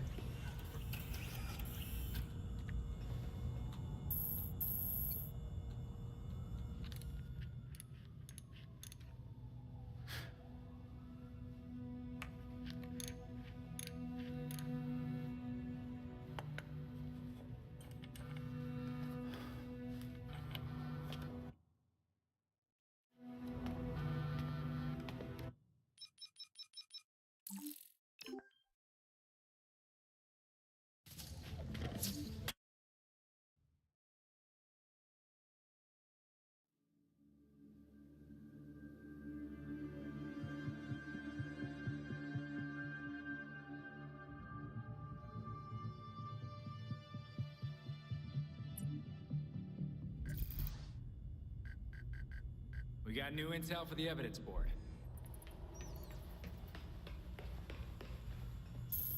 Chaos erupted at Gotham University after a local gang known as the Freak vandalized and set fire to multiple buildings. Police made numerous arrests after the blaze tore through the campus library, built more than 150 years ago. Irreplaceable collections valued in the millions were destroyed, and at least one man, believed to be an employee of the university, was found dead at the scene. Authorities have not said whether the man's death is connected to the fire. The victim's name has not been released, pending a forensic investigation. This is GCN. I'm Noor Rashid.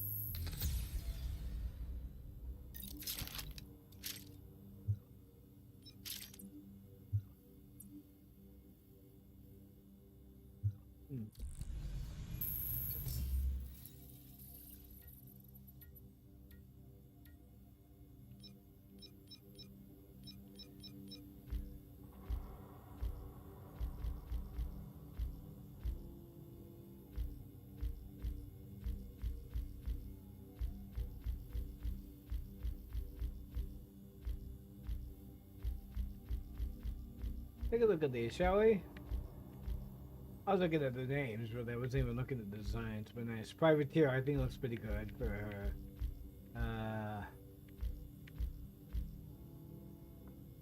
We're gonna go for the Nightherd one though. That one looks the best, I think.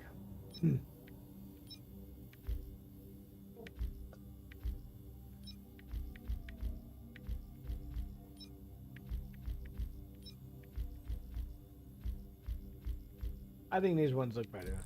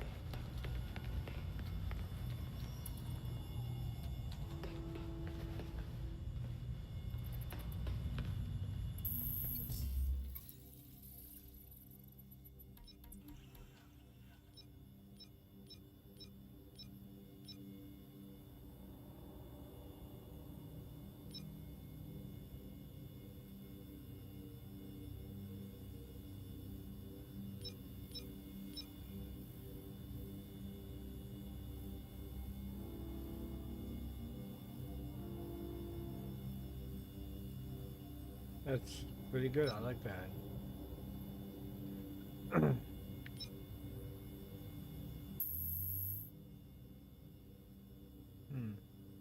You know, I think I've only played this game outside what I've already played so far. So far, I've played about 2 hours of the game. I will definitely come back to this at some point. So, yeah, it's a pretty good game. I like it so far. Let's see here. Oh my dogs. The dogs do gotta go out for a little bit. So let me go and let them out for a second real quick.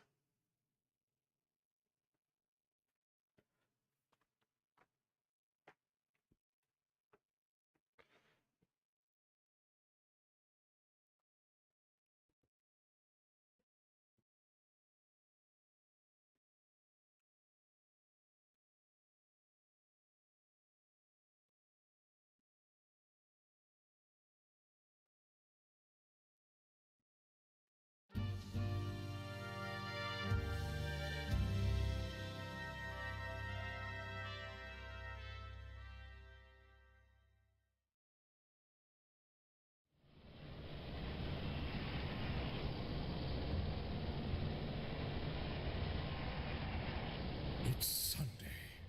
Woke from a worried slumber. I now sit in the Goose, traveling towards the city of Great Yarmouth. I had been kept up by the echoes of a conversation I had a few days prior. As I rode on a funny miniature steam train running from Wales next the sea, the great bitch and venomous adversary of my every correct assessment, Kevin the Wizard, held me against the proverbial wall as I spoke out my intent to purchase a new blender from my favorite 99p store. You blubbering bulbous pumpkin! You cannot buy a blender at a 99p store!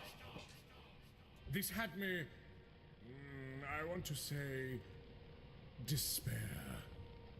This fact, this fate, preordained not by myself, not by anyone I would call a friend, but conjured by Machiavellian cogs in a great corporate wheel to whip away my freedom to purchase a blender for 99p! It could not stand! What the hell are you talking about?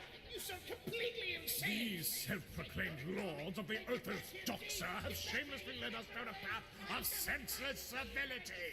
Kevin, the poor fool, who would claim to value freedom over even life itself, yet remains a stubbornly ignorant victim. I am not so shackled. And to demonstrate just that, I am now on my way to defy this fate. Defy this so-called common sense law that would have you pleasantly believe that blenders cannot be bought for 99p, and that is simply a static fact. I shall be successful. I shall smear indignation in the face of common sense. For in what senseless world may beasts prowl freely in the shadows, but man may not purchase blenders for 99p? Whether I am victorious or slain, my son-in-law shall have his blender. But first, I must relax. My energy is best not spent on mere thought. For now, it is better spent on radio time! It's really interesting, isn't it? The Gospel of Judas, huh? Who'd have thunk it? Well, listeners, we'll see if we hear more about it in the coming months. As of right now, it's still being combed through by scholars and academics. Me? Well, I think I'm more comfortable waiting until the next hail bump, you know? To get to the next level. Isn't that right, believers?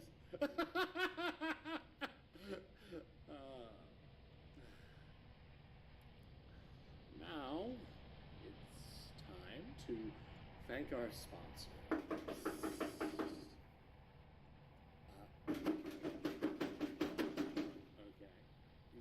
Is anyone gonna get that? Sorry, listeners, we have he's back!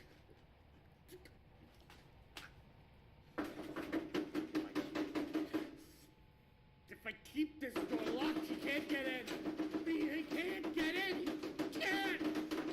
He can't! It's me, back at it again to advertise. And I have brought this crab. Wait, you brought the... So you can boil. Anyway, listen, kid, I have good tidings. Oh my God, they're Our last commercial was a success, I can confirm. And now we have a new sponsorship. Wait just a second. Yes, it's very exciting. It's an actual advertisement this time, like a real one, not just you shouting out your favorite Swedish hobby shoppings, right? Right? Yeah. Well, assaults on my person aside, thank you. We're shouting out my favorite Wisconsin hobby shop this time, okay? Wisconsin, wait, what? As you wished, it is in the American States. Wisconsin is near the Great Lakes. It's literally 21 hours from here. Yeah, very local to the States. We asked for local to Florida. Hey, your mouth. Would you rather it be silenced by you or me? Anyway, today's program is sponsored by Noble Night Games. That's right, you might already know of them if you are a cool and powerful hobbyist wargamer like me, but if you are not, big fail, let me rectify this now.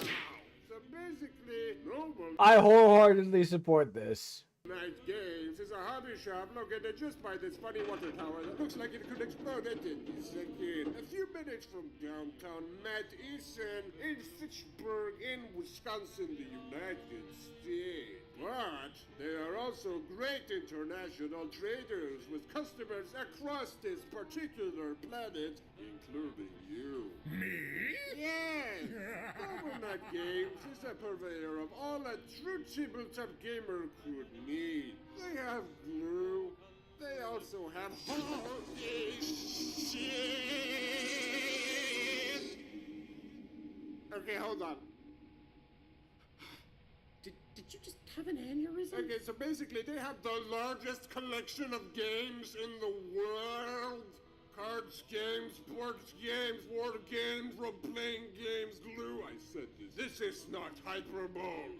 But the power reaches far beyond even this, for they not only have the latest versions of everything wargamer-ing you could possibly desire, they also have ancient tomes of unfathomable might stacked in their vast library. Ancient tomes? What are you talking about? To make their assortment far more powerful than anything the feeble non-gamer mind can comprehend, they also stock old editions of every war game, RPG and board game they can get their gauntlets on. They have 4th edition books. They have old cards game cards. They have the Mafia book. Only one left. Ah! So you are with the Mafia? Shut up already. Also, their sell and trade program allows for such immense versatility that you can not only find these rare legacy products, but you can also sell your very own. If you happen to have an ancient gamerist relic, you may sell it to the Noble Knight Gamers and get back cash money or store credits in their stores or more glue. Now look at this. It's a Noble Knight Gamer in his Noble Knight Gamer armor outside of the Noble Knight Game store, watering the Noble Knight Gamer rocks. Very noble imagery. Does it not make you want to make purchase immediately? What do you mean imagery? This is a radio program. I'm uploading the image through the radio signal, kid. Okay, whatever. I just don't care anymore. Oh, the crabs have returned! Please go to www.noblenightgame.com That fucking face. to immediately become more gamer like me. With worldwide shipments and a free flat rate shipping option in the US States, you basically have no choice. I reiterate, you have no choice. You have no choice. You have no choice. Hold on! You have no choice. Stop! Why are you just insisting on advertising like role-playing stuff, hobby gaming, miniature stuff, glue? Because this is the tabletop radio channel. What? No, it's not. This is a family channel for the family. Ma, Pa, and the children. The children?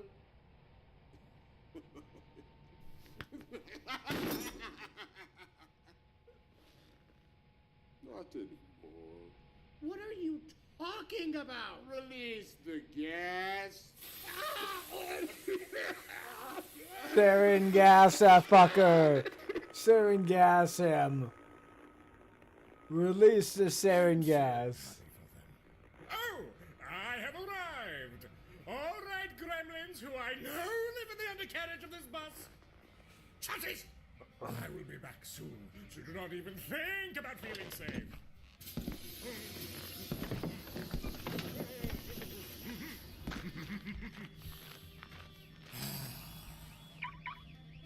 It was time. I stomped forward with mighty tread, the soupy evening air slathering my brow. Not even dismal Britannic humidity could keep me from my quest. The recent white on teal marked my destination. The 99p store.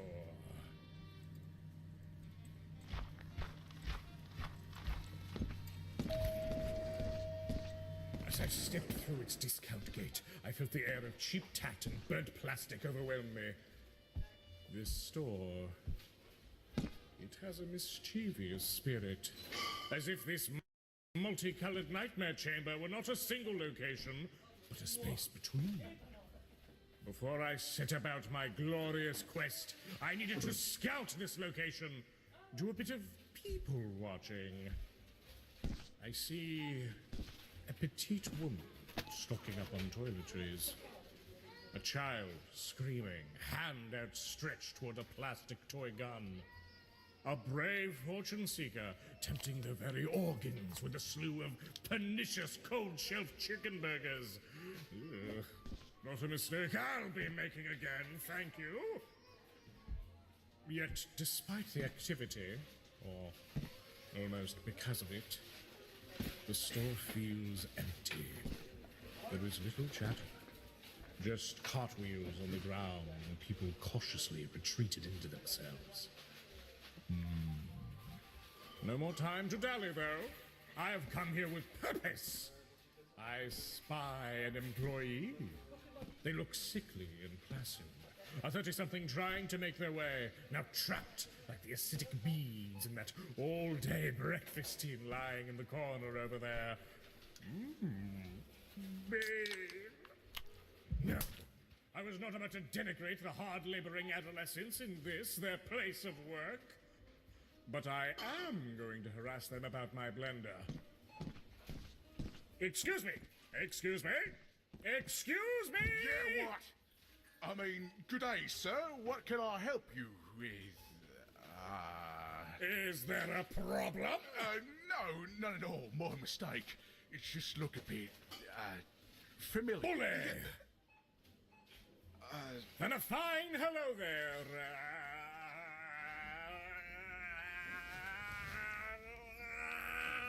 Giles? Right. What you want? Sir? I'm going to level with you, Giles. I would like some aid. You see, I am looking to purchase a blender for 99p here at your 99p store. Yeah. Sorry, sir. We do not sell blenders for 99p. My eyes narrowed. I would not be denied. That can't be right. This is a 99p store, isn't it? I would like to purchase my blender for 99p. I mean, this isn't all some kind of front, right? This isn't all just false advertising you're serving up. Mate, sir, we just don't sell blenders for 99p. I'm sorry. And why is that, if I may just ask? I mean, it'd be a bit expensive, wouldn't it? The words of that blasted wizard echoed in my brain once again. Margins on a 99p blender would be 29 pounds in the red, you oil bag! No, I would not give in! Sir, have you heard the adage, the customer is always right? I have. Okay, great. If you're waiting for me to tell you we sell 99p blenders... Yes? We don't. I have to calm myself. I have to. I think of my family, my mission, my collection He of loves being on my lodestones back shoulder. home. Do it for them. Do it for the lodestones. Yes, there is wisdom here. He's just staring off into the fucking distance and is like, and this guy's looking at him thinking, is this guy alright? Is he okay? What the fuck is going on? Am I like in an episode or something like that with this guy or something? What's going on? Anyways, Kraut's put up a new video. Let's check out that one out, shall we? This video about the political and economic development of the Danube is sponsored by Crossout. Crossout is an online vehicle shooter game in which the vehicles are made by the player. The game is free to play on PC, Xbox and PlayStation. You need to just download it and can go ahead and play. Assemble together all sorts of cabin parts, wheels, weapons and more to create your own ideal combat vehicle or Mad Max style combat rig. The vehicle parts and weapons are also upgradable through collected resources and have unique in-game damage models. Chainsaws, drills, crossbows, railguns, rams, machine guns, to various different skins, the list of options is huge and varied to your liking. This means that no two players will turn up in the game with the same vehicle. It is easy to get into the game as a new player. You just download the game, plug together the vehicle, and jump right into a game with other players. I fucking hate these player-driven vehicle combat games in which you don't have to have multiple fucking people. Well, like, you should have multiple fucking people. Like, one at the fucking helm of the vehicle controlling the vehicle, one at the gunnery, one at some other control system. You know, you should have 3 fucking people at the very least in a fucking vehicle, depending on what you're doing there. I fucking hate that. That you Game don't have modes that. include fast all-against-all matches, racing matches, and team matches. No.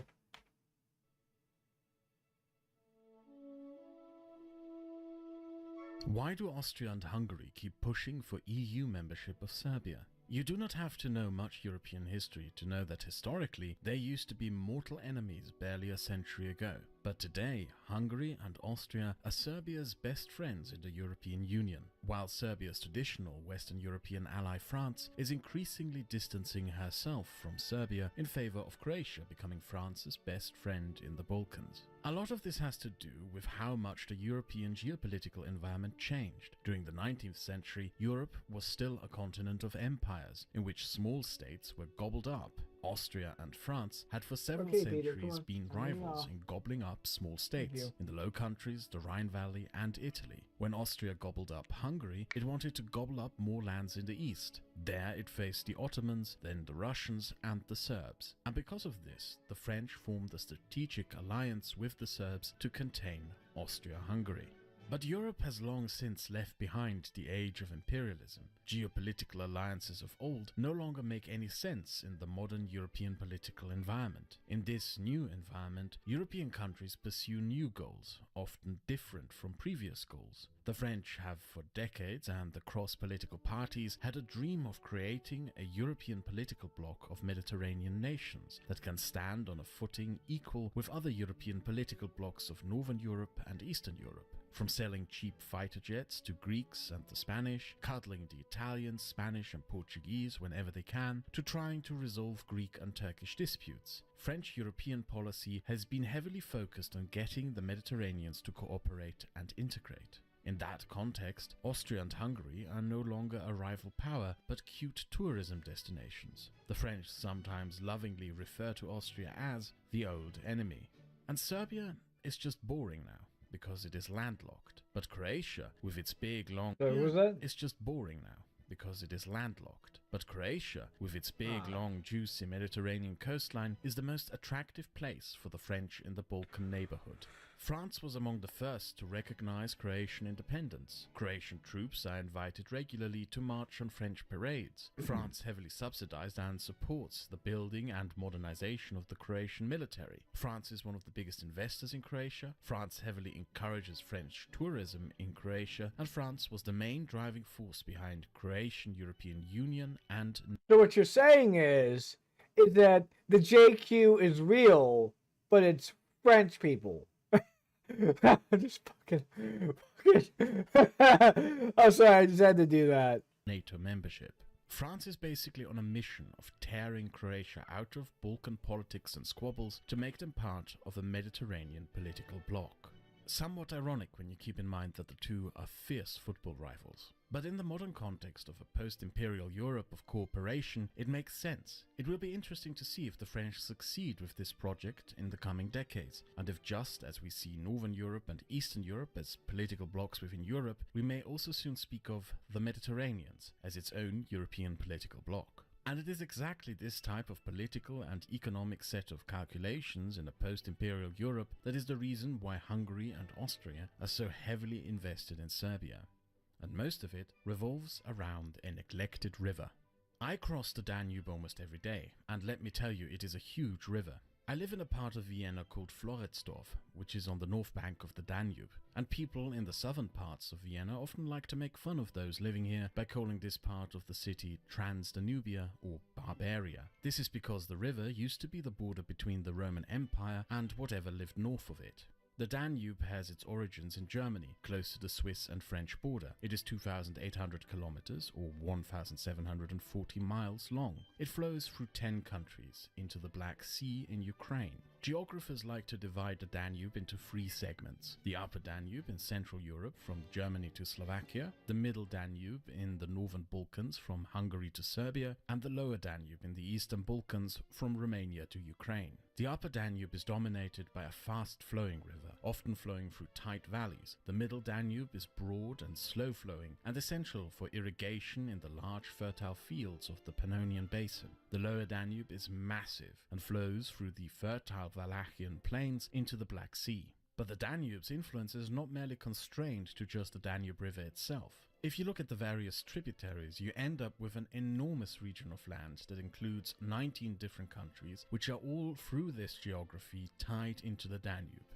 It is the second largest river of Europe, and up to a quarter of the European population lives within its sphere of influence, which is amplified by the fact that the Danube is navigable for transportation ships almost throughout its entire length, right up to the Bavarian town of Kelheim. Many of the Danube's tributaries, such as the Morava, Drava, Sava, Tisa, and Prut, are also partially navigable. And it is here where, within a historical context, we see some of our geographical assumptions about rivers confirmed, but also challenged. During antiquity, this is all very fascinating to me. I'm sorry. Danube was a border. As geographic determinists will tell you, rivers are always great borders. Difficult to cross, they form ideal military defensive lines. But rivers are also the single best arteries for inland transportation that exist. Sure, trucks are great, trains are even better, but as anyone from the Mississippi Basin will tell you, nothing beats having a navigable river in your country as an artery for transportation. By the time the Habsburg Empire came to be, the role of the Danube was no longer as a border,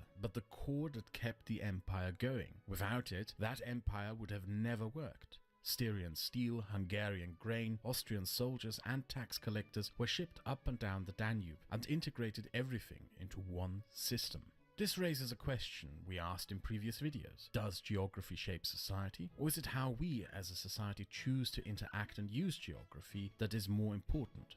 Nevertheless, the Danube certainly did its part in intermixing the various cultures along its riverbanks. From Hungarian goulash to Bosnian burek, to Austrian schnitzel, to Slovak krajina, to Serbian cevapcici, to Romanian jumari, to Croatian stuffed peppers, to Bulgarian moussaka. I can walk 20 minutes from my apartment and will find them in supermarkets everywhere. And I am sure that this is just as much the case for any viewer from Budapest to Bratislava to Belgrade and Co. In architectural style and even down to football culture, the geography of the Danube shaped this large region to share many commonalities, something the Hold on, chat. Putting myself into Discord right now. Hold on. Every single fucking day. Shut up. I enjoy the soy deck. I enjoy my goy deck very much. I'm going to go head out to the bar today for my homie's 21st. You might as well just I'll buy see y'all later. You might as well just buy a PC at that point. PC that's portable is the problem. Also, you don't if you want to you don't need the big one that has a big storage, because you can either upgrade it yourself or you can just stream it from your computer to your Steam Deck. Just get an NVIDIA PC to your Steam Deck sucks though. Just get a Shield account or whatever. Man, if you want a soy deck so bad, it's honestly better, worth your time and money to get a fucking Nintendo Switch at that point. You might as well go the full way. What are you talking about? The Nintendo Switch is a shittier Nintendo Switch. Like, if you want to play Switch games, Nintendo Switch and a goy deck is the same fucking thing. No, you might as well go full way if you want to be like a soy fag. Why would you buy the there's literally no reason to buy the Nintendo Switch. You can play any Switch game on your Steam Deck. You can just emulate them; they'll literally run better. Dude, you don't get my point. It's not wrong. I don't care if one is practically better than other. I haven't used either of them. I just know when I look at people who hold a soy deck and when people who wear a fucking goy switch, it's it looks the same thing. It's always some gay fag. Yeah, just get a fucking Nvidia Shield if you're just gonna get one of those. The Shield is the dumbest piece of crap ever. Don't get any of them. They're for gay fags. Like, I don't even understand what the point of a Shield is. It's just like, you can stream your PC to this thing. It's like, I could do that with my phone. Like, why am I buying a $200 thing? It's a cheap, it's a cheap console alternative for people who don't have like a. You need a computer to use your Nvidia Shield. It's not a console at all. The Nvidia Shield is just streaming your PC to this other device, which you can literally do with your phone. Well, can't you actually support? Doesn't it actually hook up to the GeForce Experience shit? Isn't that a thing it there? hooks to your computer. It's just streaming your PC to this. You mean it's streaming their? You mean it's streaming their PC to the device? You stream your PC to your Nvidia Shield. That's what you do. Well, no, I'm talking about the GeForce Experience shit. You actually get an account with them, and GeForce you. Experience is just like the app you have on your PC. With like that's all it does. I mean, I guess it does the cloud gaming shit too, but you can also do that on your phone. You didn't need this device. You just pay $200 for nothing. It gives you nothing. You gain no features that your phone didn't have. I mean, I don't know. Wait, what are you guys talking about? NVIDIA? Why is it when I search up overalls, I get Steam everything Decks are other than gay. Don't buy a overalls? Steam Deck. Literally don't buy one. It's useless. Why would you ever buy a Steam I Deck? literally get everything other than overalls when I search it. Yo, SV, do you have Alzheimer's? Well, for men, I have Alzheimer's? No, Yeah. I have no, I don't have Alzheimer's. Never mind. I would expect you to have it like after the debate we had yesterday. You have to play Ace Combat 7. Oh wait, yo, prefix. So by the way, so there's this guy in here. Like, have you ever heard this guy called No One that joins here sometimes? Yeah. So this guy was trying to tell me yesterday, and we had like a debate. Like he was trying to say that 24 plus 2 is 2. Oh, y'all said that when You I don't got. know Yeah, set y'all said theory. that one. Yeah, okay. Yeah, like he said 24 You plus don't 2 is 2. understand the What do you think abstract about that prefix? And algebra he's a he math was major, talking about. supposedly. That's not what he said. I really can't remember. I was I hard. feel like but you're he said- misrepresenting what about happened. No, he said Alright, so 24 so minus basically 6 is 2. He's a He math said major. 24 minus I'm 6 pretty is sure 2. that's Talking not. about All right, no. All right, so let me explain it. military Right, so he time. was trying to say that, like, okay, if you have a clock and it's at the clock's at 24 and you add 2, then it's 2. So in some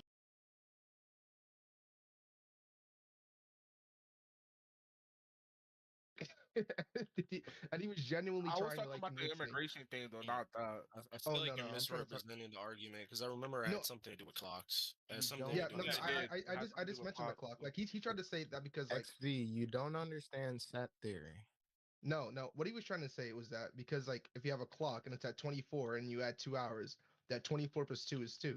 And then I said that's like saying that 100 minus 1 is 59 on a microwave. That doesn't make sense. Like that's not how math works. And he was trying to really convince me of this, and I was like, "You're a retard."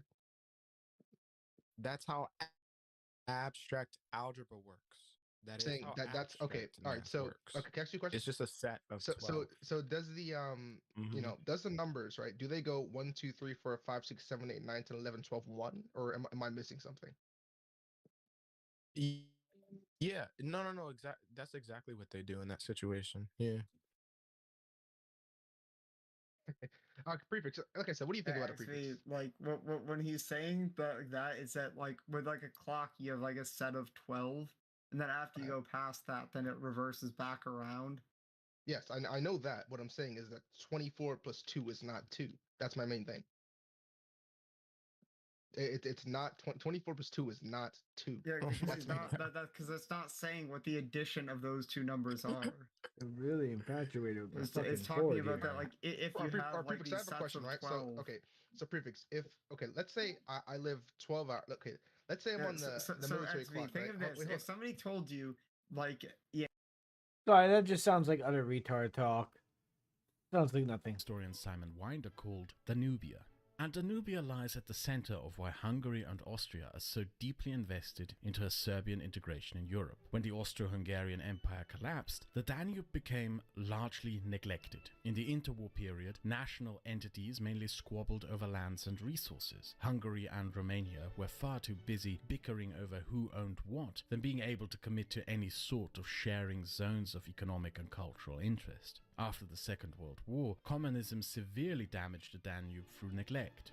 In Hungary, the Danube and its tributaries were used mainly to dump toxic industrial waste. Serbia and Croatia were part of Yugoslavia at the time, and although a sprawling industry managed to evolve around Belgrade, the Danube did not end up being used as a means of transportation infrastructure. It is often forgotten today that the Soviet Union was not very nice to Yugoslavia, especially under Tito. So Tito did little to integrate Yugoslavia into the Soviet Union. In that environment, the Danube was not much used to Yugoslavia as a means of transportation infrastructure. Belgrade manufactured probably the best machines of any communist country, but it could not sell and ship them down the Danube because there were no customers there. Instead, Yugoslavia developed the harbors of the Adriatic.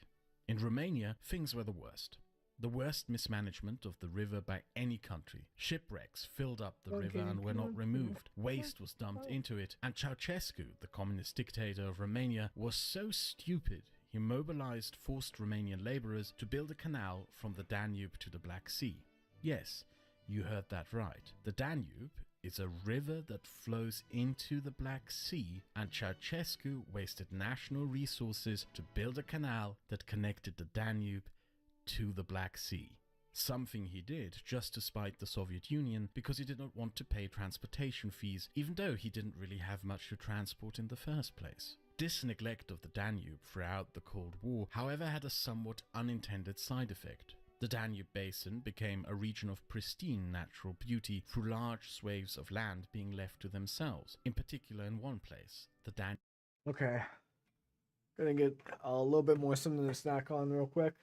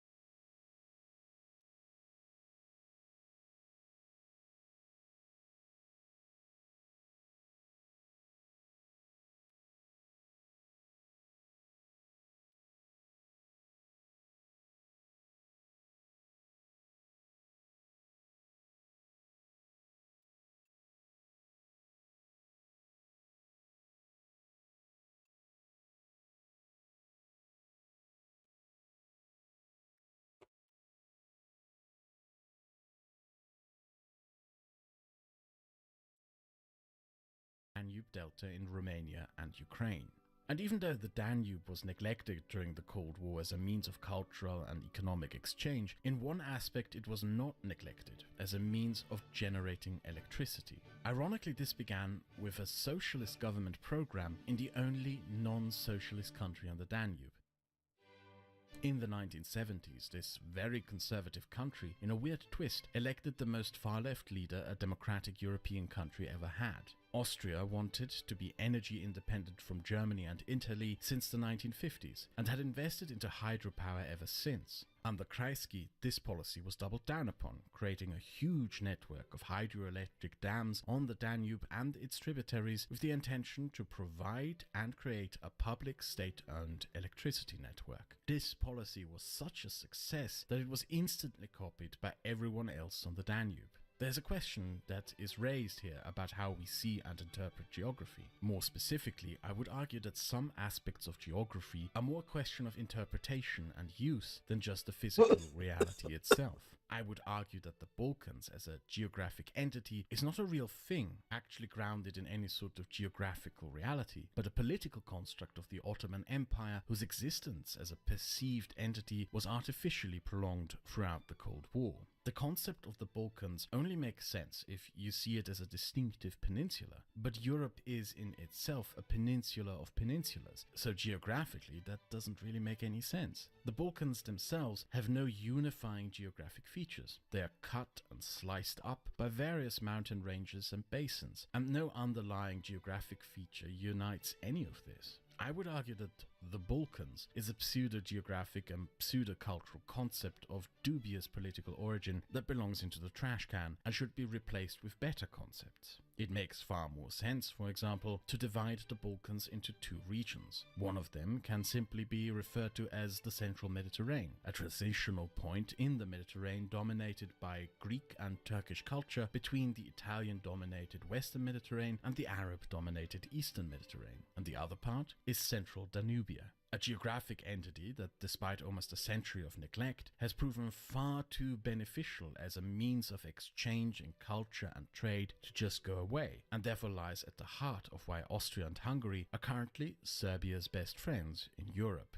They both dream of a revitalization of the region. The Danube, if fully developed, could become a core of European infrastructure, energy, industry, culture and trade that could rival the Rhine Valley. Vienna, Bratislava, Budapest, Belgrade and Bucharest could become centers of European industry and trade, and Romania's Black Sea ports could I would become love the to go to gates to one Budapest of Europe's sometime. largest economic centers. For all intents and purposes, many of Europe's landlocked countries could end up with access to the sea, and a part of Europe, long seen as isolated, distant and backward, could suddenly become a central part of Europe. Just as how the French dream of the Mediterranean as an integrated bloc in Europe, Austria and Hungary dream of the European Danubians as a political bloc in Europe. And the one thing standing in the way of this dream is Serbia. It isn't that Serbia itself is somehow an inherent obstacle, but the position in which Serbia is. For the Danube to be transformed into a European artery of trade and culture, transportation along its banks must be facilitated with as few obstacles as possible. This could be facilitated through EU membership, and Serbia is the last country the Danube crosses that is not an EU member. And getting Serbia into the EU will be difficult to say the very least. Hungary and Austria therefore face many challenges, like trying to get Serbia and Croatia to get along, which in the current state is an almost impossible task. Croatia, although a Danube country, inherited the Yugoslavian ports and prefers developing its Adriatic coastline and trying to tie itself deeper into the Mediterranean, rather than into what it sees as a backward Balkan past. Austria and Hungary also faced the Netherlands, who were humiliated during the Bosnian War in Srebrenica. The Dutch consequently have made a decade-long commitment that they will block any attempts at a Serb EU membership as long as Serbia does not officially acknowledge the Bosnian genocide. So Austria and Hungary will either have to convince the Dutch to give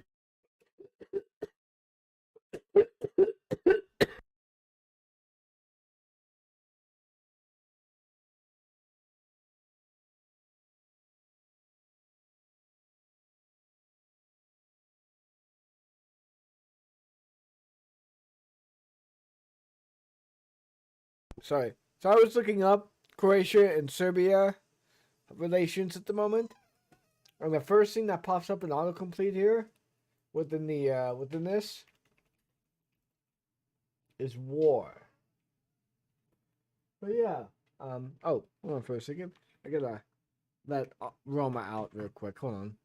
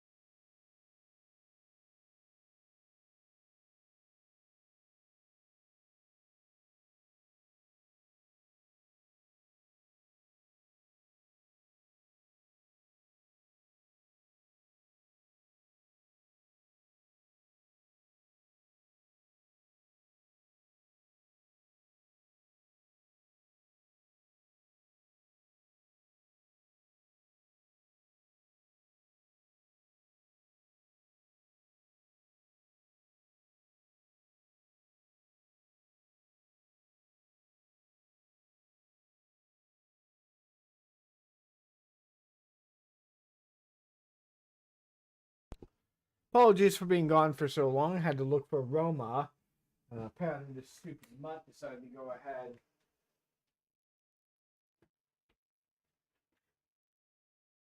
Apparently the stupid mutt decided to go ahead and run around and whatnot. She's outside of the yard. I can't find her. She'll probably come back. But right now, that's all I can really do at the moment. So yeah, she did that while I was watching her in the yard. So she just went behind an area and jumped the fucking fence. Is what happened. I'll have to go ahead and go out there with her from now on because apparently just watching the fucking yard isn't going to be enough anymore. Not with her, anyways. Give up on that commitment, or somehow convince the Serbs to do some rather difficult historical self-reflection. And we have not even mentioned the difficult issues of Kosovo. But the often ignored main challenge in all of this is to convince the Serbs to join the EU. Hostility towards the European Union does exist. Serbia is also not exactly a well-functioning democracy, something that Hungary probably doesn't care much about, but could embarrass the Austrians and may be an obstacle to EU membership in general. It is doubtful that many Europeans would want to deal with the prospect of a Serbian version of Viktor Orban in the future. By far the biggest diplomatic challenge, though, is to convince Serbia to let go of its other friend, Russia, and to convince them that there is a much brighter and better future in making its neighbors, Austria, Slovakia, Hungary, and Romania, its new best friends. Poland will, without a doubt, knock it off, you two. Sorry, Peter and Onyx are fighting. You know, as fascinating as this is, I kind of want to play this. So, I'm actually at a point in the game in which I want to, try for something. So, yeah.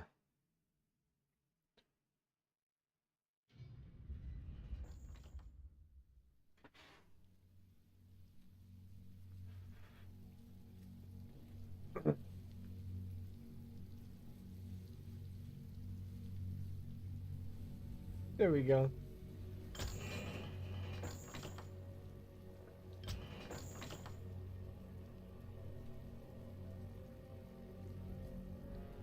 What's this?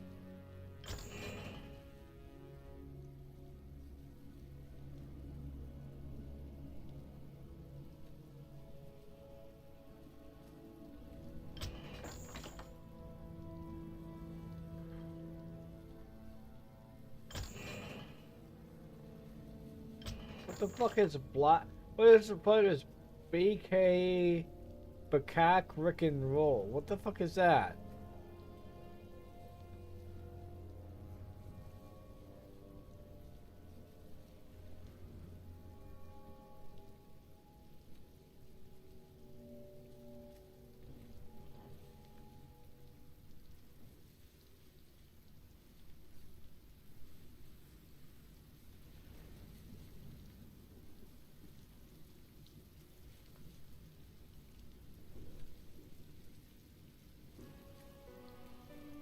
Black rock and roll?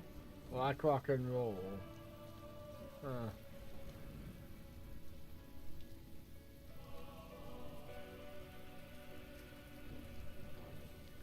Okay.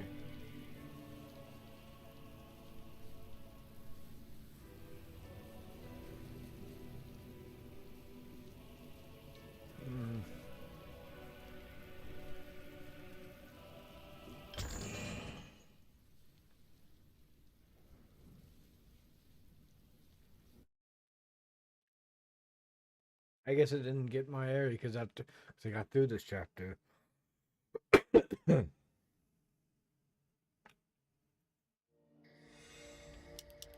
Yep, I got through all of this so far, but whatever, I guess I'm gonna do it again.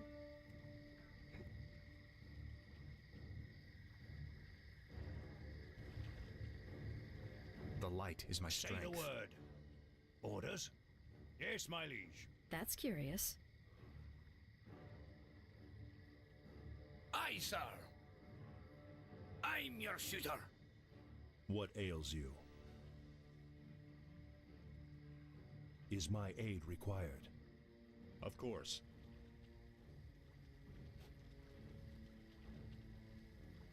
Is someone injured? What do you Is need? there danger? Orders? Yes, my liege. What do you need? What do you need? Shh, I'm trying to think here. Yes, my friend. Is my aid required? Say the word. For honor.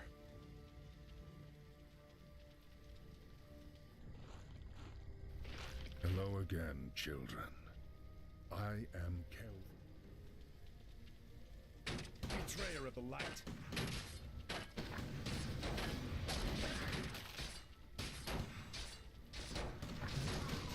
You are past redemption. Foul knave. All the granaries are empty. The shipments have already been sent out. Or too late. A sound plan.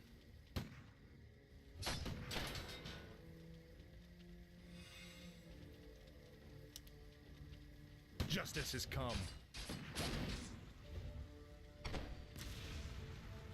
Of course.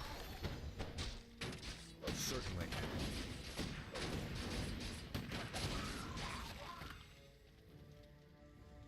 A sound plan. For honor. A sound plan. Of course. Certainly. For honor.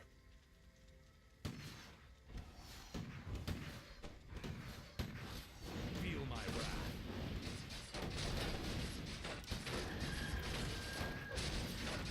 I'll check it out.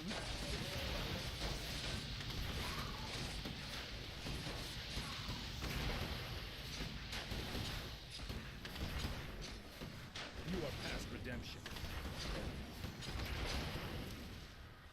Certainly. Of course.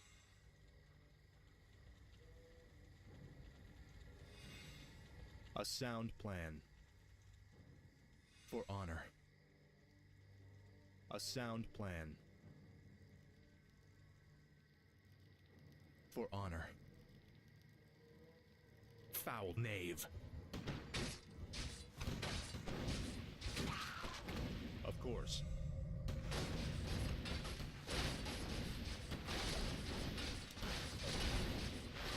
Certainly.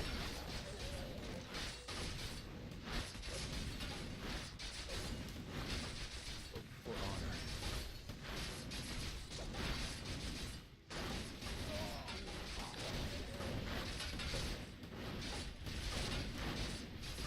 Of course. Sounds interesting. I'm here to help you. A sound plan. Betrayer of the light. For my father, the king. Certainly.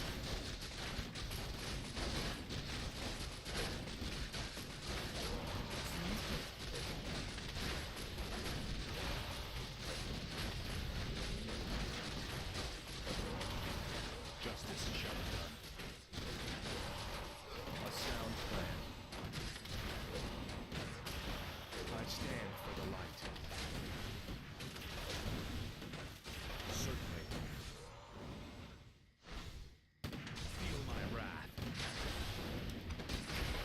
For honor.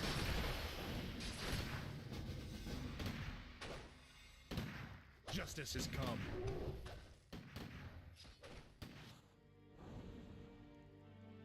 Naive.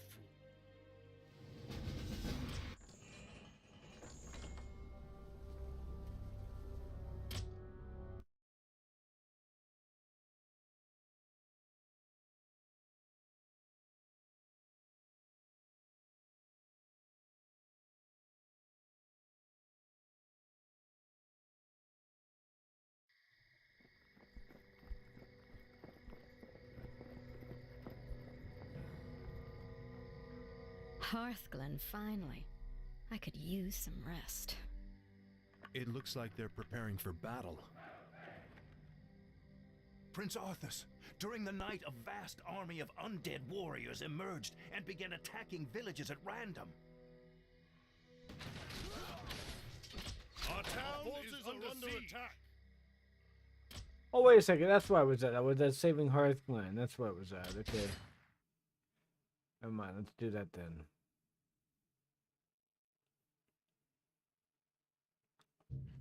Our town is under siege. The light is my strength. Office, the undead forces have arrived. Hold your ground. We are the chosen of the light. We shall not fall. Of course.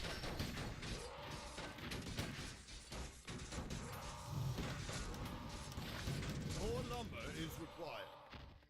Justice shall be done. I'm here to help. For honor.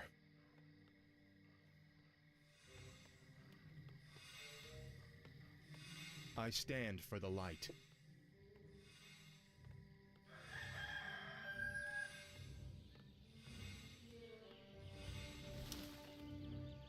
Certainly. A sound plan.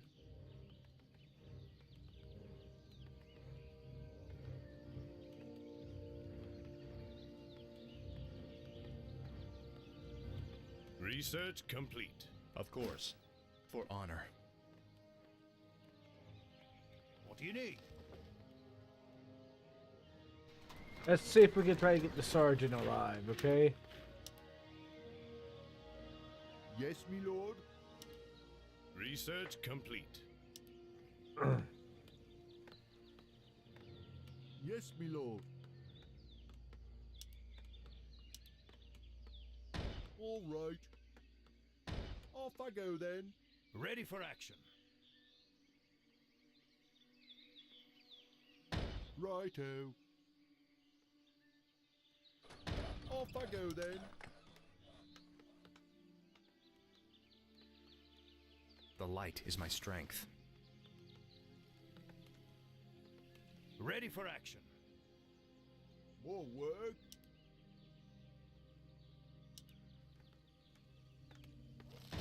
Yes, me lord. Job's done. I stand for the light.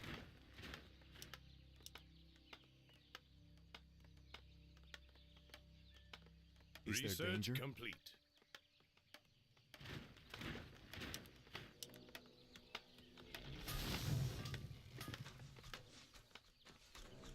Our town is under siege. Justice shall be done. A sound plan. Father the king.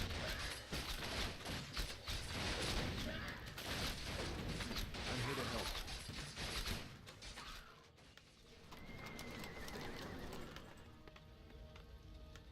I stand for the light. Of course. Certainly. A sound Ready plan. to work. What? Righto. I'm here to help. Orders? Of course. Ready to work. Certainly. For honor. Of course. A sound plan. Justice has come. Upgrade complete. You are past redemption. Our town is under siege.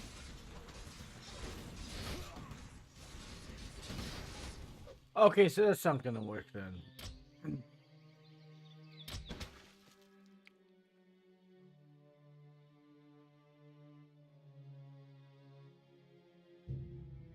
Our town is under siege.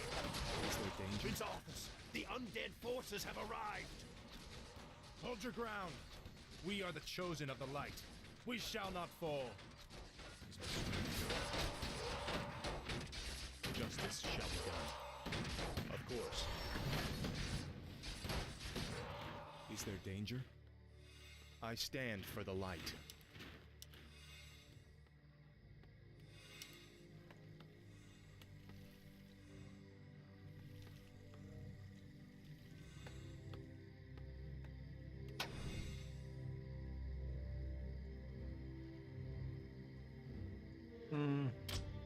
How want to do this some other time. I don't feel like doing this on the stream, actually. So, yeah.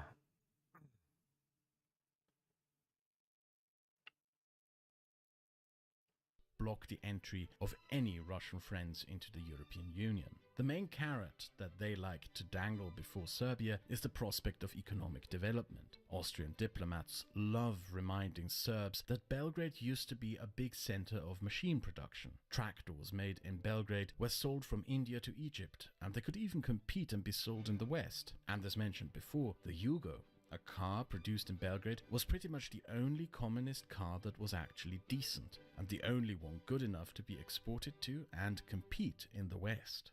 And recent developments will bring this conversation. You know what? This is a lot more interesting to me.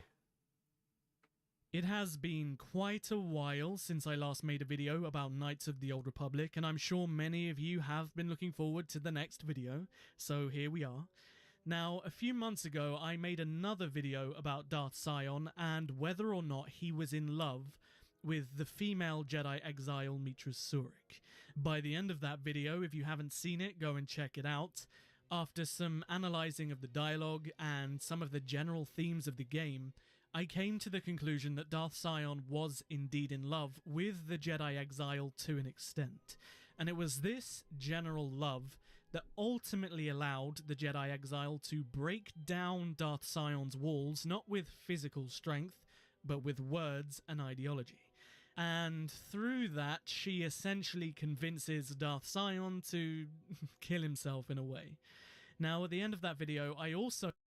Incel too angry to die decides to die for love.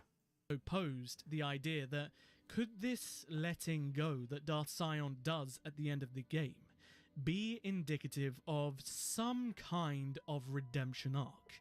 Could this moment actually be showing for the first time a Sith Lord that has kept himself alive through hatred, actually basking within the light for a short moment of time, through essentially what is the power of love, as cliche as that may sound?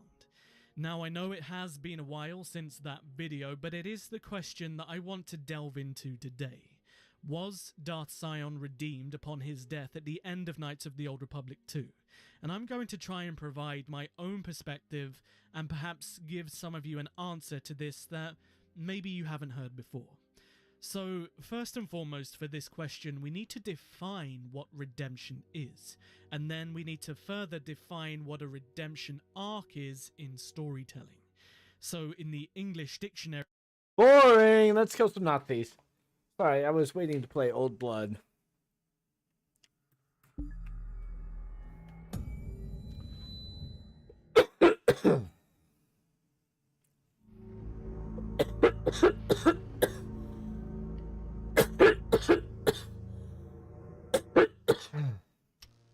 We're gonna play this, and then we're gonna play Wolfenstein: The New Order at some point. So, yeah.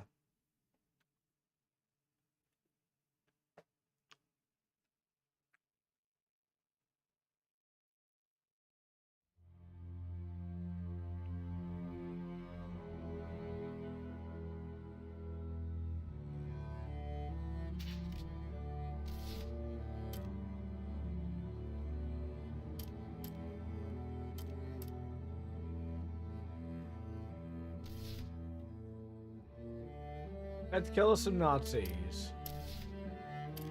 But first, I want to make sure... Alright, there we go.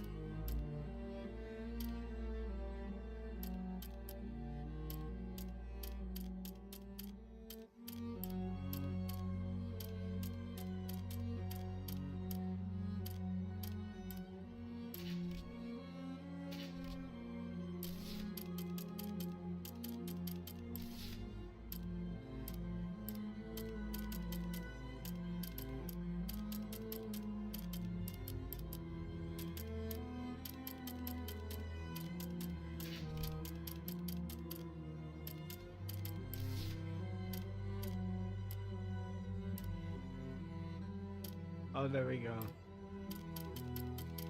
Okay.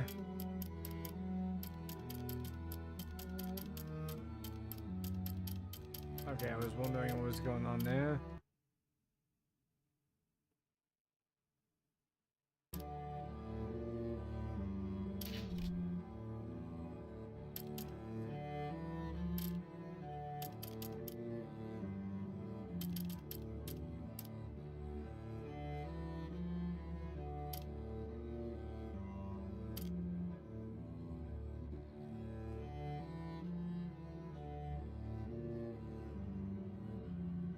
There we go.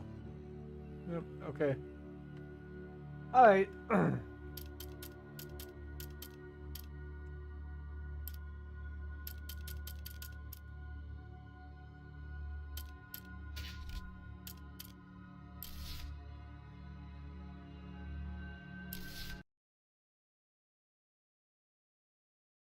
This war is a disease, passed through blood spilled by warriors. I feel the winds from the gathering storm.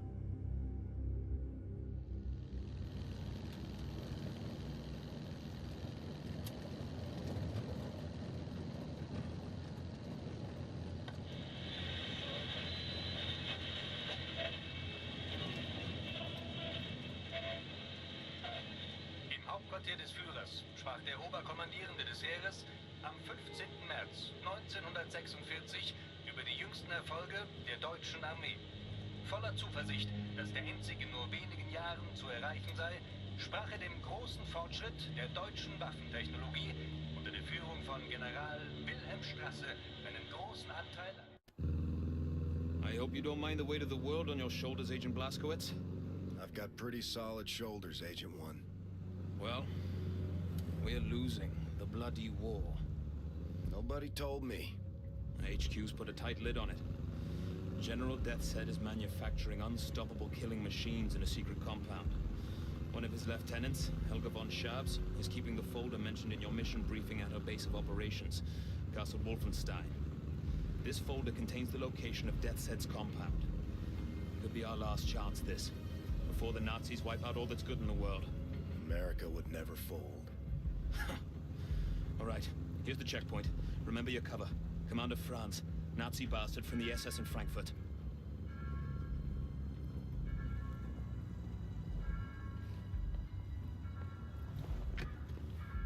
Die Papiere bitte.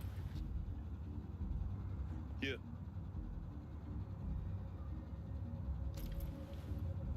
Fahren Sie zum Kontrollpunkt da vorne und zeigen Sie dort Ihre Papiere. Vielen Dank. Wiedersehen. You and me, Blazkowicz. We're a good team. We can do this. Okay, look. You're German? Frankly, it's atrocious. So no talking. And keep your gun holstered for as long as you can. The papers Kessler prepared for you are in the glove box. There.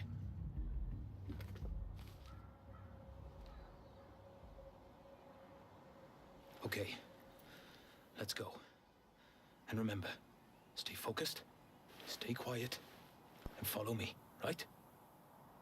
Commandant Franz, aus Frankfurt. Guten Morgen, guten Morgen. Fuck it.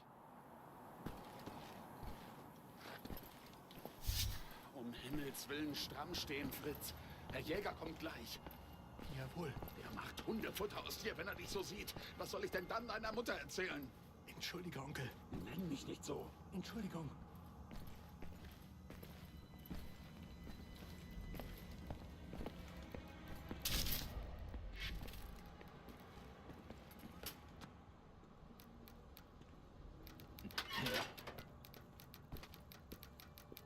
Zeigen Sie Ihre Papiere.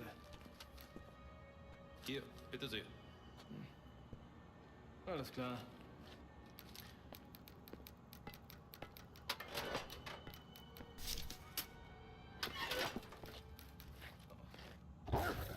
Guten Morgen, Herr Jäger.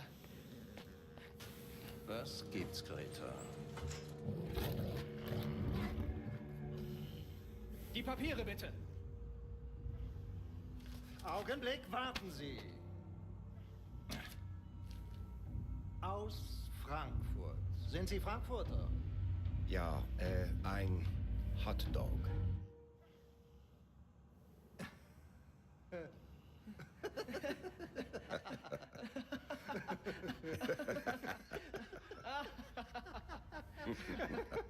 So ein komischer Kauz.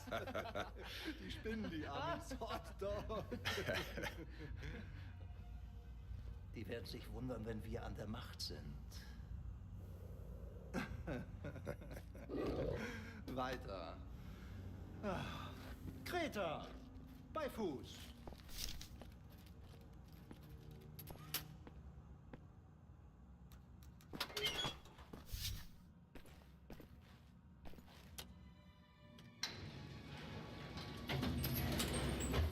Hot dog. Reckon I had to say something. That was Rudy Jaeger, Helga's second in command. I hear he feeds his dogs with prisoners from the castle's dungeon.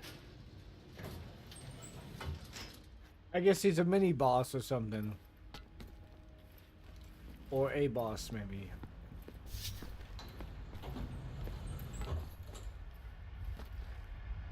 Guten Morgen. Morgan.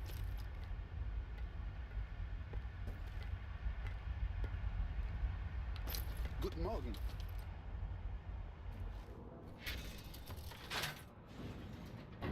Helga von Schaps.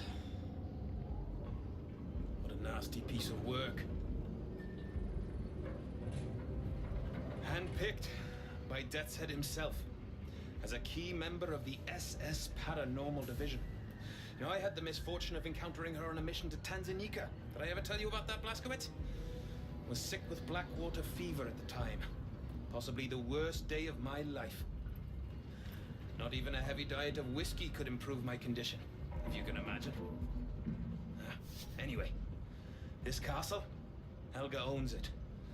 It's her occult research center. Now we need to take down Death's Head or the war will be lost. And Helga is vital in doing this. There's a top secret document folder in Helga's office. It should give us the location of Death's Head's compound. Once we have that, well then, we can launch an assault on his base of operations. Shoot him dead. Turn this failure of a war around, and be back, just in time for tea. I've got a better idea. How about I assault everything because I am the assault?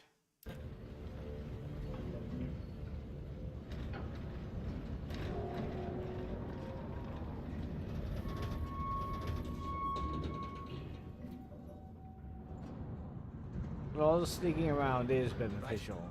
Off you go. I'll disable the alarm. You head for Helga's research center. We'll stay in touch via radio, leaving the channel open.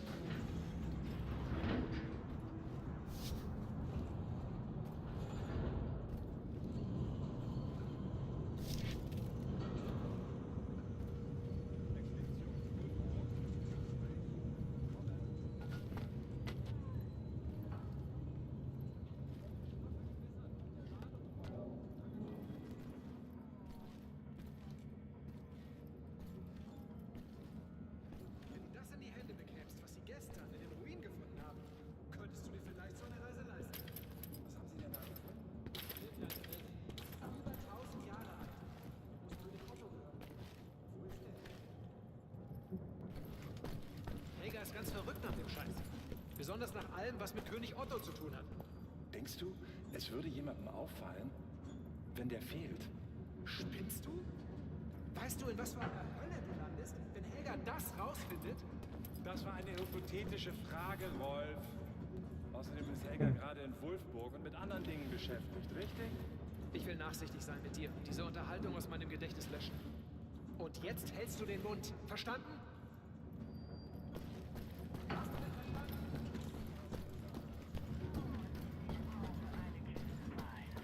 Der Wein, den die hier auftischen, ist grauenvoll. Also, mehr Treibstoff für den Laderoboter und für mich.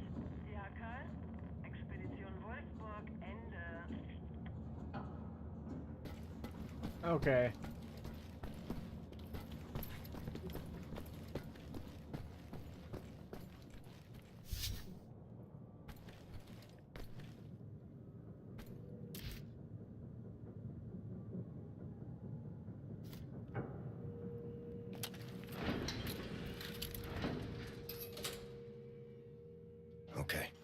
inside the elevator. Roger that. Guard spotted. Going in for the kill. There you go now. Sleep tight.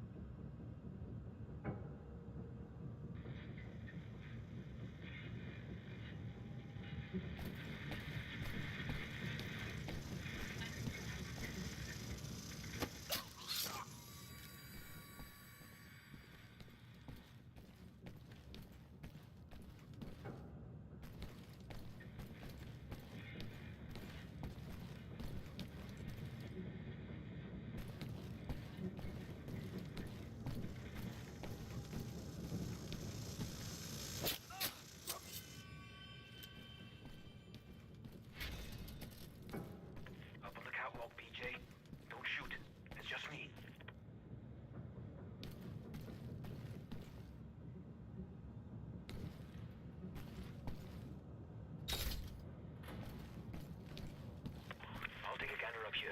Look for a safe. That's where the folder should be. Okay, Helga. Where do you keep your secrets?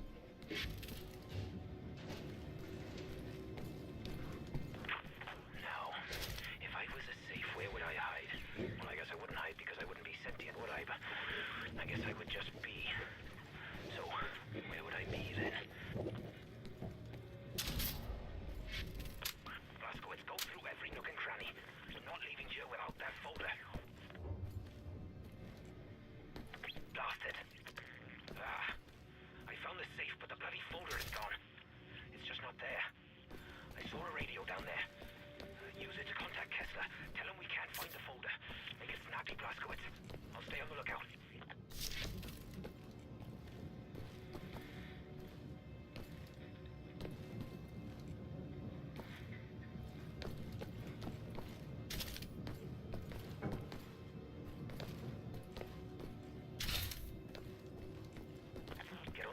Contact Kessler, Blaskowitz.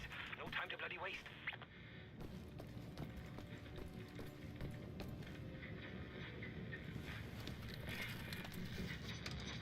Pathfinder calling Landseer. Come in, Landseer. Over. This is Landseer speaking. Over. Landseer, we can't find Lucy's present. Over. Pathfinder, I have new information regarding Lucy's present. Rendezvous with me as soon as you can. We will discuss further. Over. Roger. Pathfinder. Shit! Bloody hell! Hold him off, Blaskowitz! I'll find us an escape route! Remember, nothing good left in the world! No Nazis, Blaskowitz! Working on it!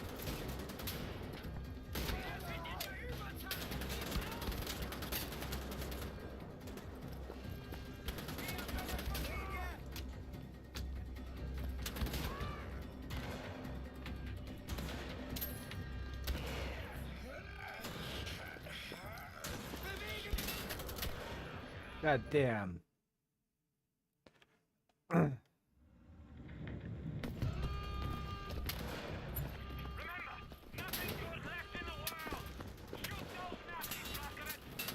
Working on it!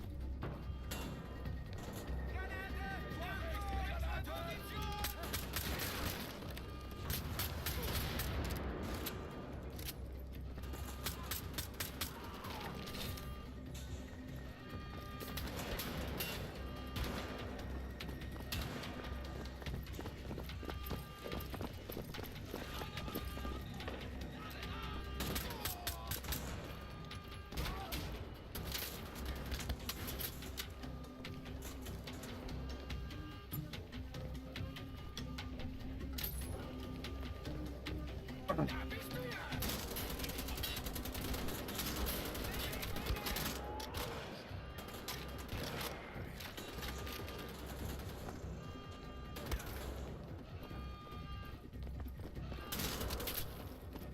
that exit coming along, Wesley?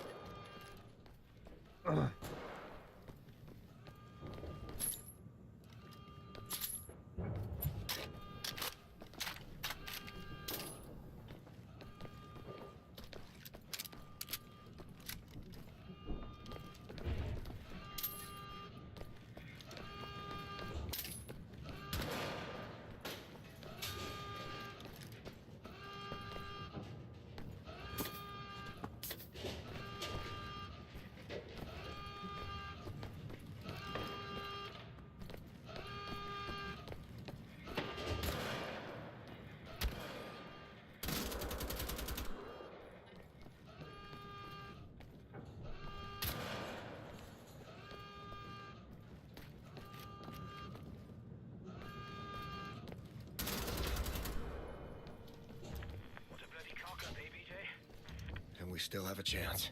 Kessler knows something. Well, it's worth bloody thought if we don't get out of this place. Look, I found a way out. Come here, I'll help you out. Careful. Careful. We're meeting Kessler in the village tavern. Roger that. Here we are. Get up here, quick as you can.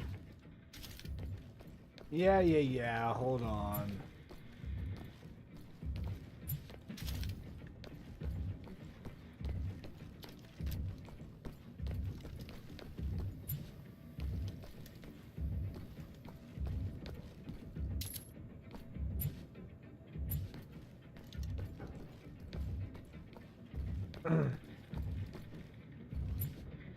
Okay.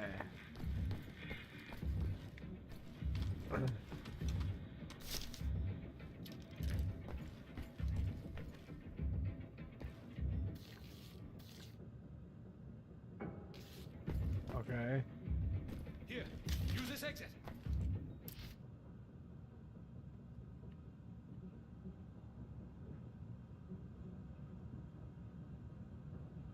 Nah, I'll go through this eventually. There's collectibles. Use this exit.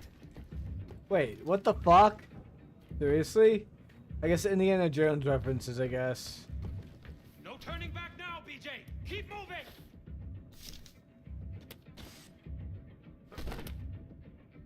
Shit.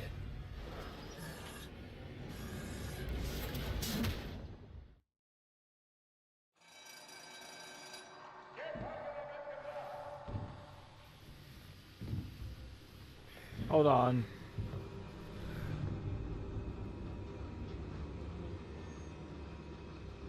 There we go. Sorry about that.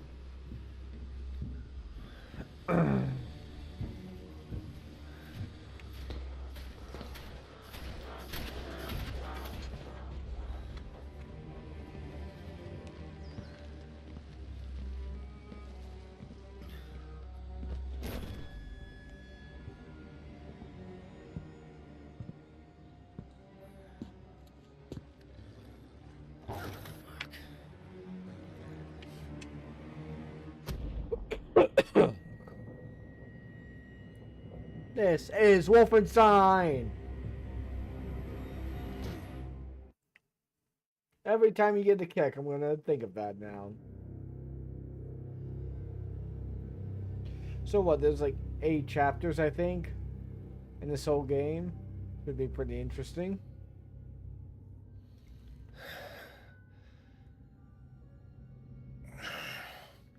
Damn it, Blazkowicz. You done messed up now.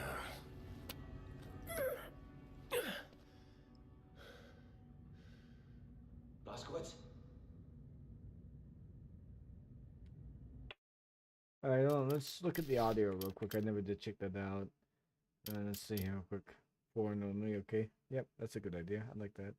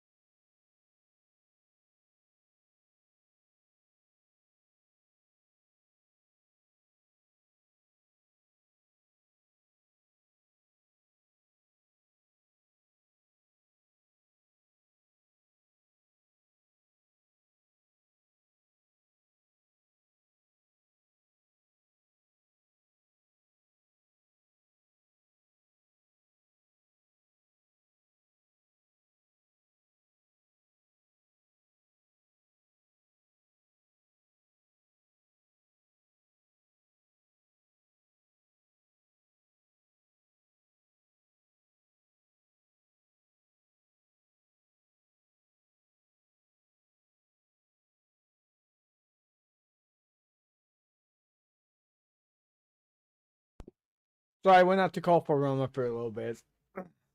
Stupid dog.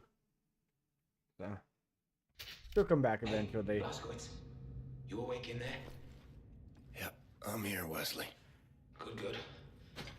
I'll get us out of here somehow. You ever been to Snowdonia, Blazkowicz? No, never been. It's a majestic and beautifully desolate place. Rolling hills as far as the eye can see. My father used to take me hiking there sometimes, before the Great War. He was happy back then. He'd pack a basket full of bread and cherries, a bottle of ale for him and a soft drink for me. I found a fossil there once. Same day I broke my foot slipping on a wet stone. That was the best day of my life. I wish I'd had a chance to go back. Evening, officer. Holt ihn raus! Jäger will mit ihm sprechen!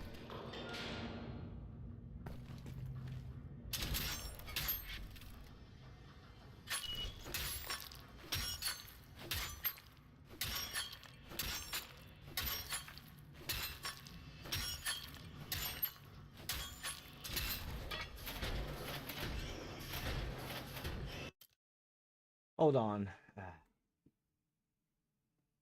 When my feet itch.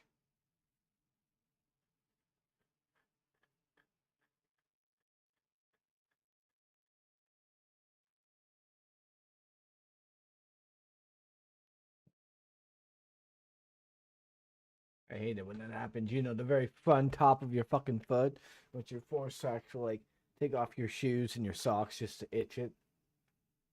So, yeah.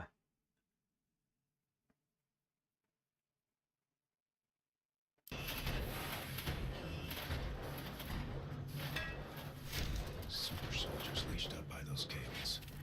Turning off the power maybe shuts them down.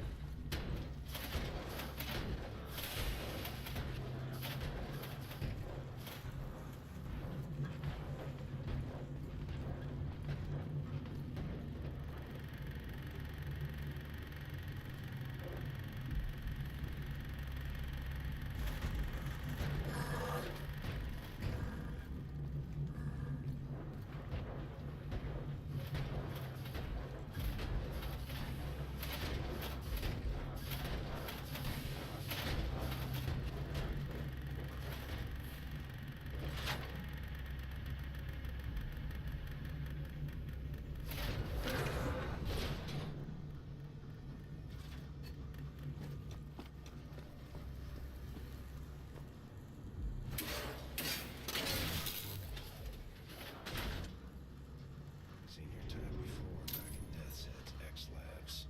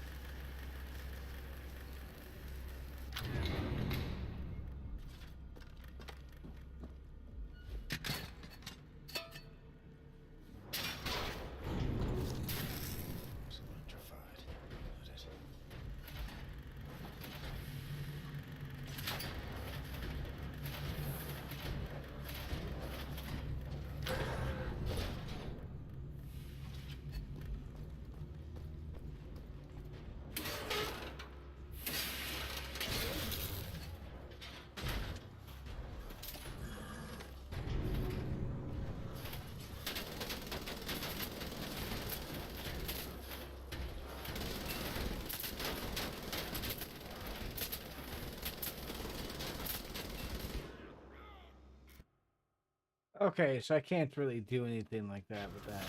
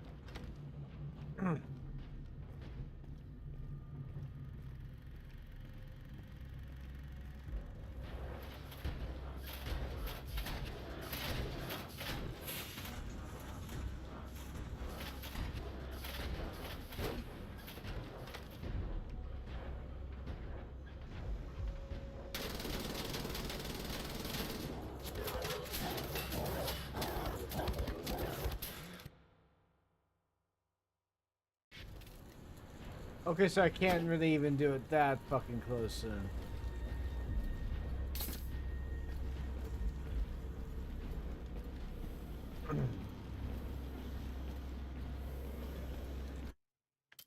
Okay. So let's not even bother with that then.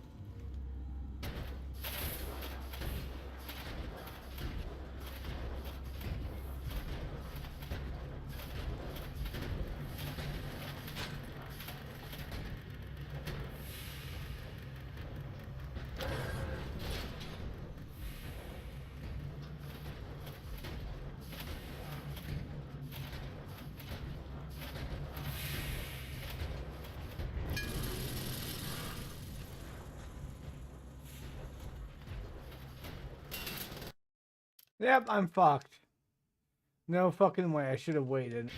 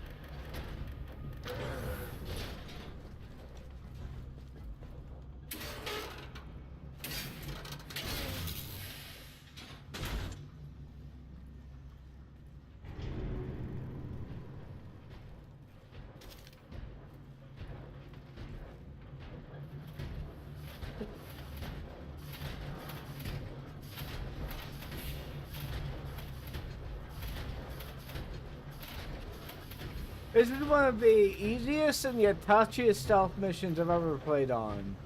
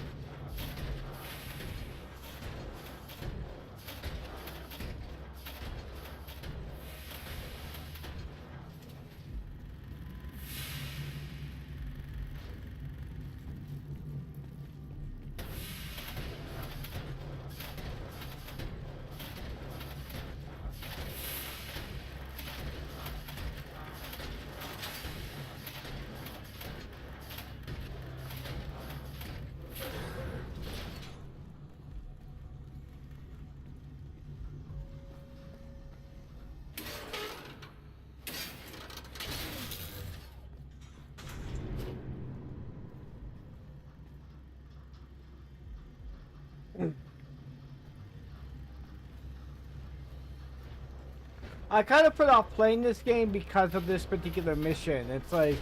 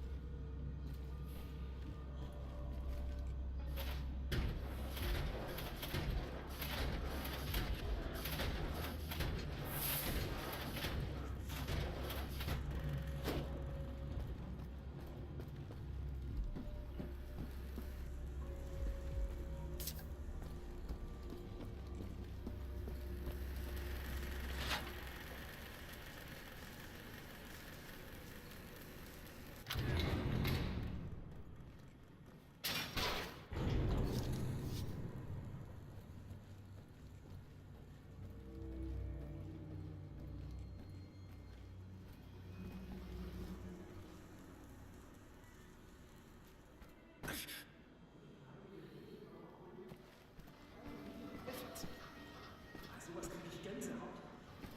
Als Christ meine ich. Und wer hat darüber gesprochen? Helga.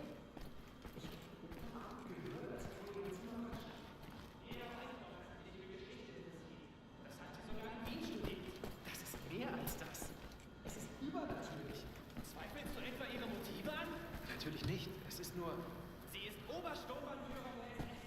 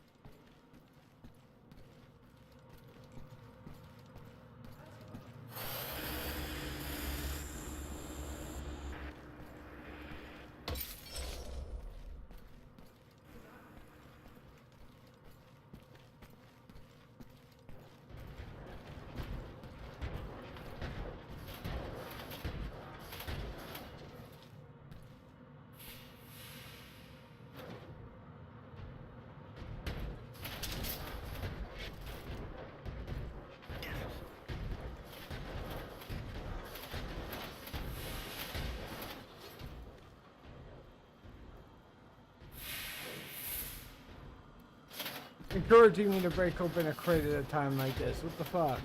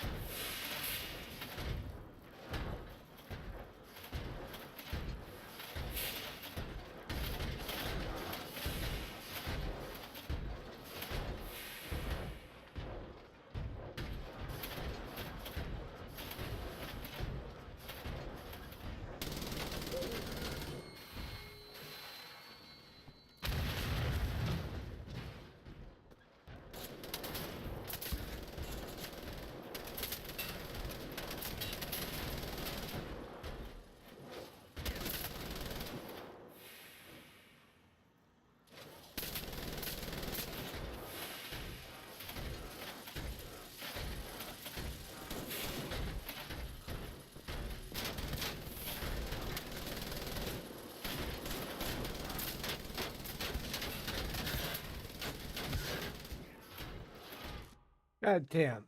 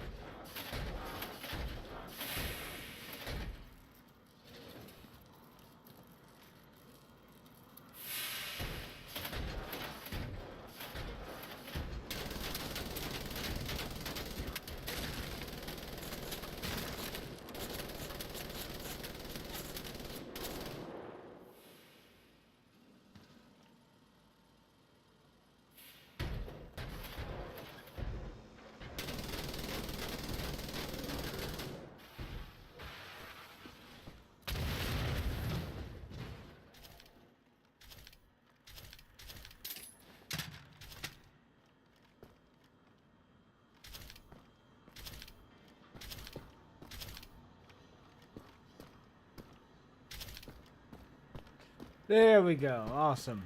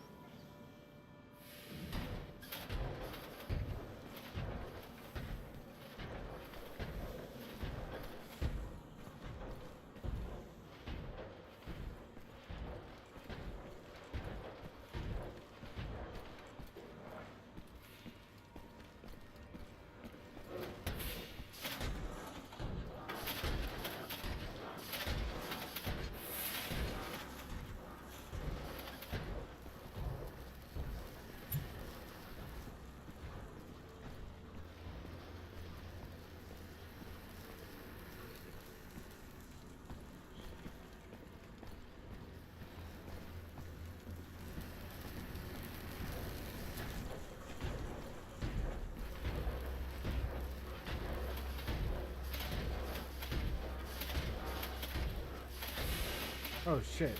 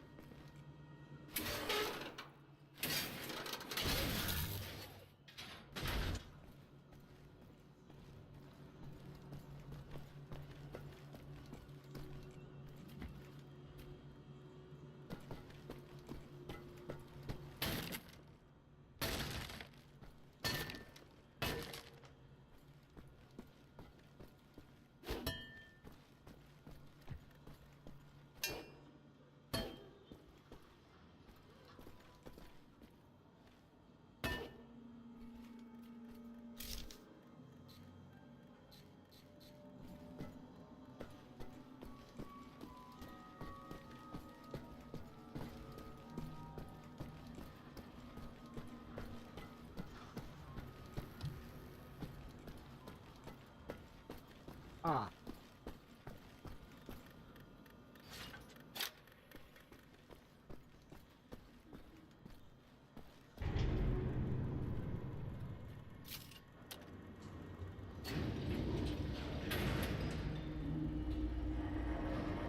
I guess I should have taken that with me, but whatever.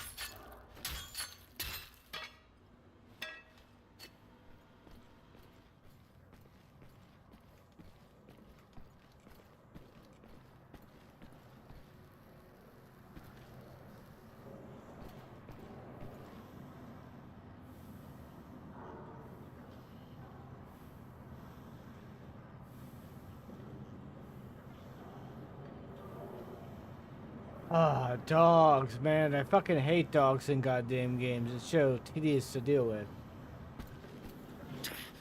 Do I end omniscient or they're fucking like just.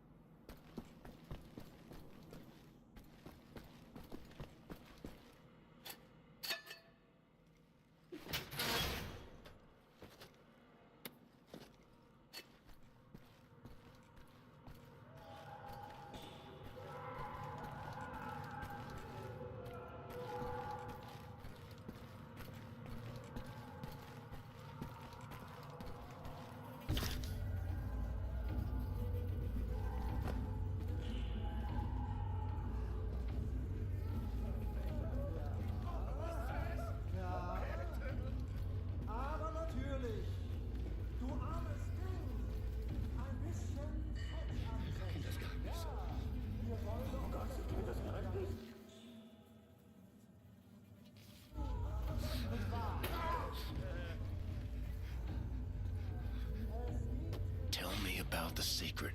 What does Helga know? Oh, mein Junge. Bist du von der Front zurück? Ich hätte nie gedacht, dass ich dich wiedersehe. Oh, mein kleiner süßer Junge. Oh. Sorry, old man. You mistake me for someone else. Ich dachte, eine Sekunde lang.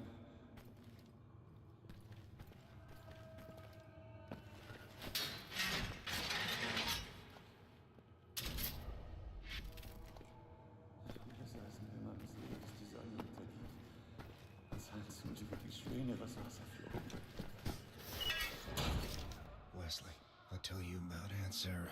Diagnosed with dementia during college. Medication made her drowsy and strange. I remember those eyes of hers, like dirty windows on some derelict shack. Grandma told me it passed through the blood.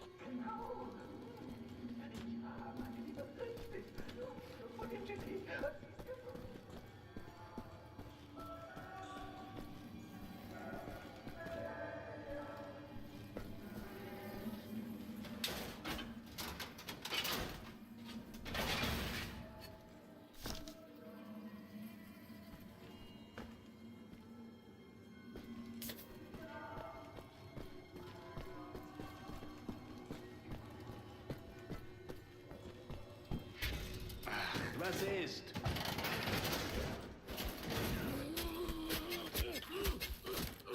Chin up, Englishman. Wir bringen ihn zur Festung. Found you. Jawohl! You are quite well, aren't you? Don't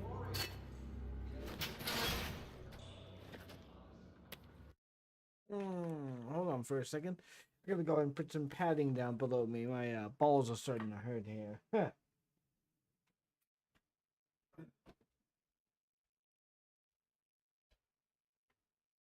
Roma! Roma girl!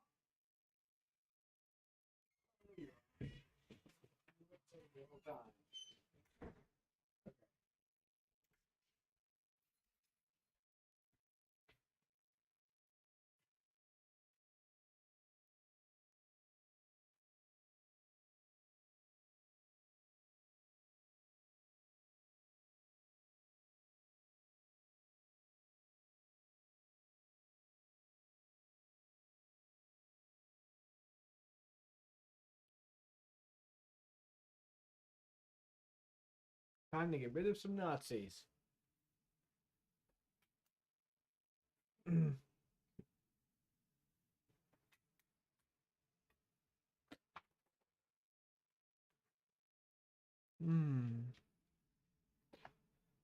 I think it's time for me to go ahead and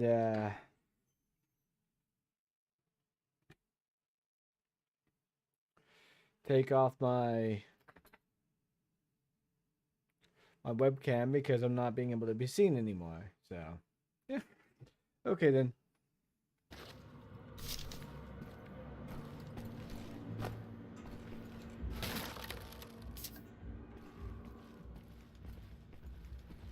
Oh shit. What the fuck is that?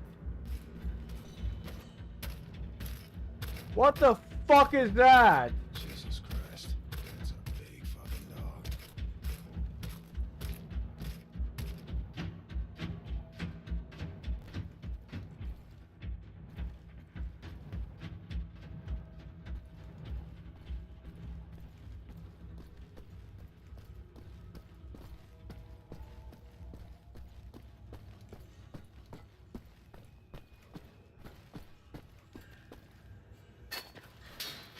I'm not staying to find out. Get me the fuck out of here. Get me the fuck away from that thing. As far away from it as I possibly can get. Oh shit.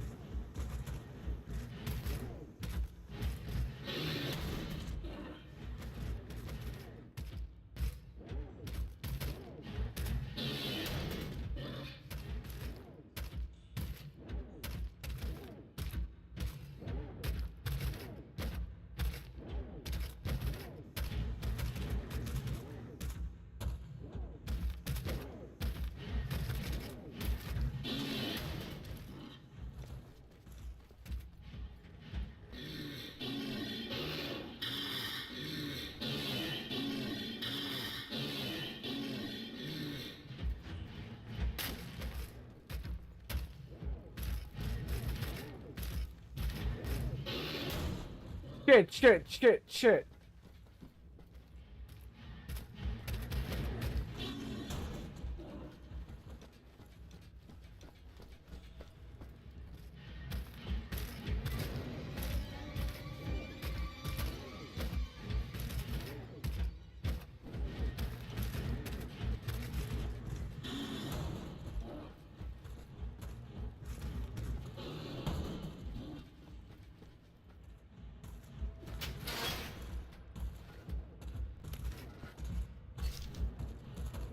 Get me the fuck away from that goddamn thing.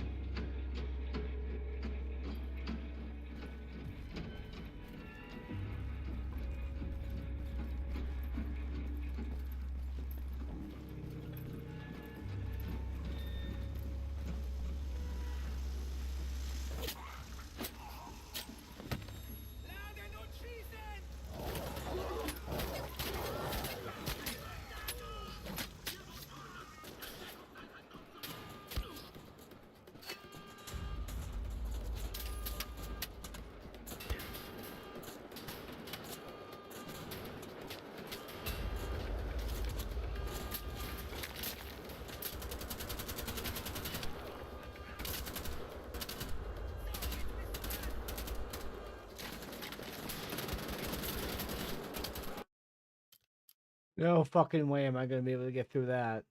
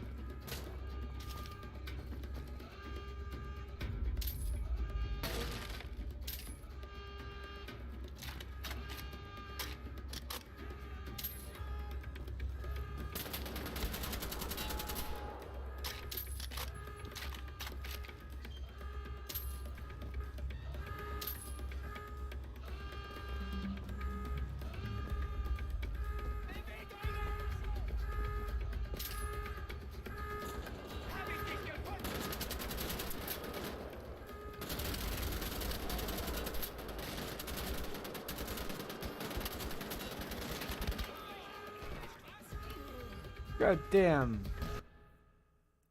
Was able to kill a lot of Nazis before I went out. Let's see if I can kill some more this time. Killing me some Nazis. Oh, Nazis are killing is always good.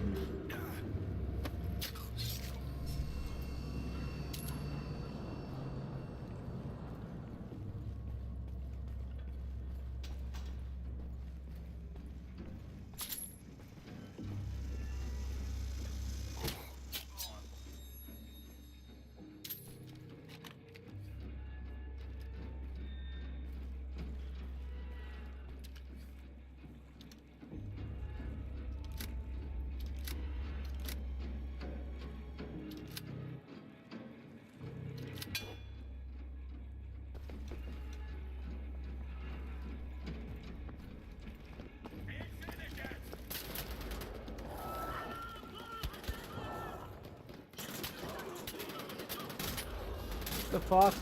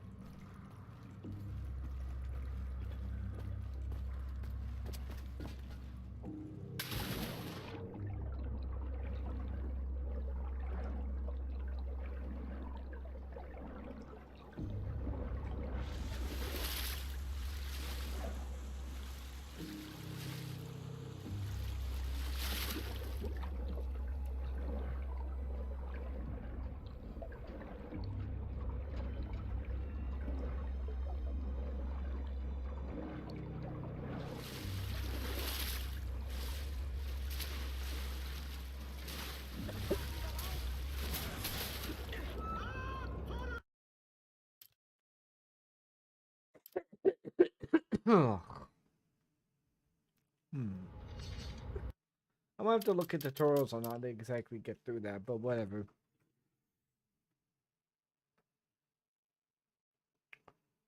There are two definitions for the word redemption that we need to. Yeah, I'm gonna end the stream. It's been a great time with you guys. I'll see you all later.